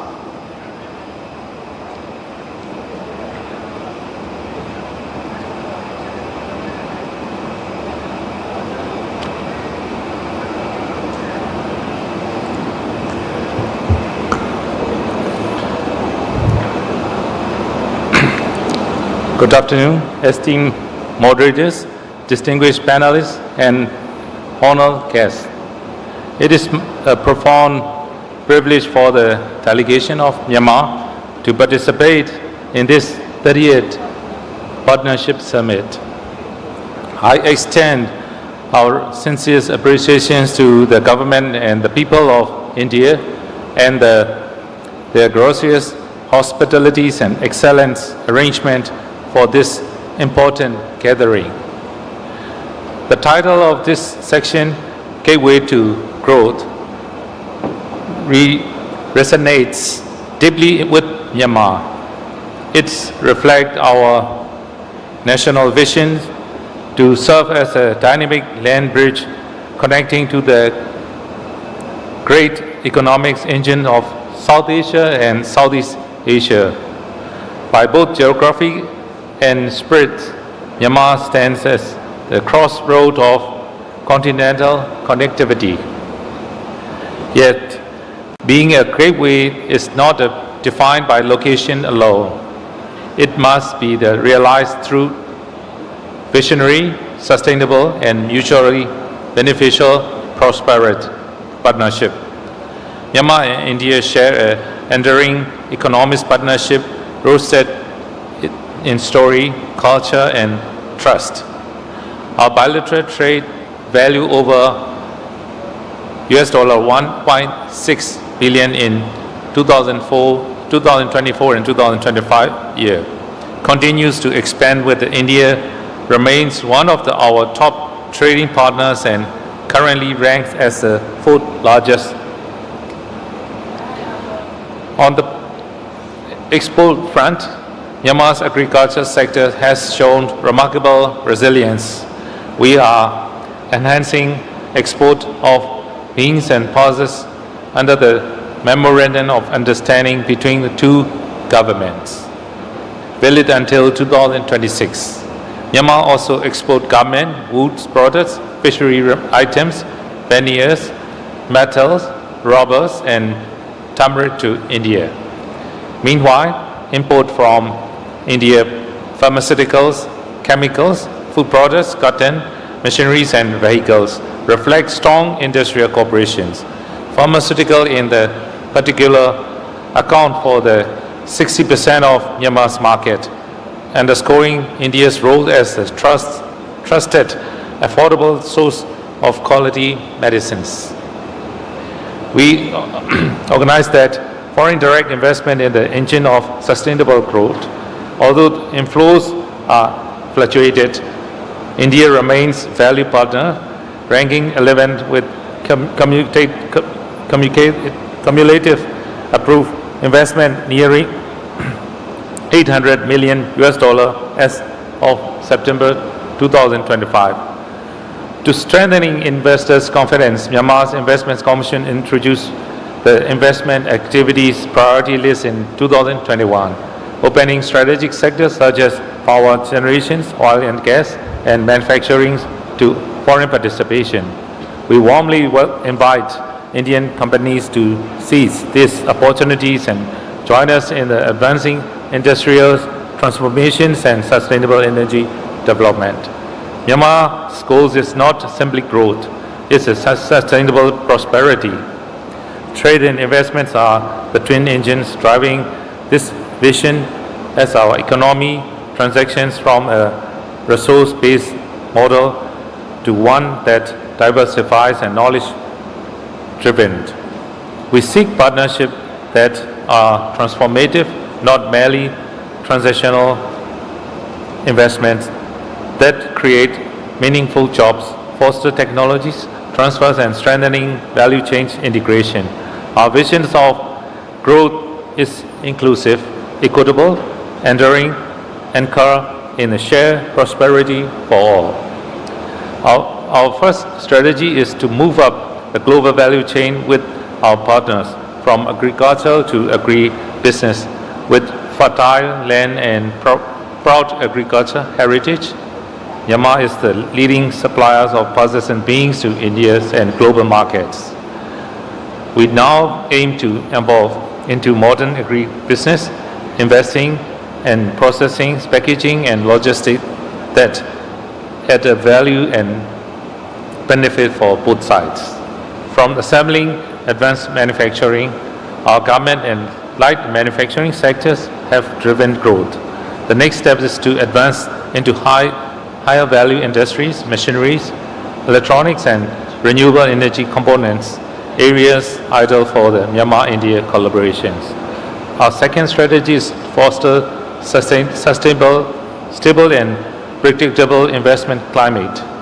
Our special economic zones serve as integrated hubs for the trade, innovations, and logistics. They offer strategic locations, robust infrastructures, and investors-friendly frameworks to cross-border collaboration. Connectivities remain at the heart of the shared prosperity. Projects such as India-Myanmar-Thailand Trilateral Highway and the Caledon Multimodal Transit Project are not merely physical corridors. They are pathway to opportunity that reshape the regional economic landscape and reaffirm Myanmar's role as a true gateway from the South and Southeast Asia. In conclusion, Myanmar stands open not only for the business but for the partnership in the trusted sense. Our message is one shared opportunity and mutual progress. Together, we can transform this gateway to growth into the gateway to shared prosperity, a bridge connecting our people, our markets, and our futures. We warmly invite and yet all our regional partners to work with us through this gateway. Shoulder to shoulder, as we build the future as sustainable, inclusive, and mutual rewarding. Thank you very much. Thank you, sir. We now request Mr. Watanabe to deliver his remarks.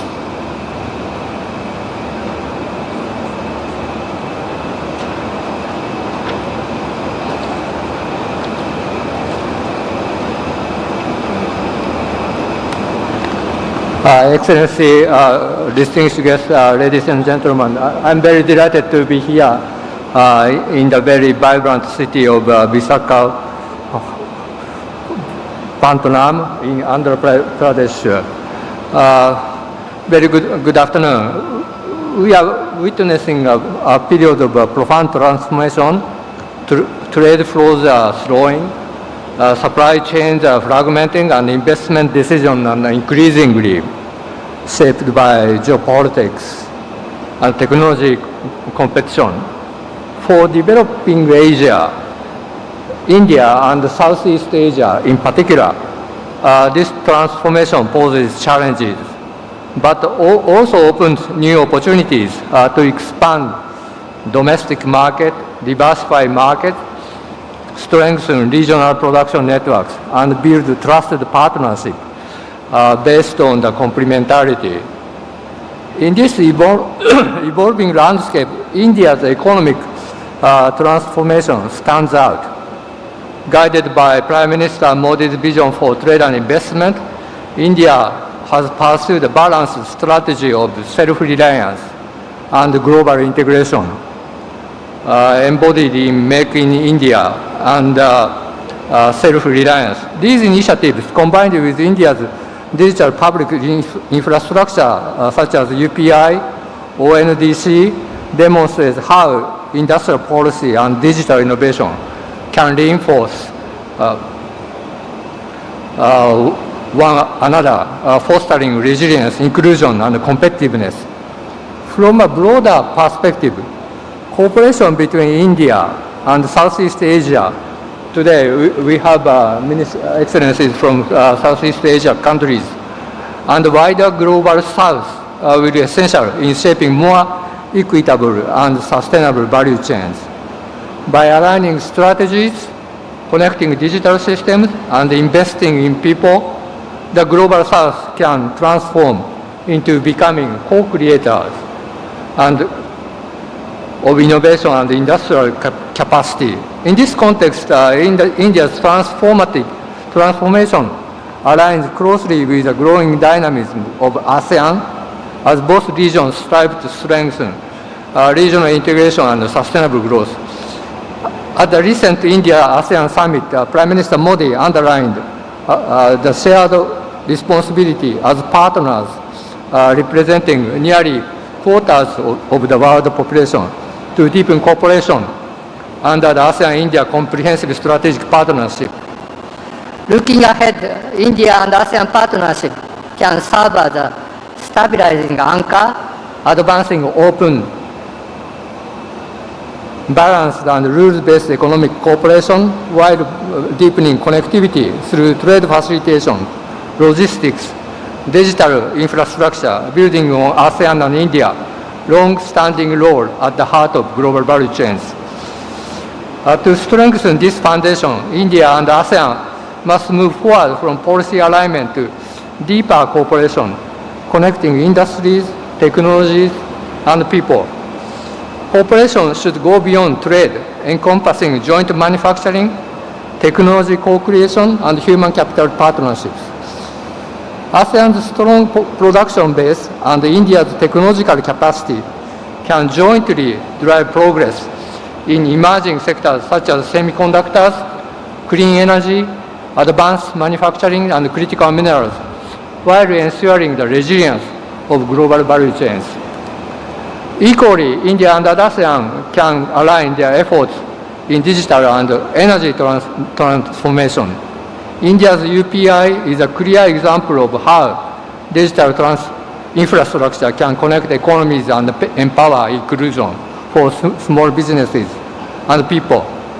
The upcoming ASEAN Digital Economy Framework Agreement, DIFA, also offers a timely opportunity to link ASEAN and India digital ecosystem, promoting interoperability, innovation, and sustainable digital trade. In energy area, my institute and the CII recently collaborate on the feasibility study for the ASEAN-India power grid. This is a concrete step toward realizing a shared vision of green interconnected growth. Ultimately, the true gateway to growth lies not in geography but in partnership and trust. Both India's transformation and ASEAN's integration show that sustainable growth can be achieved through openness, reform, and collaboration. AREA remains committed to supporting these regional efforts by providing evidence-based research, policy dialogue, and multi-stakeholder platform for cooperation. We believe that the deepening relationship between ASEAN and India will not only strengthen Asia's economic architecture but also contribute more resilient, inclusive, and sustainable global economy. Thank you. Thank you very much. I request Mr. Neeraj Gupta to deliver his remarks.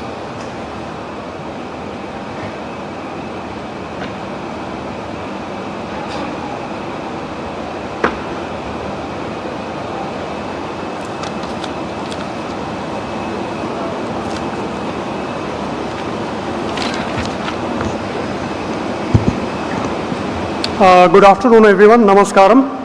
Delighted to be here in Visakhapatnam, city of tremendous opportunity, to discuss how trade and investment can serve truly as a gateway to growth for both India and Andhra Pradesh. I would also like to extend my heartiest gratitude to the organizers, the DPIIT, the Government of Andhra Pradesh, and of course CII. And very warm namaskaram to all the delegates, government officials, and industry leaders as well. I think India is at an inflection point, as one of the speakers mentioned before me, with transformative reforms, strategic free trade agreements, and digital innovation that is shaping the economy. And I think the global rapidly changing geopolitical environment, which was also referred to earlier, is also impacting our policies and shaping the policies of Government of India. Andhra Pradesh state also has set an ambitious path through its Industrial Development Policy 24-29 and the Swarn Andhra Pradesh Act 2047. It's a very ambitious vision leveraging the almost 1,000 kilometer of coastline, infrastructure, and medium and small enterprises to boost major industrial and exports by the year 2047. A bit about the development gaps. I think we all know there's a significant gaps, but a few numbers quickly on the magnitude of the challenge facing India as a country and Andhra Pradesh as a fast, rapidly growing economy, state economy. So developing countries collectively, globally, they face a US $4 trillion funding gap annually on an annual basis just to comply with the Sustainable Development Goals. We know that public budget alone cannot close this gap, and therefore we need to crowd in private sector investments. And that's where the role of a lot of the industry leaders present here and CII as a platform for those industries has to play a big role. I've personally worked on cities, and we've recently worked with one of the cities in Andhra Pradesh. So Indian cities need a total of $2.4 trillion by 2050 just to come up to the level of sustainable service delivery to achieve their public service obligations and to develop resilient low carbon infrastructure. It far exceeds their current investments that they make on an annual basis. So that just reflects the significant challenge that's facing not just the governments at provincial levels or India at a country level, but also our cities, which are supposed to be engines of growth. And the ironical part is that private investment in these cities, which are economic hubs, it accounts for only 5%, both through PPPs as well as through private lending, commercial lending to cities. So we do need to pay more attention to these these stakeholders and ensure that the contribution by them, both economically and efficiency-wise, is scaled up multiple times. A bit about India's strategy reforms. I think speakers before me have referred to ONDC, UPI. I won't repeat that. But there are other parts of the ecosystem that I think the government is quite working in an integrated manner. The policies such as Make in India, Atmanirbhar Bharat, the Viksit Bharat vision, the PM Gati Shakti and Swarnmala. I think all these building blocks in an integrated manner, they aim to improve infrastructure and logistics. They aim to cut costs. In the morning in another event, I was hearing that there was a recent study by NCAER which has estimated that logistics costs in India amount to a whopping almost 8% of GDP. The interesting part is this has come down quite significantly over the last few years, but it's still much, much higher than economies like China or Singapore or other East Asian economies, forget about Western Europe. So we have a task ahead essentially. So with these forward-looking policies, India is well placed to be a trusted anchor for resilient growth and sustainable global value chains. Now in terms of actionable strategies and the role that we can play, so we are part of the World Bank Group, but as one World Bank Group, the World Bank supports policy and institutional reforms. While IFC, we bring in private capital. We don't just bring in private capital, and we bring in private capital both to be deployed by the private sector, but also private capital directly to state-owned enterprises.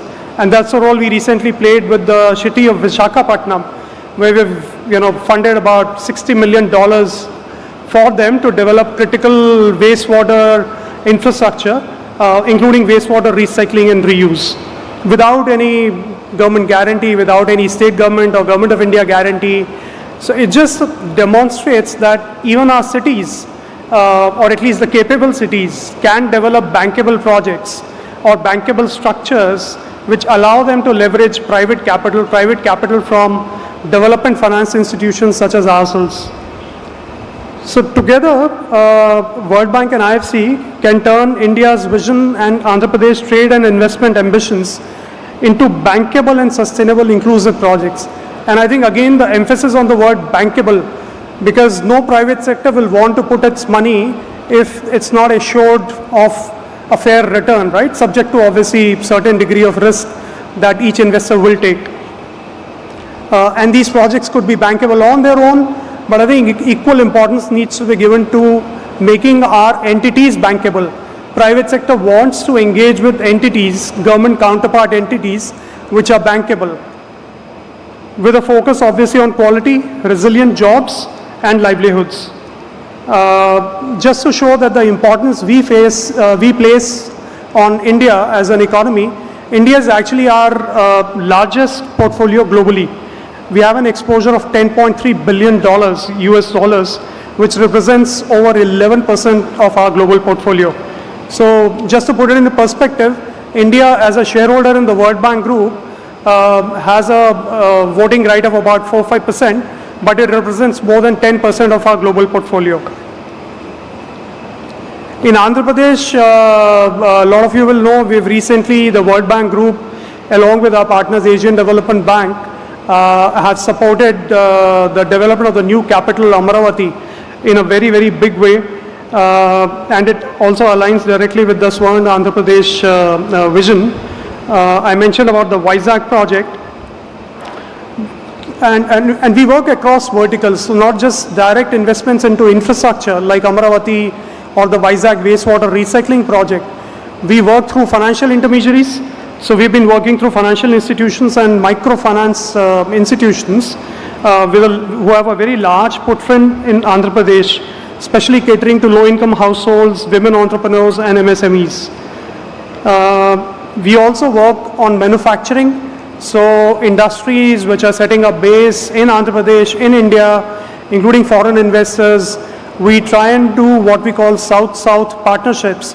We bring in companies, international companies who are interested in setting a base in India, and we not just bring them in with, curating these partnerships, but we also are able to provide funding to them.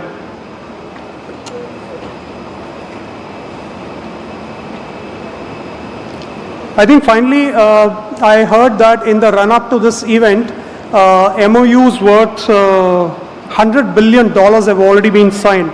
So just to say that these kind of events and platforms do help quite a lot in directly building local economy. And IFC, as part of the One World Bank Group, we stand ready to partner with the Andhra Pradesh government and India's private sector and other key development partners to turn this movement into tangible outcomes. As I said, our modus operandi in emerging markets, the way we operate is through curating bankable projects.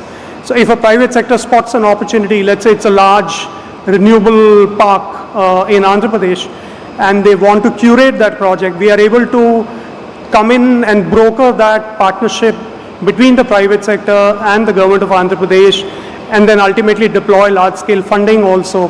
And our funding also, increasingly we come in with the consortium, so it's consortium lending, we can put in equity, we can put in debt, but increasingly we work largely through development partners.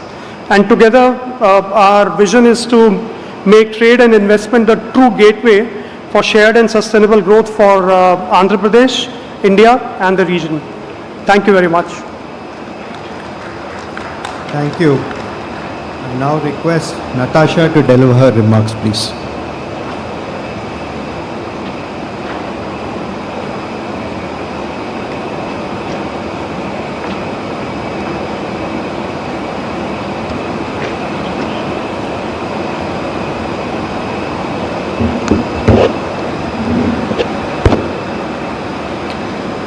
Well, distinguished panel, esteemed guests, colleagues and friends, it is a pleasure for me to be here standing in front of you at the 30th CII Sustainable Partnership Summit 2025. This has been a forum that has consistently positively affected the trajectory of India's economic engagement. And our theme today, which talks about a gateway to growth, a trade and investment imperative, is very relevant and very timely. It could not be more opportune to speak about this because EU and India are today approaching the final stages or conclusions of a landmark free trade agreement. And let me say something or highlight something that the audience here already understands.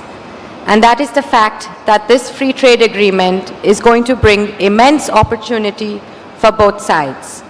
There is absolutely no doubt that there is immense opportunity that will arise both in trade flows as well as investment flows. European companies are actively seeking to diversify their supply chain. They're looking to reduce their reliance on single region sourcing. And at the same time, they're looking to strengthen resilience against future disruptions. In this context, India stands very strong, and it does have an edge. It also indicates and stands for itself as a country with innovation, with opportunity, and this is not just for the scale in the market size as well as the workforce that India brings, but it is also for the reliability and capability of Indian producers.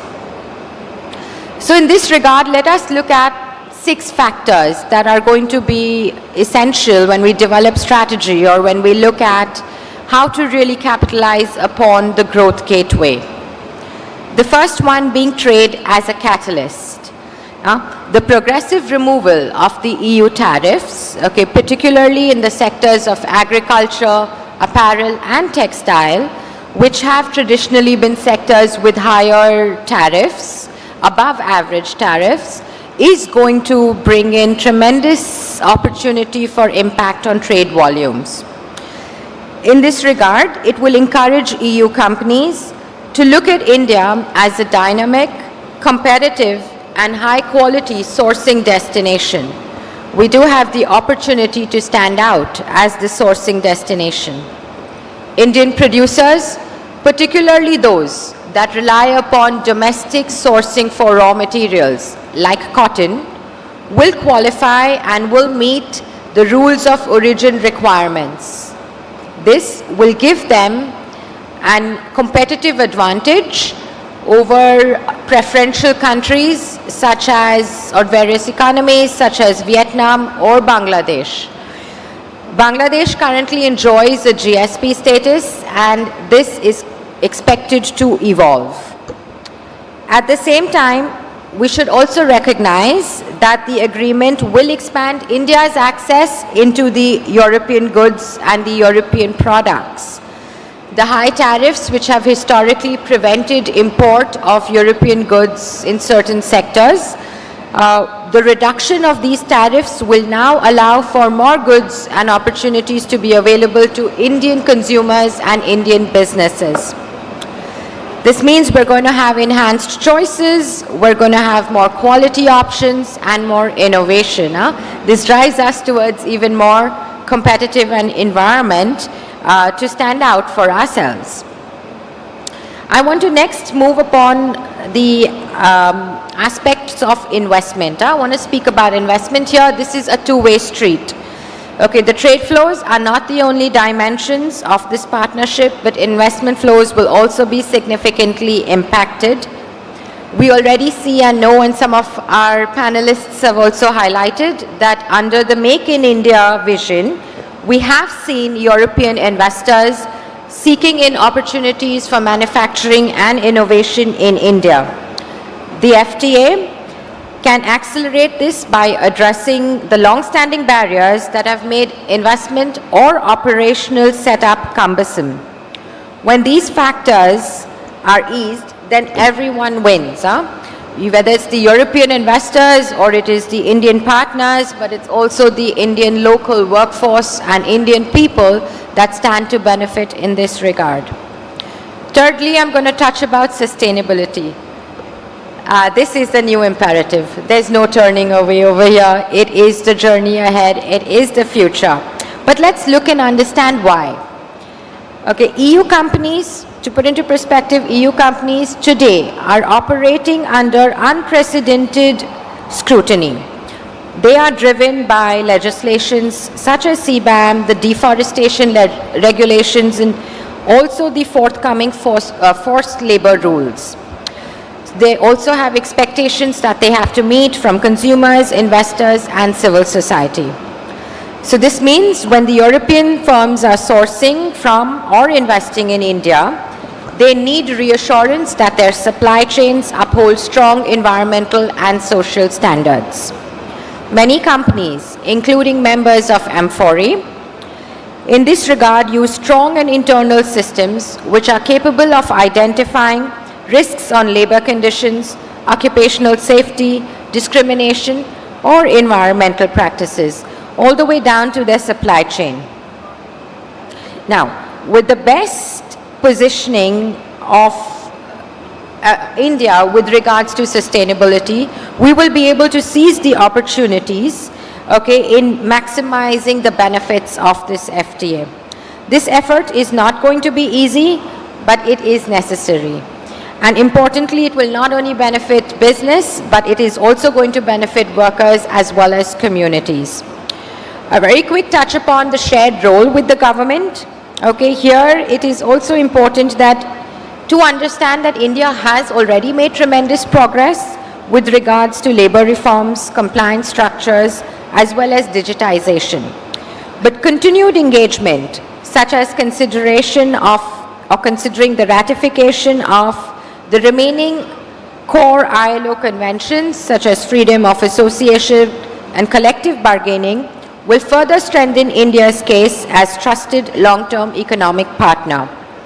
These are complex tasks in a vast and diverse country, no doubt.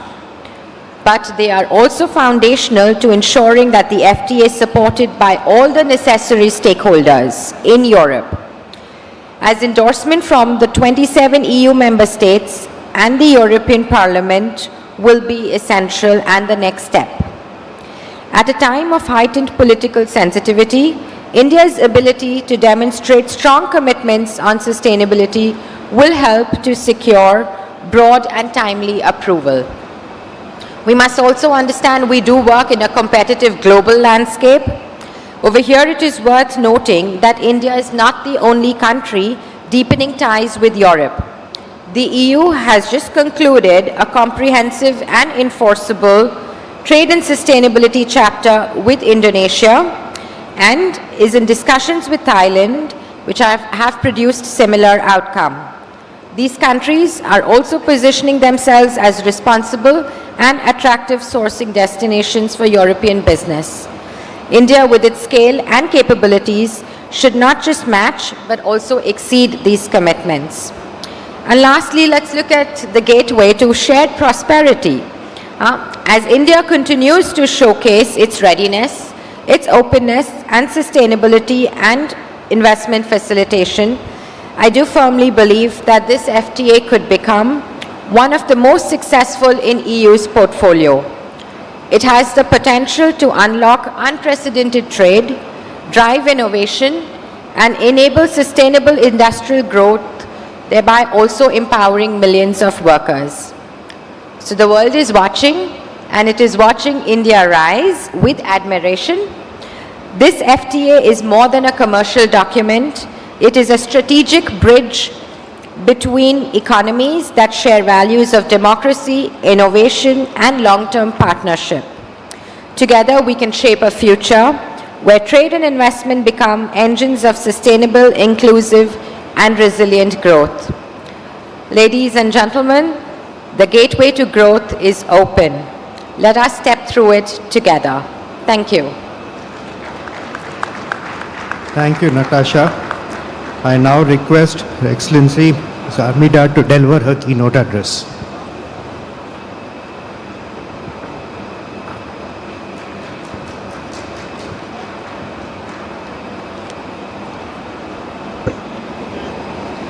Excellencies, business leaders, ladies and gentlemen, a very good afternoon to all of you, and it is indeed my pleasure to join you again in this CII Partnership Summit, and especially in this particular session on Gateway to Growth, the Trade and Investment Imperative.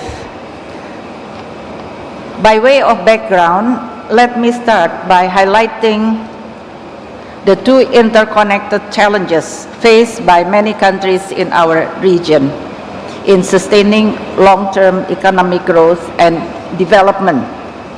The first one is the convergence of per capita income levels between developing countries and the world's frontier countries has decelerated, driven by slower labor productivity growth and the diminishing impacts of capital accumulation on productivity gains.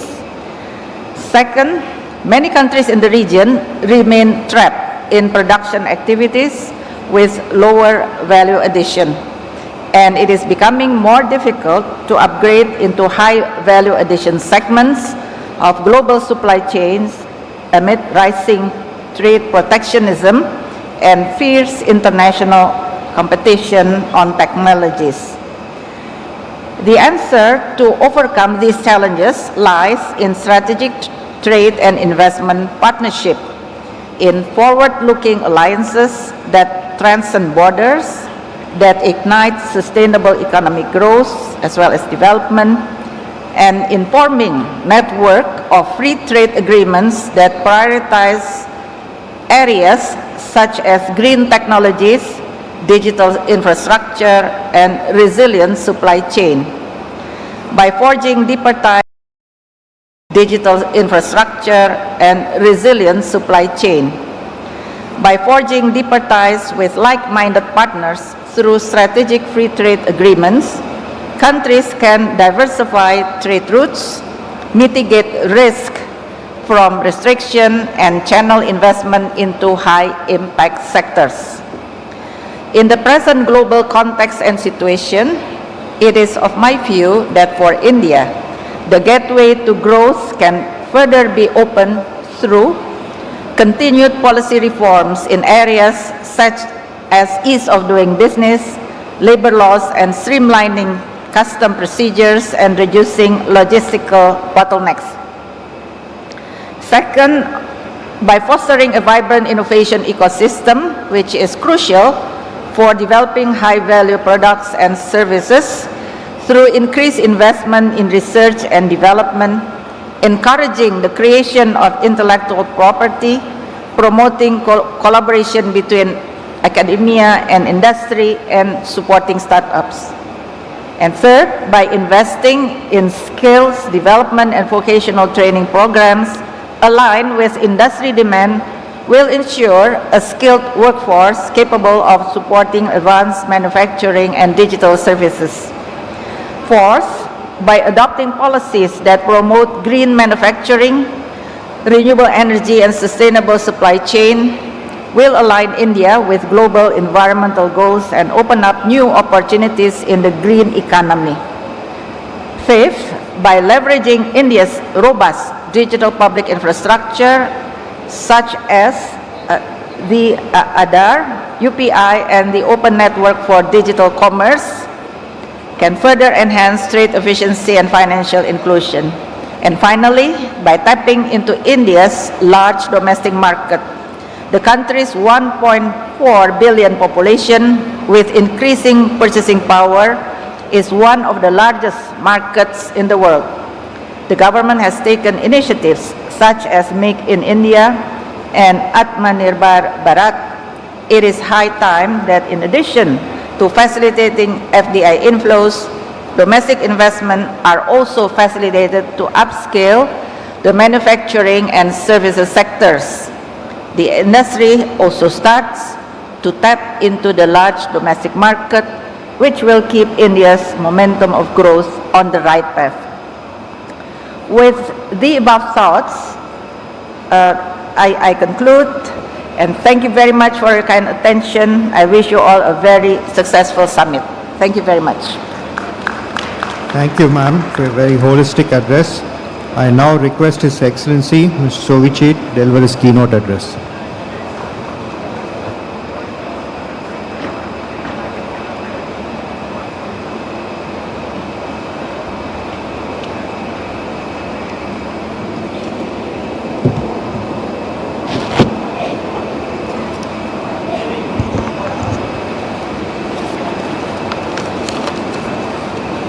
Good afternoon. I think all the speakers have exhausted all the idea that people need to absorb in order to get us a lesson learned or the fruitful discussion of this panel. For us, I think based on the theme of trade and investment imperative, we have to look a little bit closer how to cooperate and how to share together. This morning, distinguished panelists and ministers have paved the way for us on the particular factor to grow together through cooperation, through readiness, through platform of digital technology, and through investment. In this panel, we discussed how trade and investment would be. So first, my respect to Mr. Narayan Setumramon, the co-chair, Confederation of Indian Industry, International Council, and CII, Trade Policy Council, and Managing Director.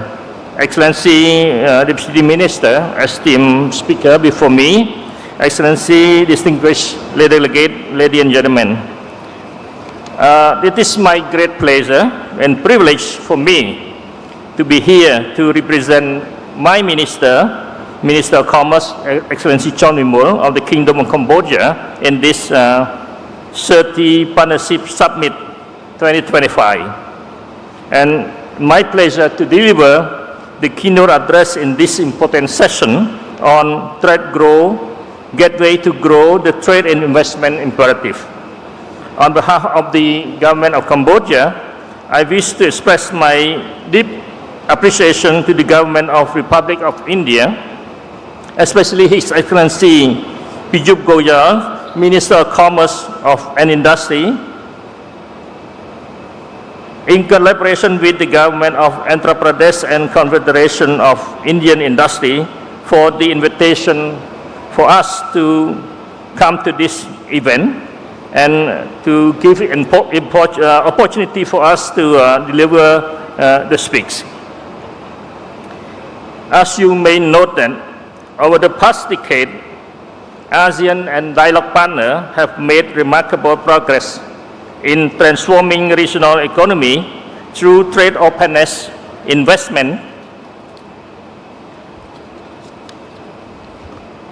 facilitation, and regional integration. The evidence of partnership has been highlighted in a good result through South-South cooperation, Greater Mekong sub-region cooperation, which is fostering sustainable growth and shared prosperity among developing countries. However, the global economy is at a crossroad, facing shifting supply chain, technology transformation disruption, and urgent need for green and inclusive recovery. In this context, trade and investment cooperation stand as the most powerful engine to propel our region toward sustainability and shared growth. Cambodia firmly believes that strengthening trade and investment cooperation remains the most powerful driver for achieving equitable growth and create resilience in our region. In recent years, it became even more clear that prosperity of nation is closely connected in shared interests or mutual benefit in partnership among the nation. In this context, I wish to stress that India is the big market. India can be a hub that would promote cooperation or trade and investment between the nation in Asia. Maybe we don't say only South Asia, but also Southeast Asia. Excellency, ladies and gentlemen, Cambodian emphasize on the factor of significant potential for successful promoting trade and investment in the region through the following collaboration. First, trade must serve as a gateway to share prosperity among the nation, since the global economy has been rapidly changing. It should serve the purpose of facilitating the flow of goods, service, investment, labor, and technology transfer. By fostering trade through regional and global integration, we will be able to create inclusive and sustainable economic opportunity to overcome global uncertainty. As an ASEAN member state, Cambodia, in collaboration with other members, has solidified ASEAN position as the global economy force, underpinned by robust growth, dynamic workforce, and progressive integration effort. For Cambodia, we have worked tirelessly to promote economic integration, reduce trade barriers, and strengthen connectivity in the region and the world through our integration into regional grouping and World Trade Organization. We believe that regional and global partnerships have boosted trade, attract investment, and stimulate economic growth. Cambodians continue to pursue an open, rule-based multilateral system, just mentioned by Director General of the WTO this morning. The necessity of rule-based multilateral system still be a strong mechanism to support trade. Our commitment to regional economic integration is reflected in our participation in regional comprehensive economic partnership.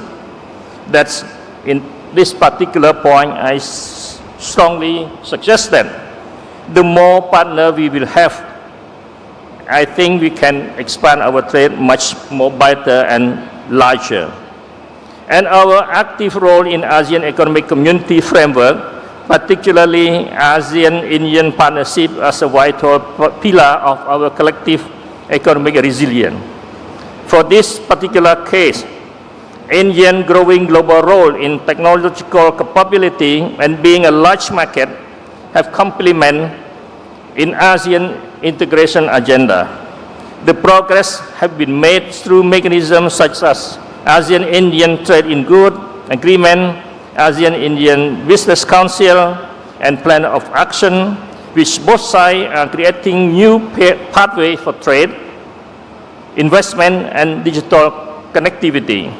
For this year, 2025, ASEAN-India focuses on cooperation in areas such as digital transformation, supply chain resilience, and other cooperation. Cambodians support the ongoing review of the ASEAN Trade in Goods Agreement to make it more modern, inclusive, and responsive to emerging global reality. We encourage collaboration in MSME development, innovation ecosystem, and sustainable investment, particularly in sectors such as renewable energy, digital transformation, and infrastructure. We believe that partnership of deeper regional connection will unlock new market opportunity and strengthen the value chain that create prosperous linkage of our economy. Second, investment is the engine of transformation. The Royal Government of Cambodia adopt and implement the new law on investment and aim to boost foreign trade investment. We invite India partner looking at this opportunity to move to Cambodia with a market that could share the growth together. Excellency, ladies and gentlemen, with these remarks, I feel that it is time that we all together can come to the new impetus and using this platform to move together. But last but not least, allow me to once again express my appreciation to the Government of India, especially Minister of Commerce and Industry, and the Government of Andhra Pradesh for inviting us to participate in this event. Thank you very much. Thank you very much. As we are running a little behind schedule, we will not be able to take questions. I will now hand it back to. Thank you, session moderator, for initiating those dialogues, and thank you to all our presenters. May we please request you to kindly present the mementos in your capacity as session chair for this particular session. Let's have a big round of applause for all our speakers, ladies and gentlemen. And I request you all to kindly remain with us. We will be immediately moving on to our next session, which is a fireside chat between the Director General of CII and the Director General of the World Trade Organization. It will be an interesting conversation. So we request you to please remain with us.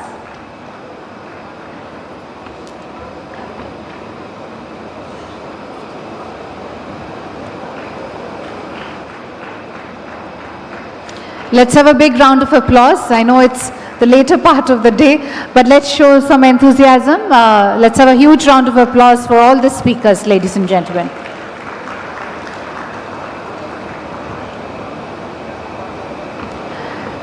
And with that, I'll request session moderator to come forward with our speakers for a group photograph, and then we'll break for the next session.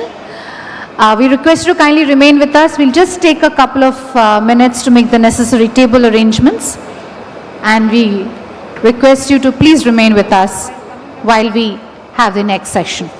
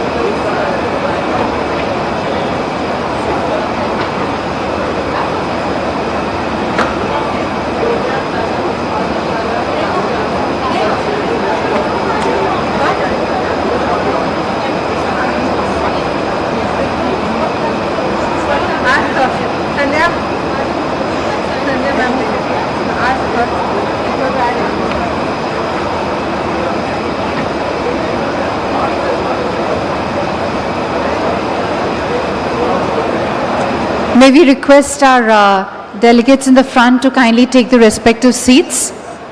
We are about to start the fireside chat.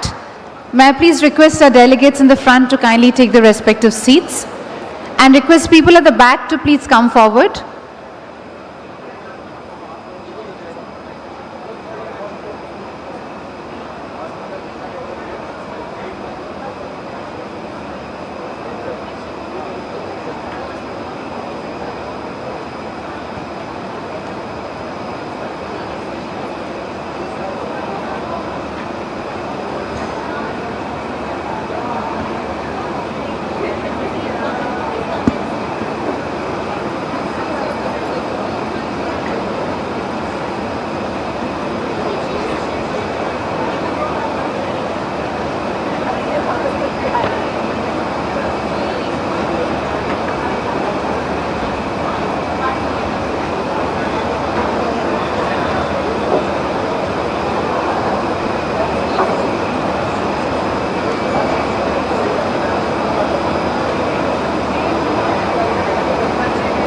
Ralston is driving that momentum, taking India to the world. From revolutionizing bicycle tires in the 1950s to leading automotive innovation, we now enter a new era, commercial tires. We use high-quality raw materials, SCADA system, and precision machinery sourced from the best manufacturers from across the globe. Our automated tire building utilizes nitrogen curing for superior uniformity and performance. Our proprietary cool compound technology enhances fuel efficiency. Every tire undergoes rigorous testing: visual, X-ray, uniformity, and dynamic balancing. We ensure radial runout, endurance, and casing strength meet our exacting standards. Each tire is barcoded for full traceability. Kilometer coastline, robust infrastructure, and proactive governance, it has emerged as a gateway for trade, for technology, and digital and tech innovation. But for any developing economy, you also need a financial services system that keeps track with it. A system that is robust, that is inclusive, and that is modern. And that is where we at Bajaj Finserv come in with our presence across loans, across insurance, across investments. We look forward to enabling every Andhraite in their own journey. In this year, we hope to cover over 30 lakh Andhraites, individuals, small businesses through a variety of loans and insurance policies, disbursing over 15,000 crore just in this year alone, only in Andhra Pradesh. But as Bajaj, we also believe that as we get, so must we give. And for that, we have invested significantly in skilling our youth, because we believe as we enable the youth of today, they are the ones who will realize our collective dreams of tomorrow. And Honorable Chief Minister, sir, last year when we met, I told you that we would like to set up a skilling center in Amravati. And I'm happy to say that in the last year, along with CII, the Rahul Bajaj Center of Excellence in Skilling, we have set up skilling and career counseling centers, not only in Amravati, but in Vijayawada, in Visakhapatnam, in Tirupati, in Sri City, and we will additionally do that in Rajamundry and a few other places in Andhra. We remain committed to working with you and your team so that collectively we can enable our youth, our small businesses to achieve their dreams. Thank you. Thank you, Mr. Sanjeev Bajaj. May I now invite Ms. Shobana Kamineni, Promoter Director, Apollo Hospitals Enterprise Limited and Executive Chairperson of the Apollo Health Co. Limited, to kindly give her brief remarks.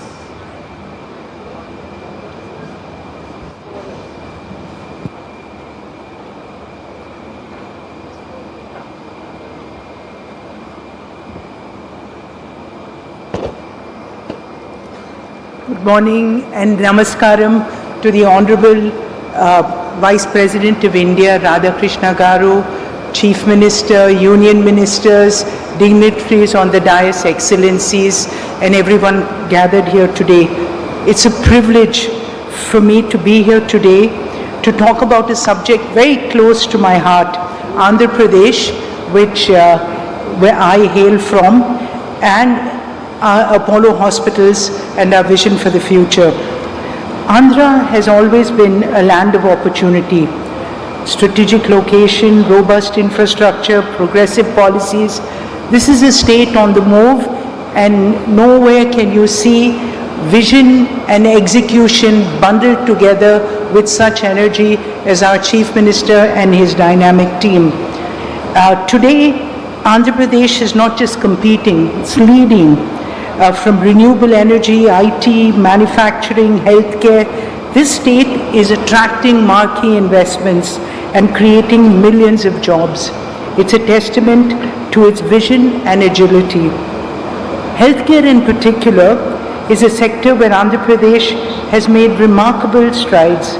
The state's focus on improving healthcare indicators, expanding medical education, leveraging technology for rural outreach is commendable. Initiatives like the Dr. NTR Vaidya Seva and the telemedicine programs have brought quality care closer to communities. And as we look ahead, the demand for advanced healthcare, infrastructure, specialized services is only going to grow. And this is where Apollo steps in. For over 4 decades, Apollo Hospital has been synonymous with world-class healthcare. Our mission has always been to make cutting-edge treatment accessible for every Indian. In this state, we're not just building hospitals, we're building a healthcare ecosystem.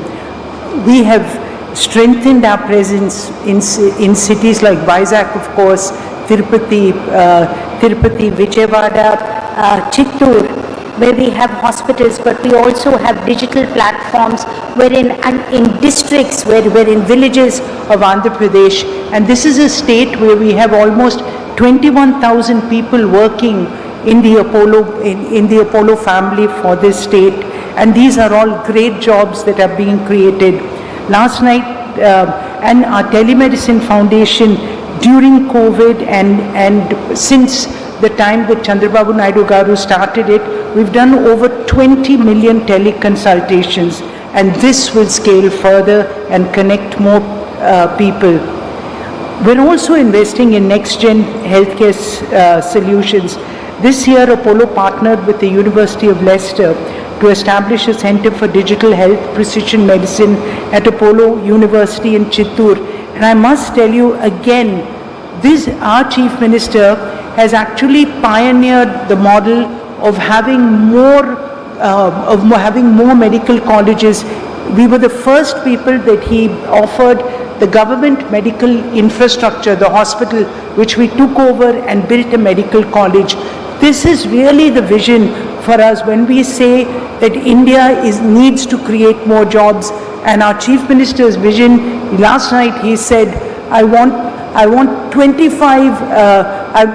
250 million Indians to go abroad, not just the people that are there already, but we have to train this workforce, and these are the places. Healthcare provides great jobs, and Apollo hospitals will double down, sir. At least 10% of your vision, I think, will be trained from our state by us to be able to send to the world and for India. So our vision aligns so perfectly with Andhra Pradesh's ambition to become $1 trillion investment destination. Together, we'll also create a healthcare model that's inclusive, technology-driven, future-ready, and a model that not just serves the people of this state, but the people of India and the people of the world. And we're committed to partnering with Andhra Pradesh. Sir, 4 years ago, I actually cycled 400 kilometers in this state when I was going from Hyderabad to Chennai. And I can't tell you, it's about the energy, the happiness of people that we continue to see Every time we come back, my hometown in Chittoor or wherever that we come, Vizag, all the places in Andhra, it's about when you have a happy state, when you have a hopeful state. And I think this is the place where really this vision and execution come together. Thank you for allowing us to be part of your team. Thank you. Thank you, Ms. Shobna Kamineni. May I now invite Dr. Suchitra Kela, Vice President of CII, and request her to kindly give her brief remarks.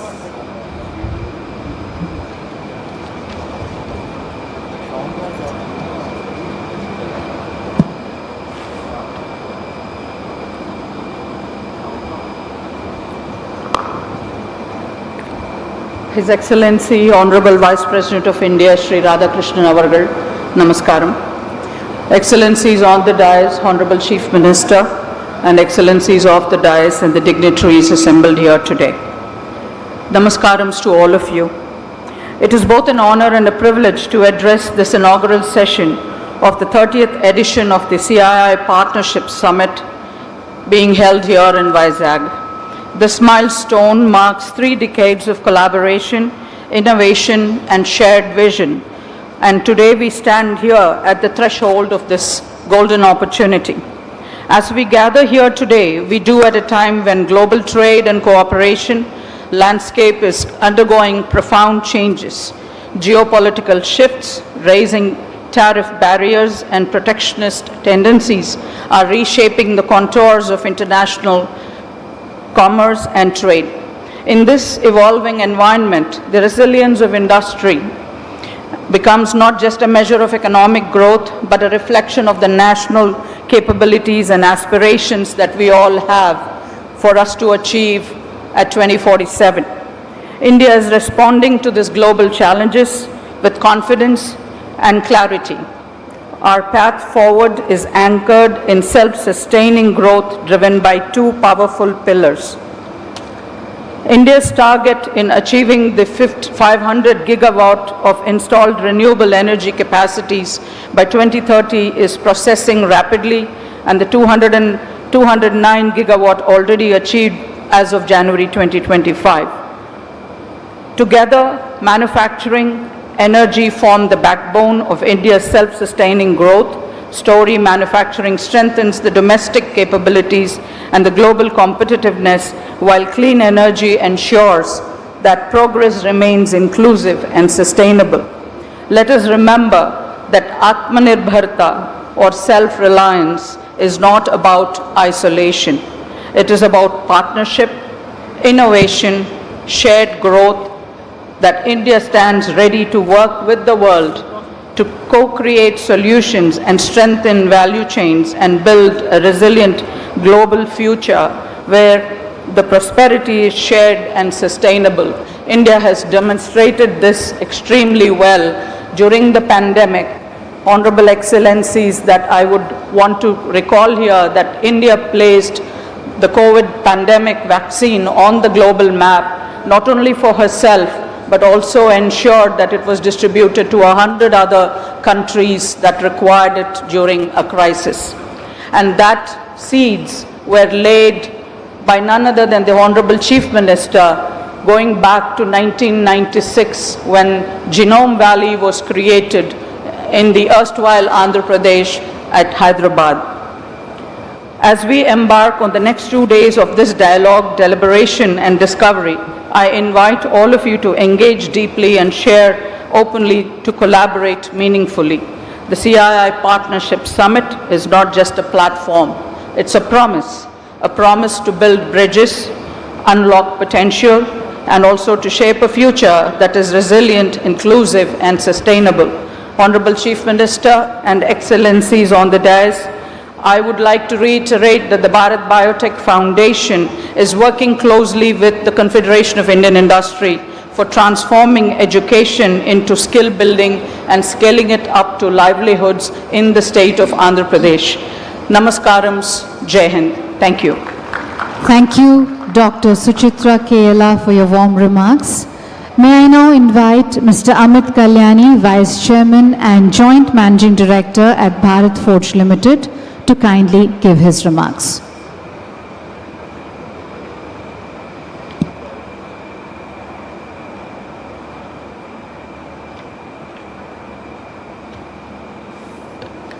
His Excellency, the Honorable Vice President of India, Shri Radhakrishnan ji, Excellencies on the dais and present here, good morning. It's a privilege to be here with you in this beautiful city of Visakhapatnam for this CII Partnership Summit. Our company, Bharat Forge, has been invested in the state of Andhra Pradesh since the Honorable CM's first term in 2018, when we set up a plant near Nellore. And we are now, with the experience in hindsight and the positive experience we have had, are increasing our investments in the state in multiple new areas that we are present in, including defense, in the shipbuilding supply chain and industrial areas. Additionally, with the tremendous potential that the people have here, we are involved in digital AI and upskilling of the workforce as key strategic areas to enable the industrialization vision of the Honorable CM. We are also an active partner in the Ratan Tata Innovation Hub, Anandpur node, enabling AI and Industry 5.0 upskilling in the surrounding areas. Additionally, in the bilateral discussions with the Honorable CM over the last 2 days, we have identified a few other sunrise areas where there is tremendous potential for investment and investment-led employment in the state of Andhra Pradesh. Andhra Pradesh is going to also drive certain or anchor certain key industrial sectors which are going to be driving the manufacturing demand in India, such as shipbuilding. The whole city of Visakhapatnam and this area has a tremendous ecosystem and deep knowledge base in the area of shipbuilding, thanks to the Advanced Shipbuilding Center and the talent that exists around it. So this is a key enabler to create a large new shipbuilding complex, which I think will be a growth driver for the Indian industry. Our experience in the last 7-8 years and the roadmap laid out by the Honorable CM and the government of Andhra Pradesh embolden us in making new investments, because it's a well thought out plan which takes care of all aspects of future demand, right from data to manpower to skill, energy, and I think this could be a great new growth node for all Indian industry and industries from across the world. So congratulations to the state and CII for organizing this wonderful event and to enable partners from India and outside to see the opportunity of our country and the state and to create a new growth avenue from here. Thank you very much. Thank you, Mr. Amit Kalyani. May I now invite Mr. Sudarshan Venu, Chairman and Managing Director of TVS Motor Company, requesting him to kindly give his remarks.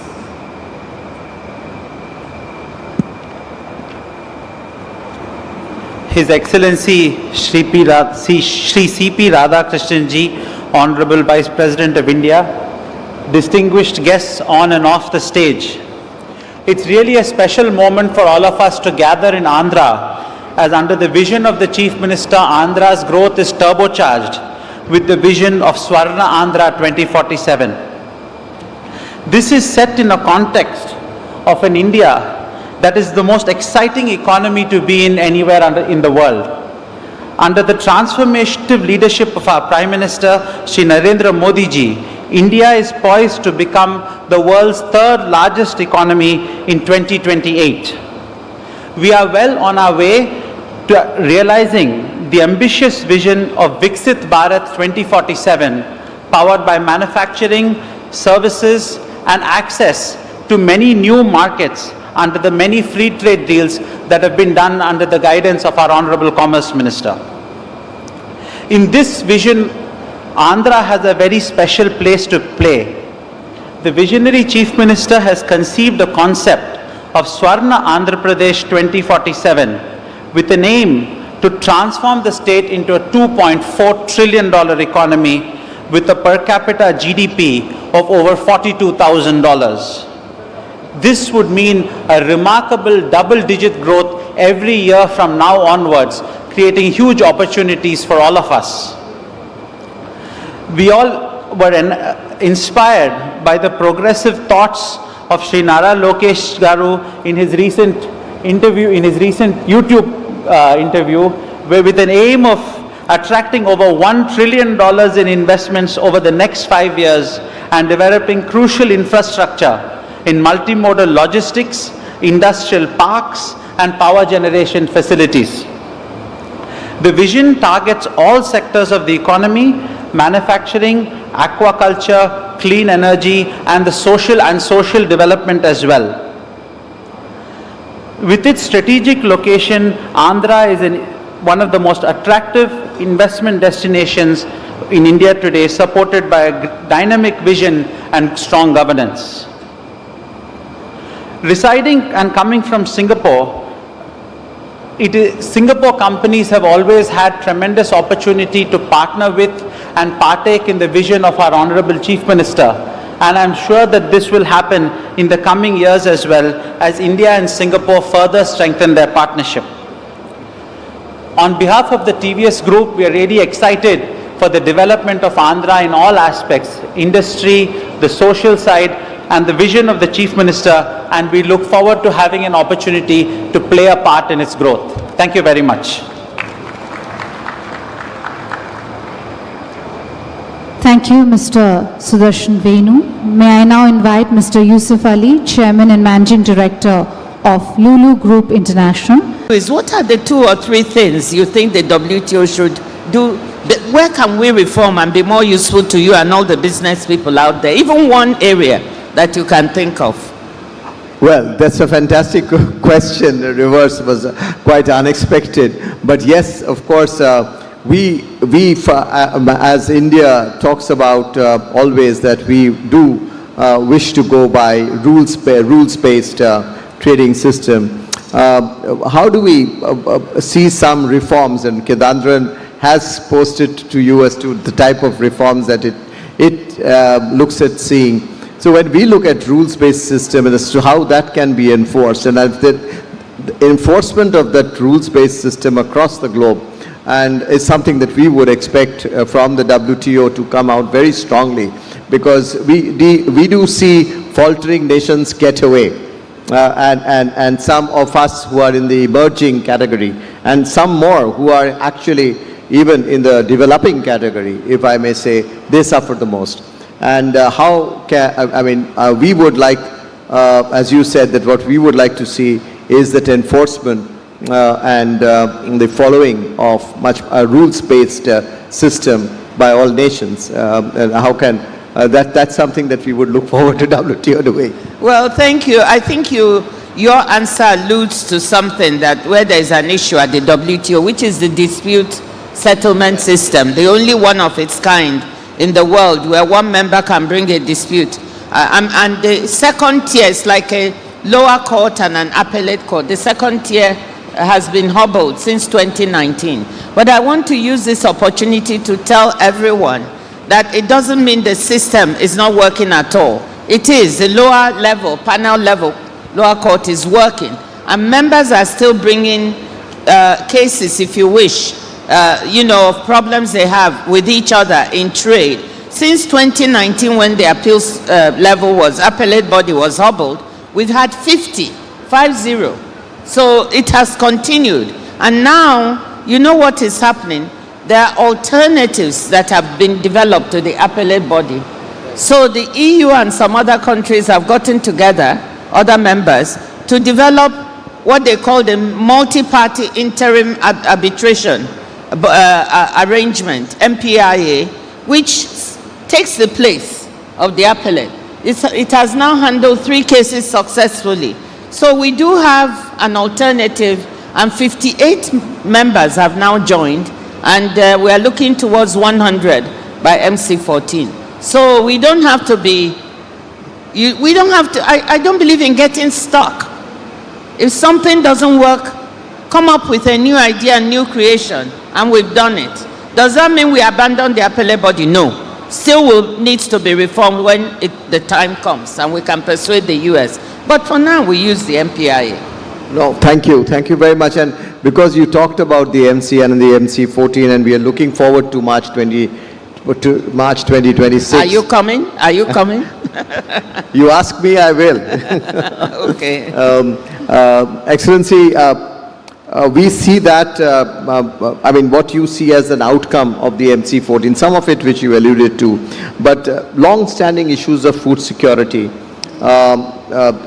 You mentioned about the PSA, permanent solution to PSH after so many years. The significant demand of India, as you know, has been various stakeholders and resource poor, small, marginal farmers. So what's your expectations again from the countries at the MC14? Well, I hope, when I've talked to a lot of leaders now, I mean, at the president and prime minister level, ministers, you know, ambassadors in Geneva, and there's an emerging view that MC14 should try to deal with those issues in the WTO that don't work. Meaning not that ministers will come there to solve the issue, but at least to identify and agree on a set of issues and then choose the modalities to solve the problem. I'm coming back to India's criticism. It is what they call a past mandate. India is concerned because PSH, an interim solution was given to India, and then there was, in the papers which I've read carefully, it was agreed that a permanent solution would be negotiated, and that has gotten stuck because there are many members who have, you know, views about the PSH program, and it's become so polarized in a way, trying to even introduce objective information to help them make decisions is difficult. But there's the issue of the past mandate, and India has a good point there. What do you do about past mandates? I think India should put it as part of what it's requesting to be looked at in the reform. Separate it a little bit from the ongoing negotiations. Those should continue. But put the issue of past mandates. Why shouldn't ministers look at, these are the things we agreed. Why haven't we done them? It's a reform issue. And I hope it will be one of those that will be put forward. I'm not a member, I'm only the DG. But I think this is a good case in point. No, thank you. You know, another area, just to change subject, is today we from the Indian business, the Indian government, many other countries are concerned, and rightly so, on climate and green. But we see sometimes tools being adopted, or which are more we see for protection, and we view and more as trade barriers. While we support green transition, definitely we are keen to see that, but we have our aspirations as a developing, and there's an emerging strong economy. The others also have their own aspirations. But how can we look at certain measures that we see which are more like trade barriers? I'm of course referring to areas like CBAM. I don't need to couch my, but how do you see that being navigated through? Well, I think this is an excellent area to talk about, and I'm very sympathetic to business. Do you know that there are now over 100, I think there are 113 carbon pricing schemes in the world, and business is supposed to navigate that from one country to the other, different emission standards. How do you navigate all of this for your products and for your trade? So I'm sympathetic, but like I said in Belém last week, there are two communities that don't come together in a way that I think would help us solve the problem: the trade and the environment. They are like two separate communities moving in parallel and suspicious of each other. I think we need more of a dialogue so that the environment people can understand the way the trade people see some of the measures they put in place, and the trade people understand why the environment. The WTO Secretariat has been working hard to see if we can help bridge that kind of gap. So climate is an existential threat. In my village, Farmers don't know the word climate change. They don't know what it means. But what they say to me is, my daughter, you know, for an older farmer, or my wife in my husband's village, they say the rain has been coming too much. It has been, our crops are dying in the field. We've never seen this in our lifetime. Something has changed. We don't know when to harvest. We don't know when to plant. So climate change is real. So we have to do something about it. But we must not do it in such a way that these measures are seen as protectionist when they are not meant to be, or unmanageable, where systems are not interoperable and business has to deal with so many. So I agree with you. What's the solution? At the WTO, we are actually good at trying to help with standards, at interoperability of systems, and we think that the best approach is a global carbon pricing approach against which each country can measure its own approach. You know, like we have a methodology for customs valuation. We need a methodology globally accepted. And then that will stop all the problems and accusations. If you do something, it can be measured against the global standard. Madam, you're the first lady Director General of the WTO, right? And 50% of our population in the world needs to come up at par. There has to be parity. And when you talk about trade and parity with relates to that, how do you see, and I ask this question because you also talked about Africa, and it's so important to us to see the development, and we see trade and trade rules play a very, very critical, can be a very important way of including not just economies, but including 50% of our population in the mainstream and helping that out. We see many ways that have not been taken into account by many, many countries, which has led to deprivation. As the first lady Director General, I wanted to seek your views. I know it's not connected to the fireside chat that we are having on WTO, but I always feel very strongly when we look at the 50% of the population of our world not perhaps being at par. Well, I mean, you know, I'm an economist by training, so I look at numbers. Yes. And so for me, if you look at many SMEs, they're driven by women. We've also done many studies that show that women SMEs who trade externally, they make 3 times as much income as those who trade internally. So trade works. So if you want, and they contribute substantially, not only to the trading system, but to the national and global economy. If you want to exclude a strong contributor to your GDP, that's not a good thing. So I'm coming at it purely from an economist point of view. Women are very hardworking, creative. They are running businesses that work and employ other women. So they should be included. So the issue is, how do we empower them? If you go through all the things, you find a whole plethora of issues, which SMEs also, male-led SMEs, but women encounter them more: access to finance issues, market access, knowledge, you know, and so on. And so at the WTO, we have been working very hard trying to target those issues. We have a branch called International Trade Center, which is 50% owned by WTO and 50% by the United Nations. And they focus on helping SMEs. So we are trying to do, female-headed SMEs, we are trying to do our best through that instrument all over the world. They have a program called She Trades that tries to empower women with the knowledge. Secondly, we just started a fund. It's called the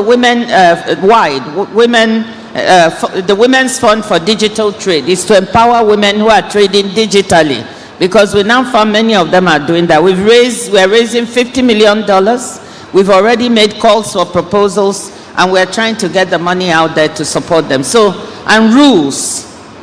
We also now have starting to see the issue of assisting women, not because they are women. I want to insist on that. I'm looking at it very hard-nosed. It is because they are net contributors to business, to the economy. How do we make sure they are not left behind and that they don't lose opportunities? Which rules should be looked at to make sure they're included? That's also beginning to happen. Not everyone agrees with that, by the way. Again, I hasten to say some of our members, and sometimes India can be included, think that maybe those issues should be handled nationally. I don't debate that. You can handle them nationally, but I also think multilaterally, whatever we can do, we try to do it. Thank you for that message, because it leads me to really talk about another area of work, and I'm changing a little bit of subject once again. You touched upon SMEs, and the small and the mid-sized companies today, especially the small and the smaller enterprises, the micro enterprises in countries like ours, feel threatened by the way sometimes we see countries and the ecosystems develop. Your reach out and you mentioned about SMEs, so your reach out and connecting with the SMEs by the WTO is extremely critical and important, is the way we feel. And I know that you have personally taken a lot of interest on the SMEs in the small and mid-sized companies of the world. What's your message, and how are you connecting to the MSMEs, the micro, small and medium enterprises through the WTO? Well, MSMEs in almost every country, even in the developed world, create 90% of the employment, sometimes in an economy, and produce a lot of the value. In value chains, MSMEs are very important. So this is a sector that I'm actually very passionate about. And I believe we also need to pay particular attention to their problems. The WTO has a working group on MSMEs where members actively consider the problems of MSMEs and what to do about it. And so that group is led by the ambassador to Barbados, Ambassador Matthew Wilson, and is very well attended, and they are very constantly looking at ways and means. In addition to all of that, like I said, I've taken an interest. I have an advisory group of business leaders, a business advisory group, and we've made sure that it's not just big businesses that are members, but also we have some MSMEs, including one from India, who are members of the group. So we can listen directly to what are their problems, how do they see the rules that we're making, and what advice can they give us. Right. Madam, one area which got touched upon in the morning session was about free trade agreements, and I heard your speech also very carefully. I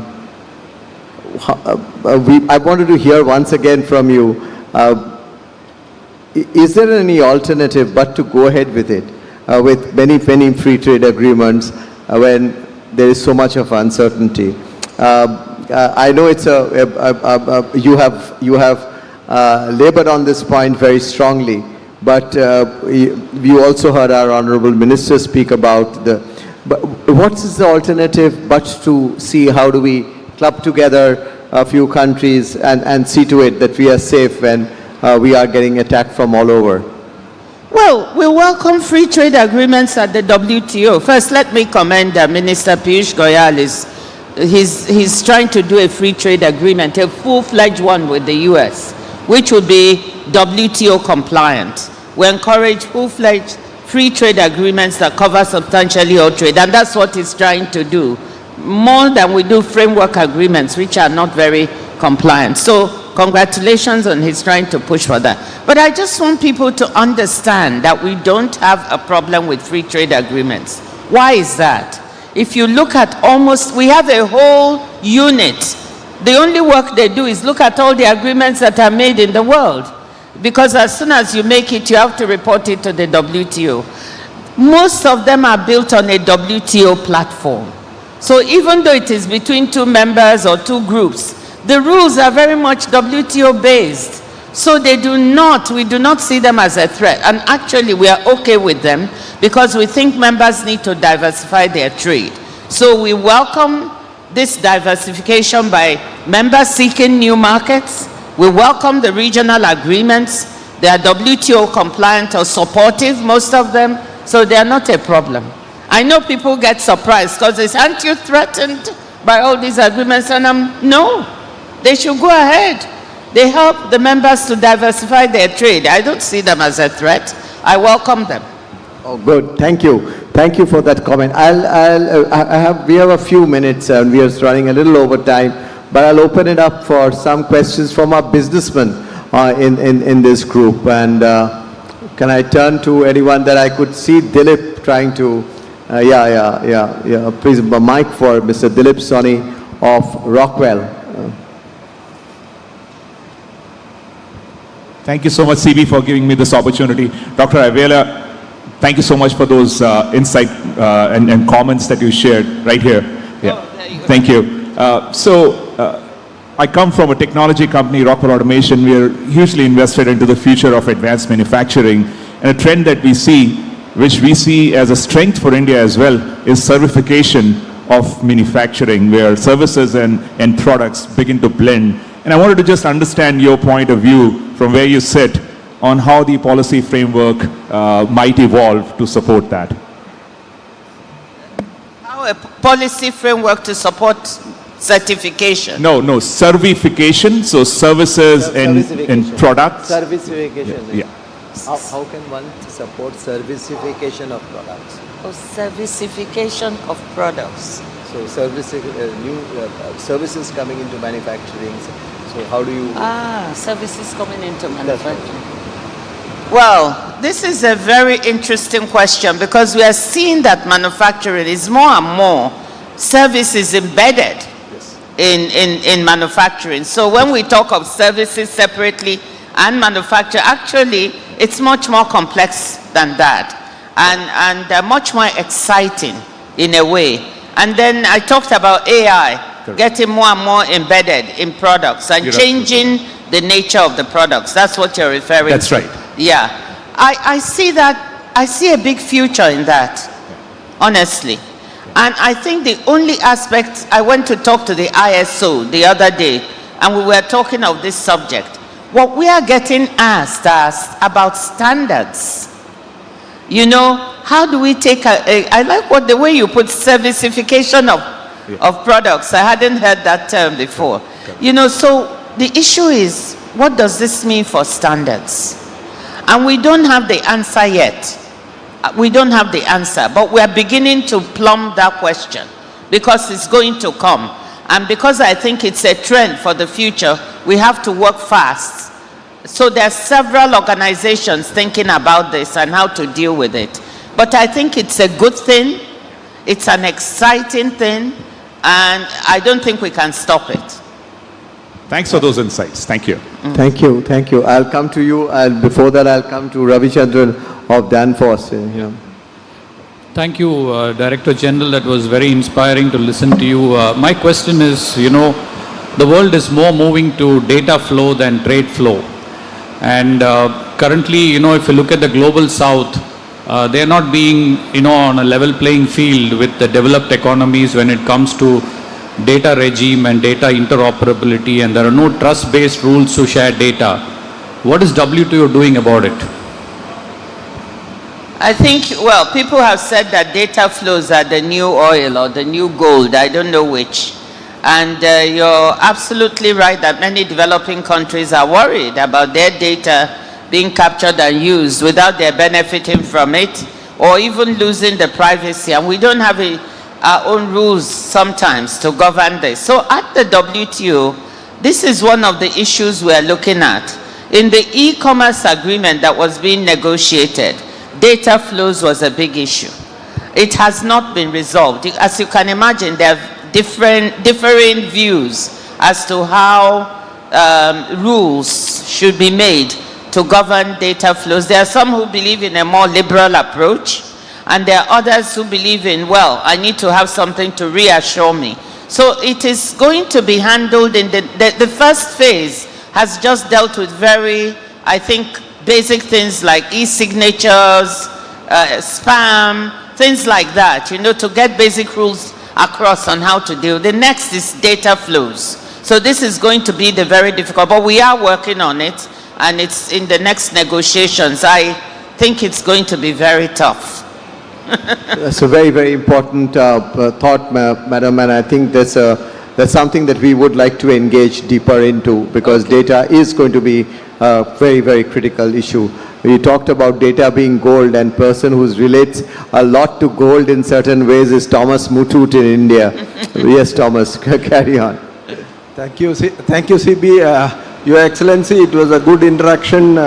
My question, I come from a financial services sector.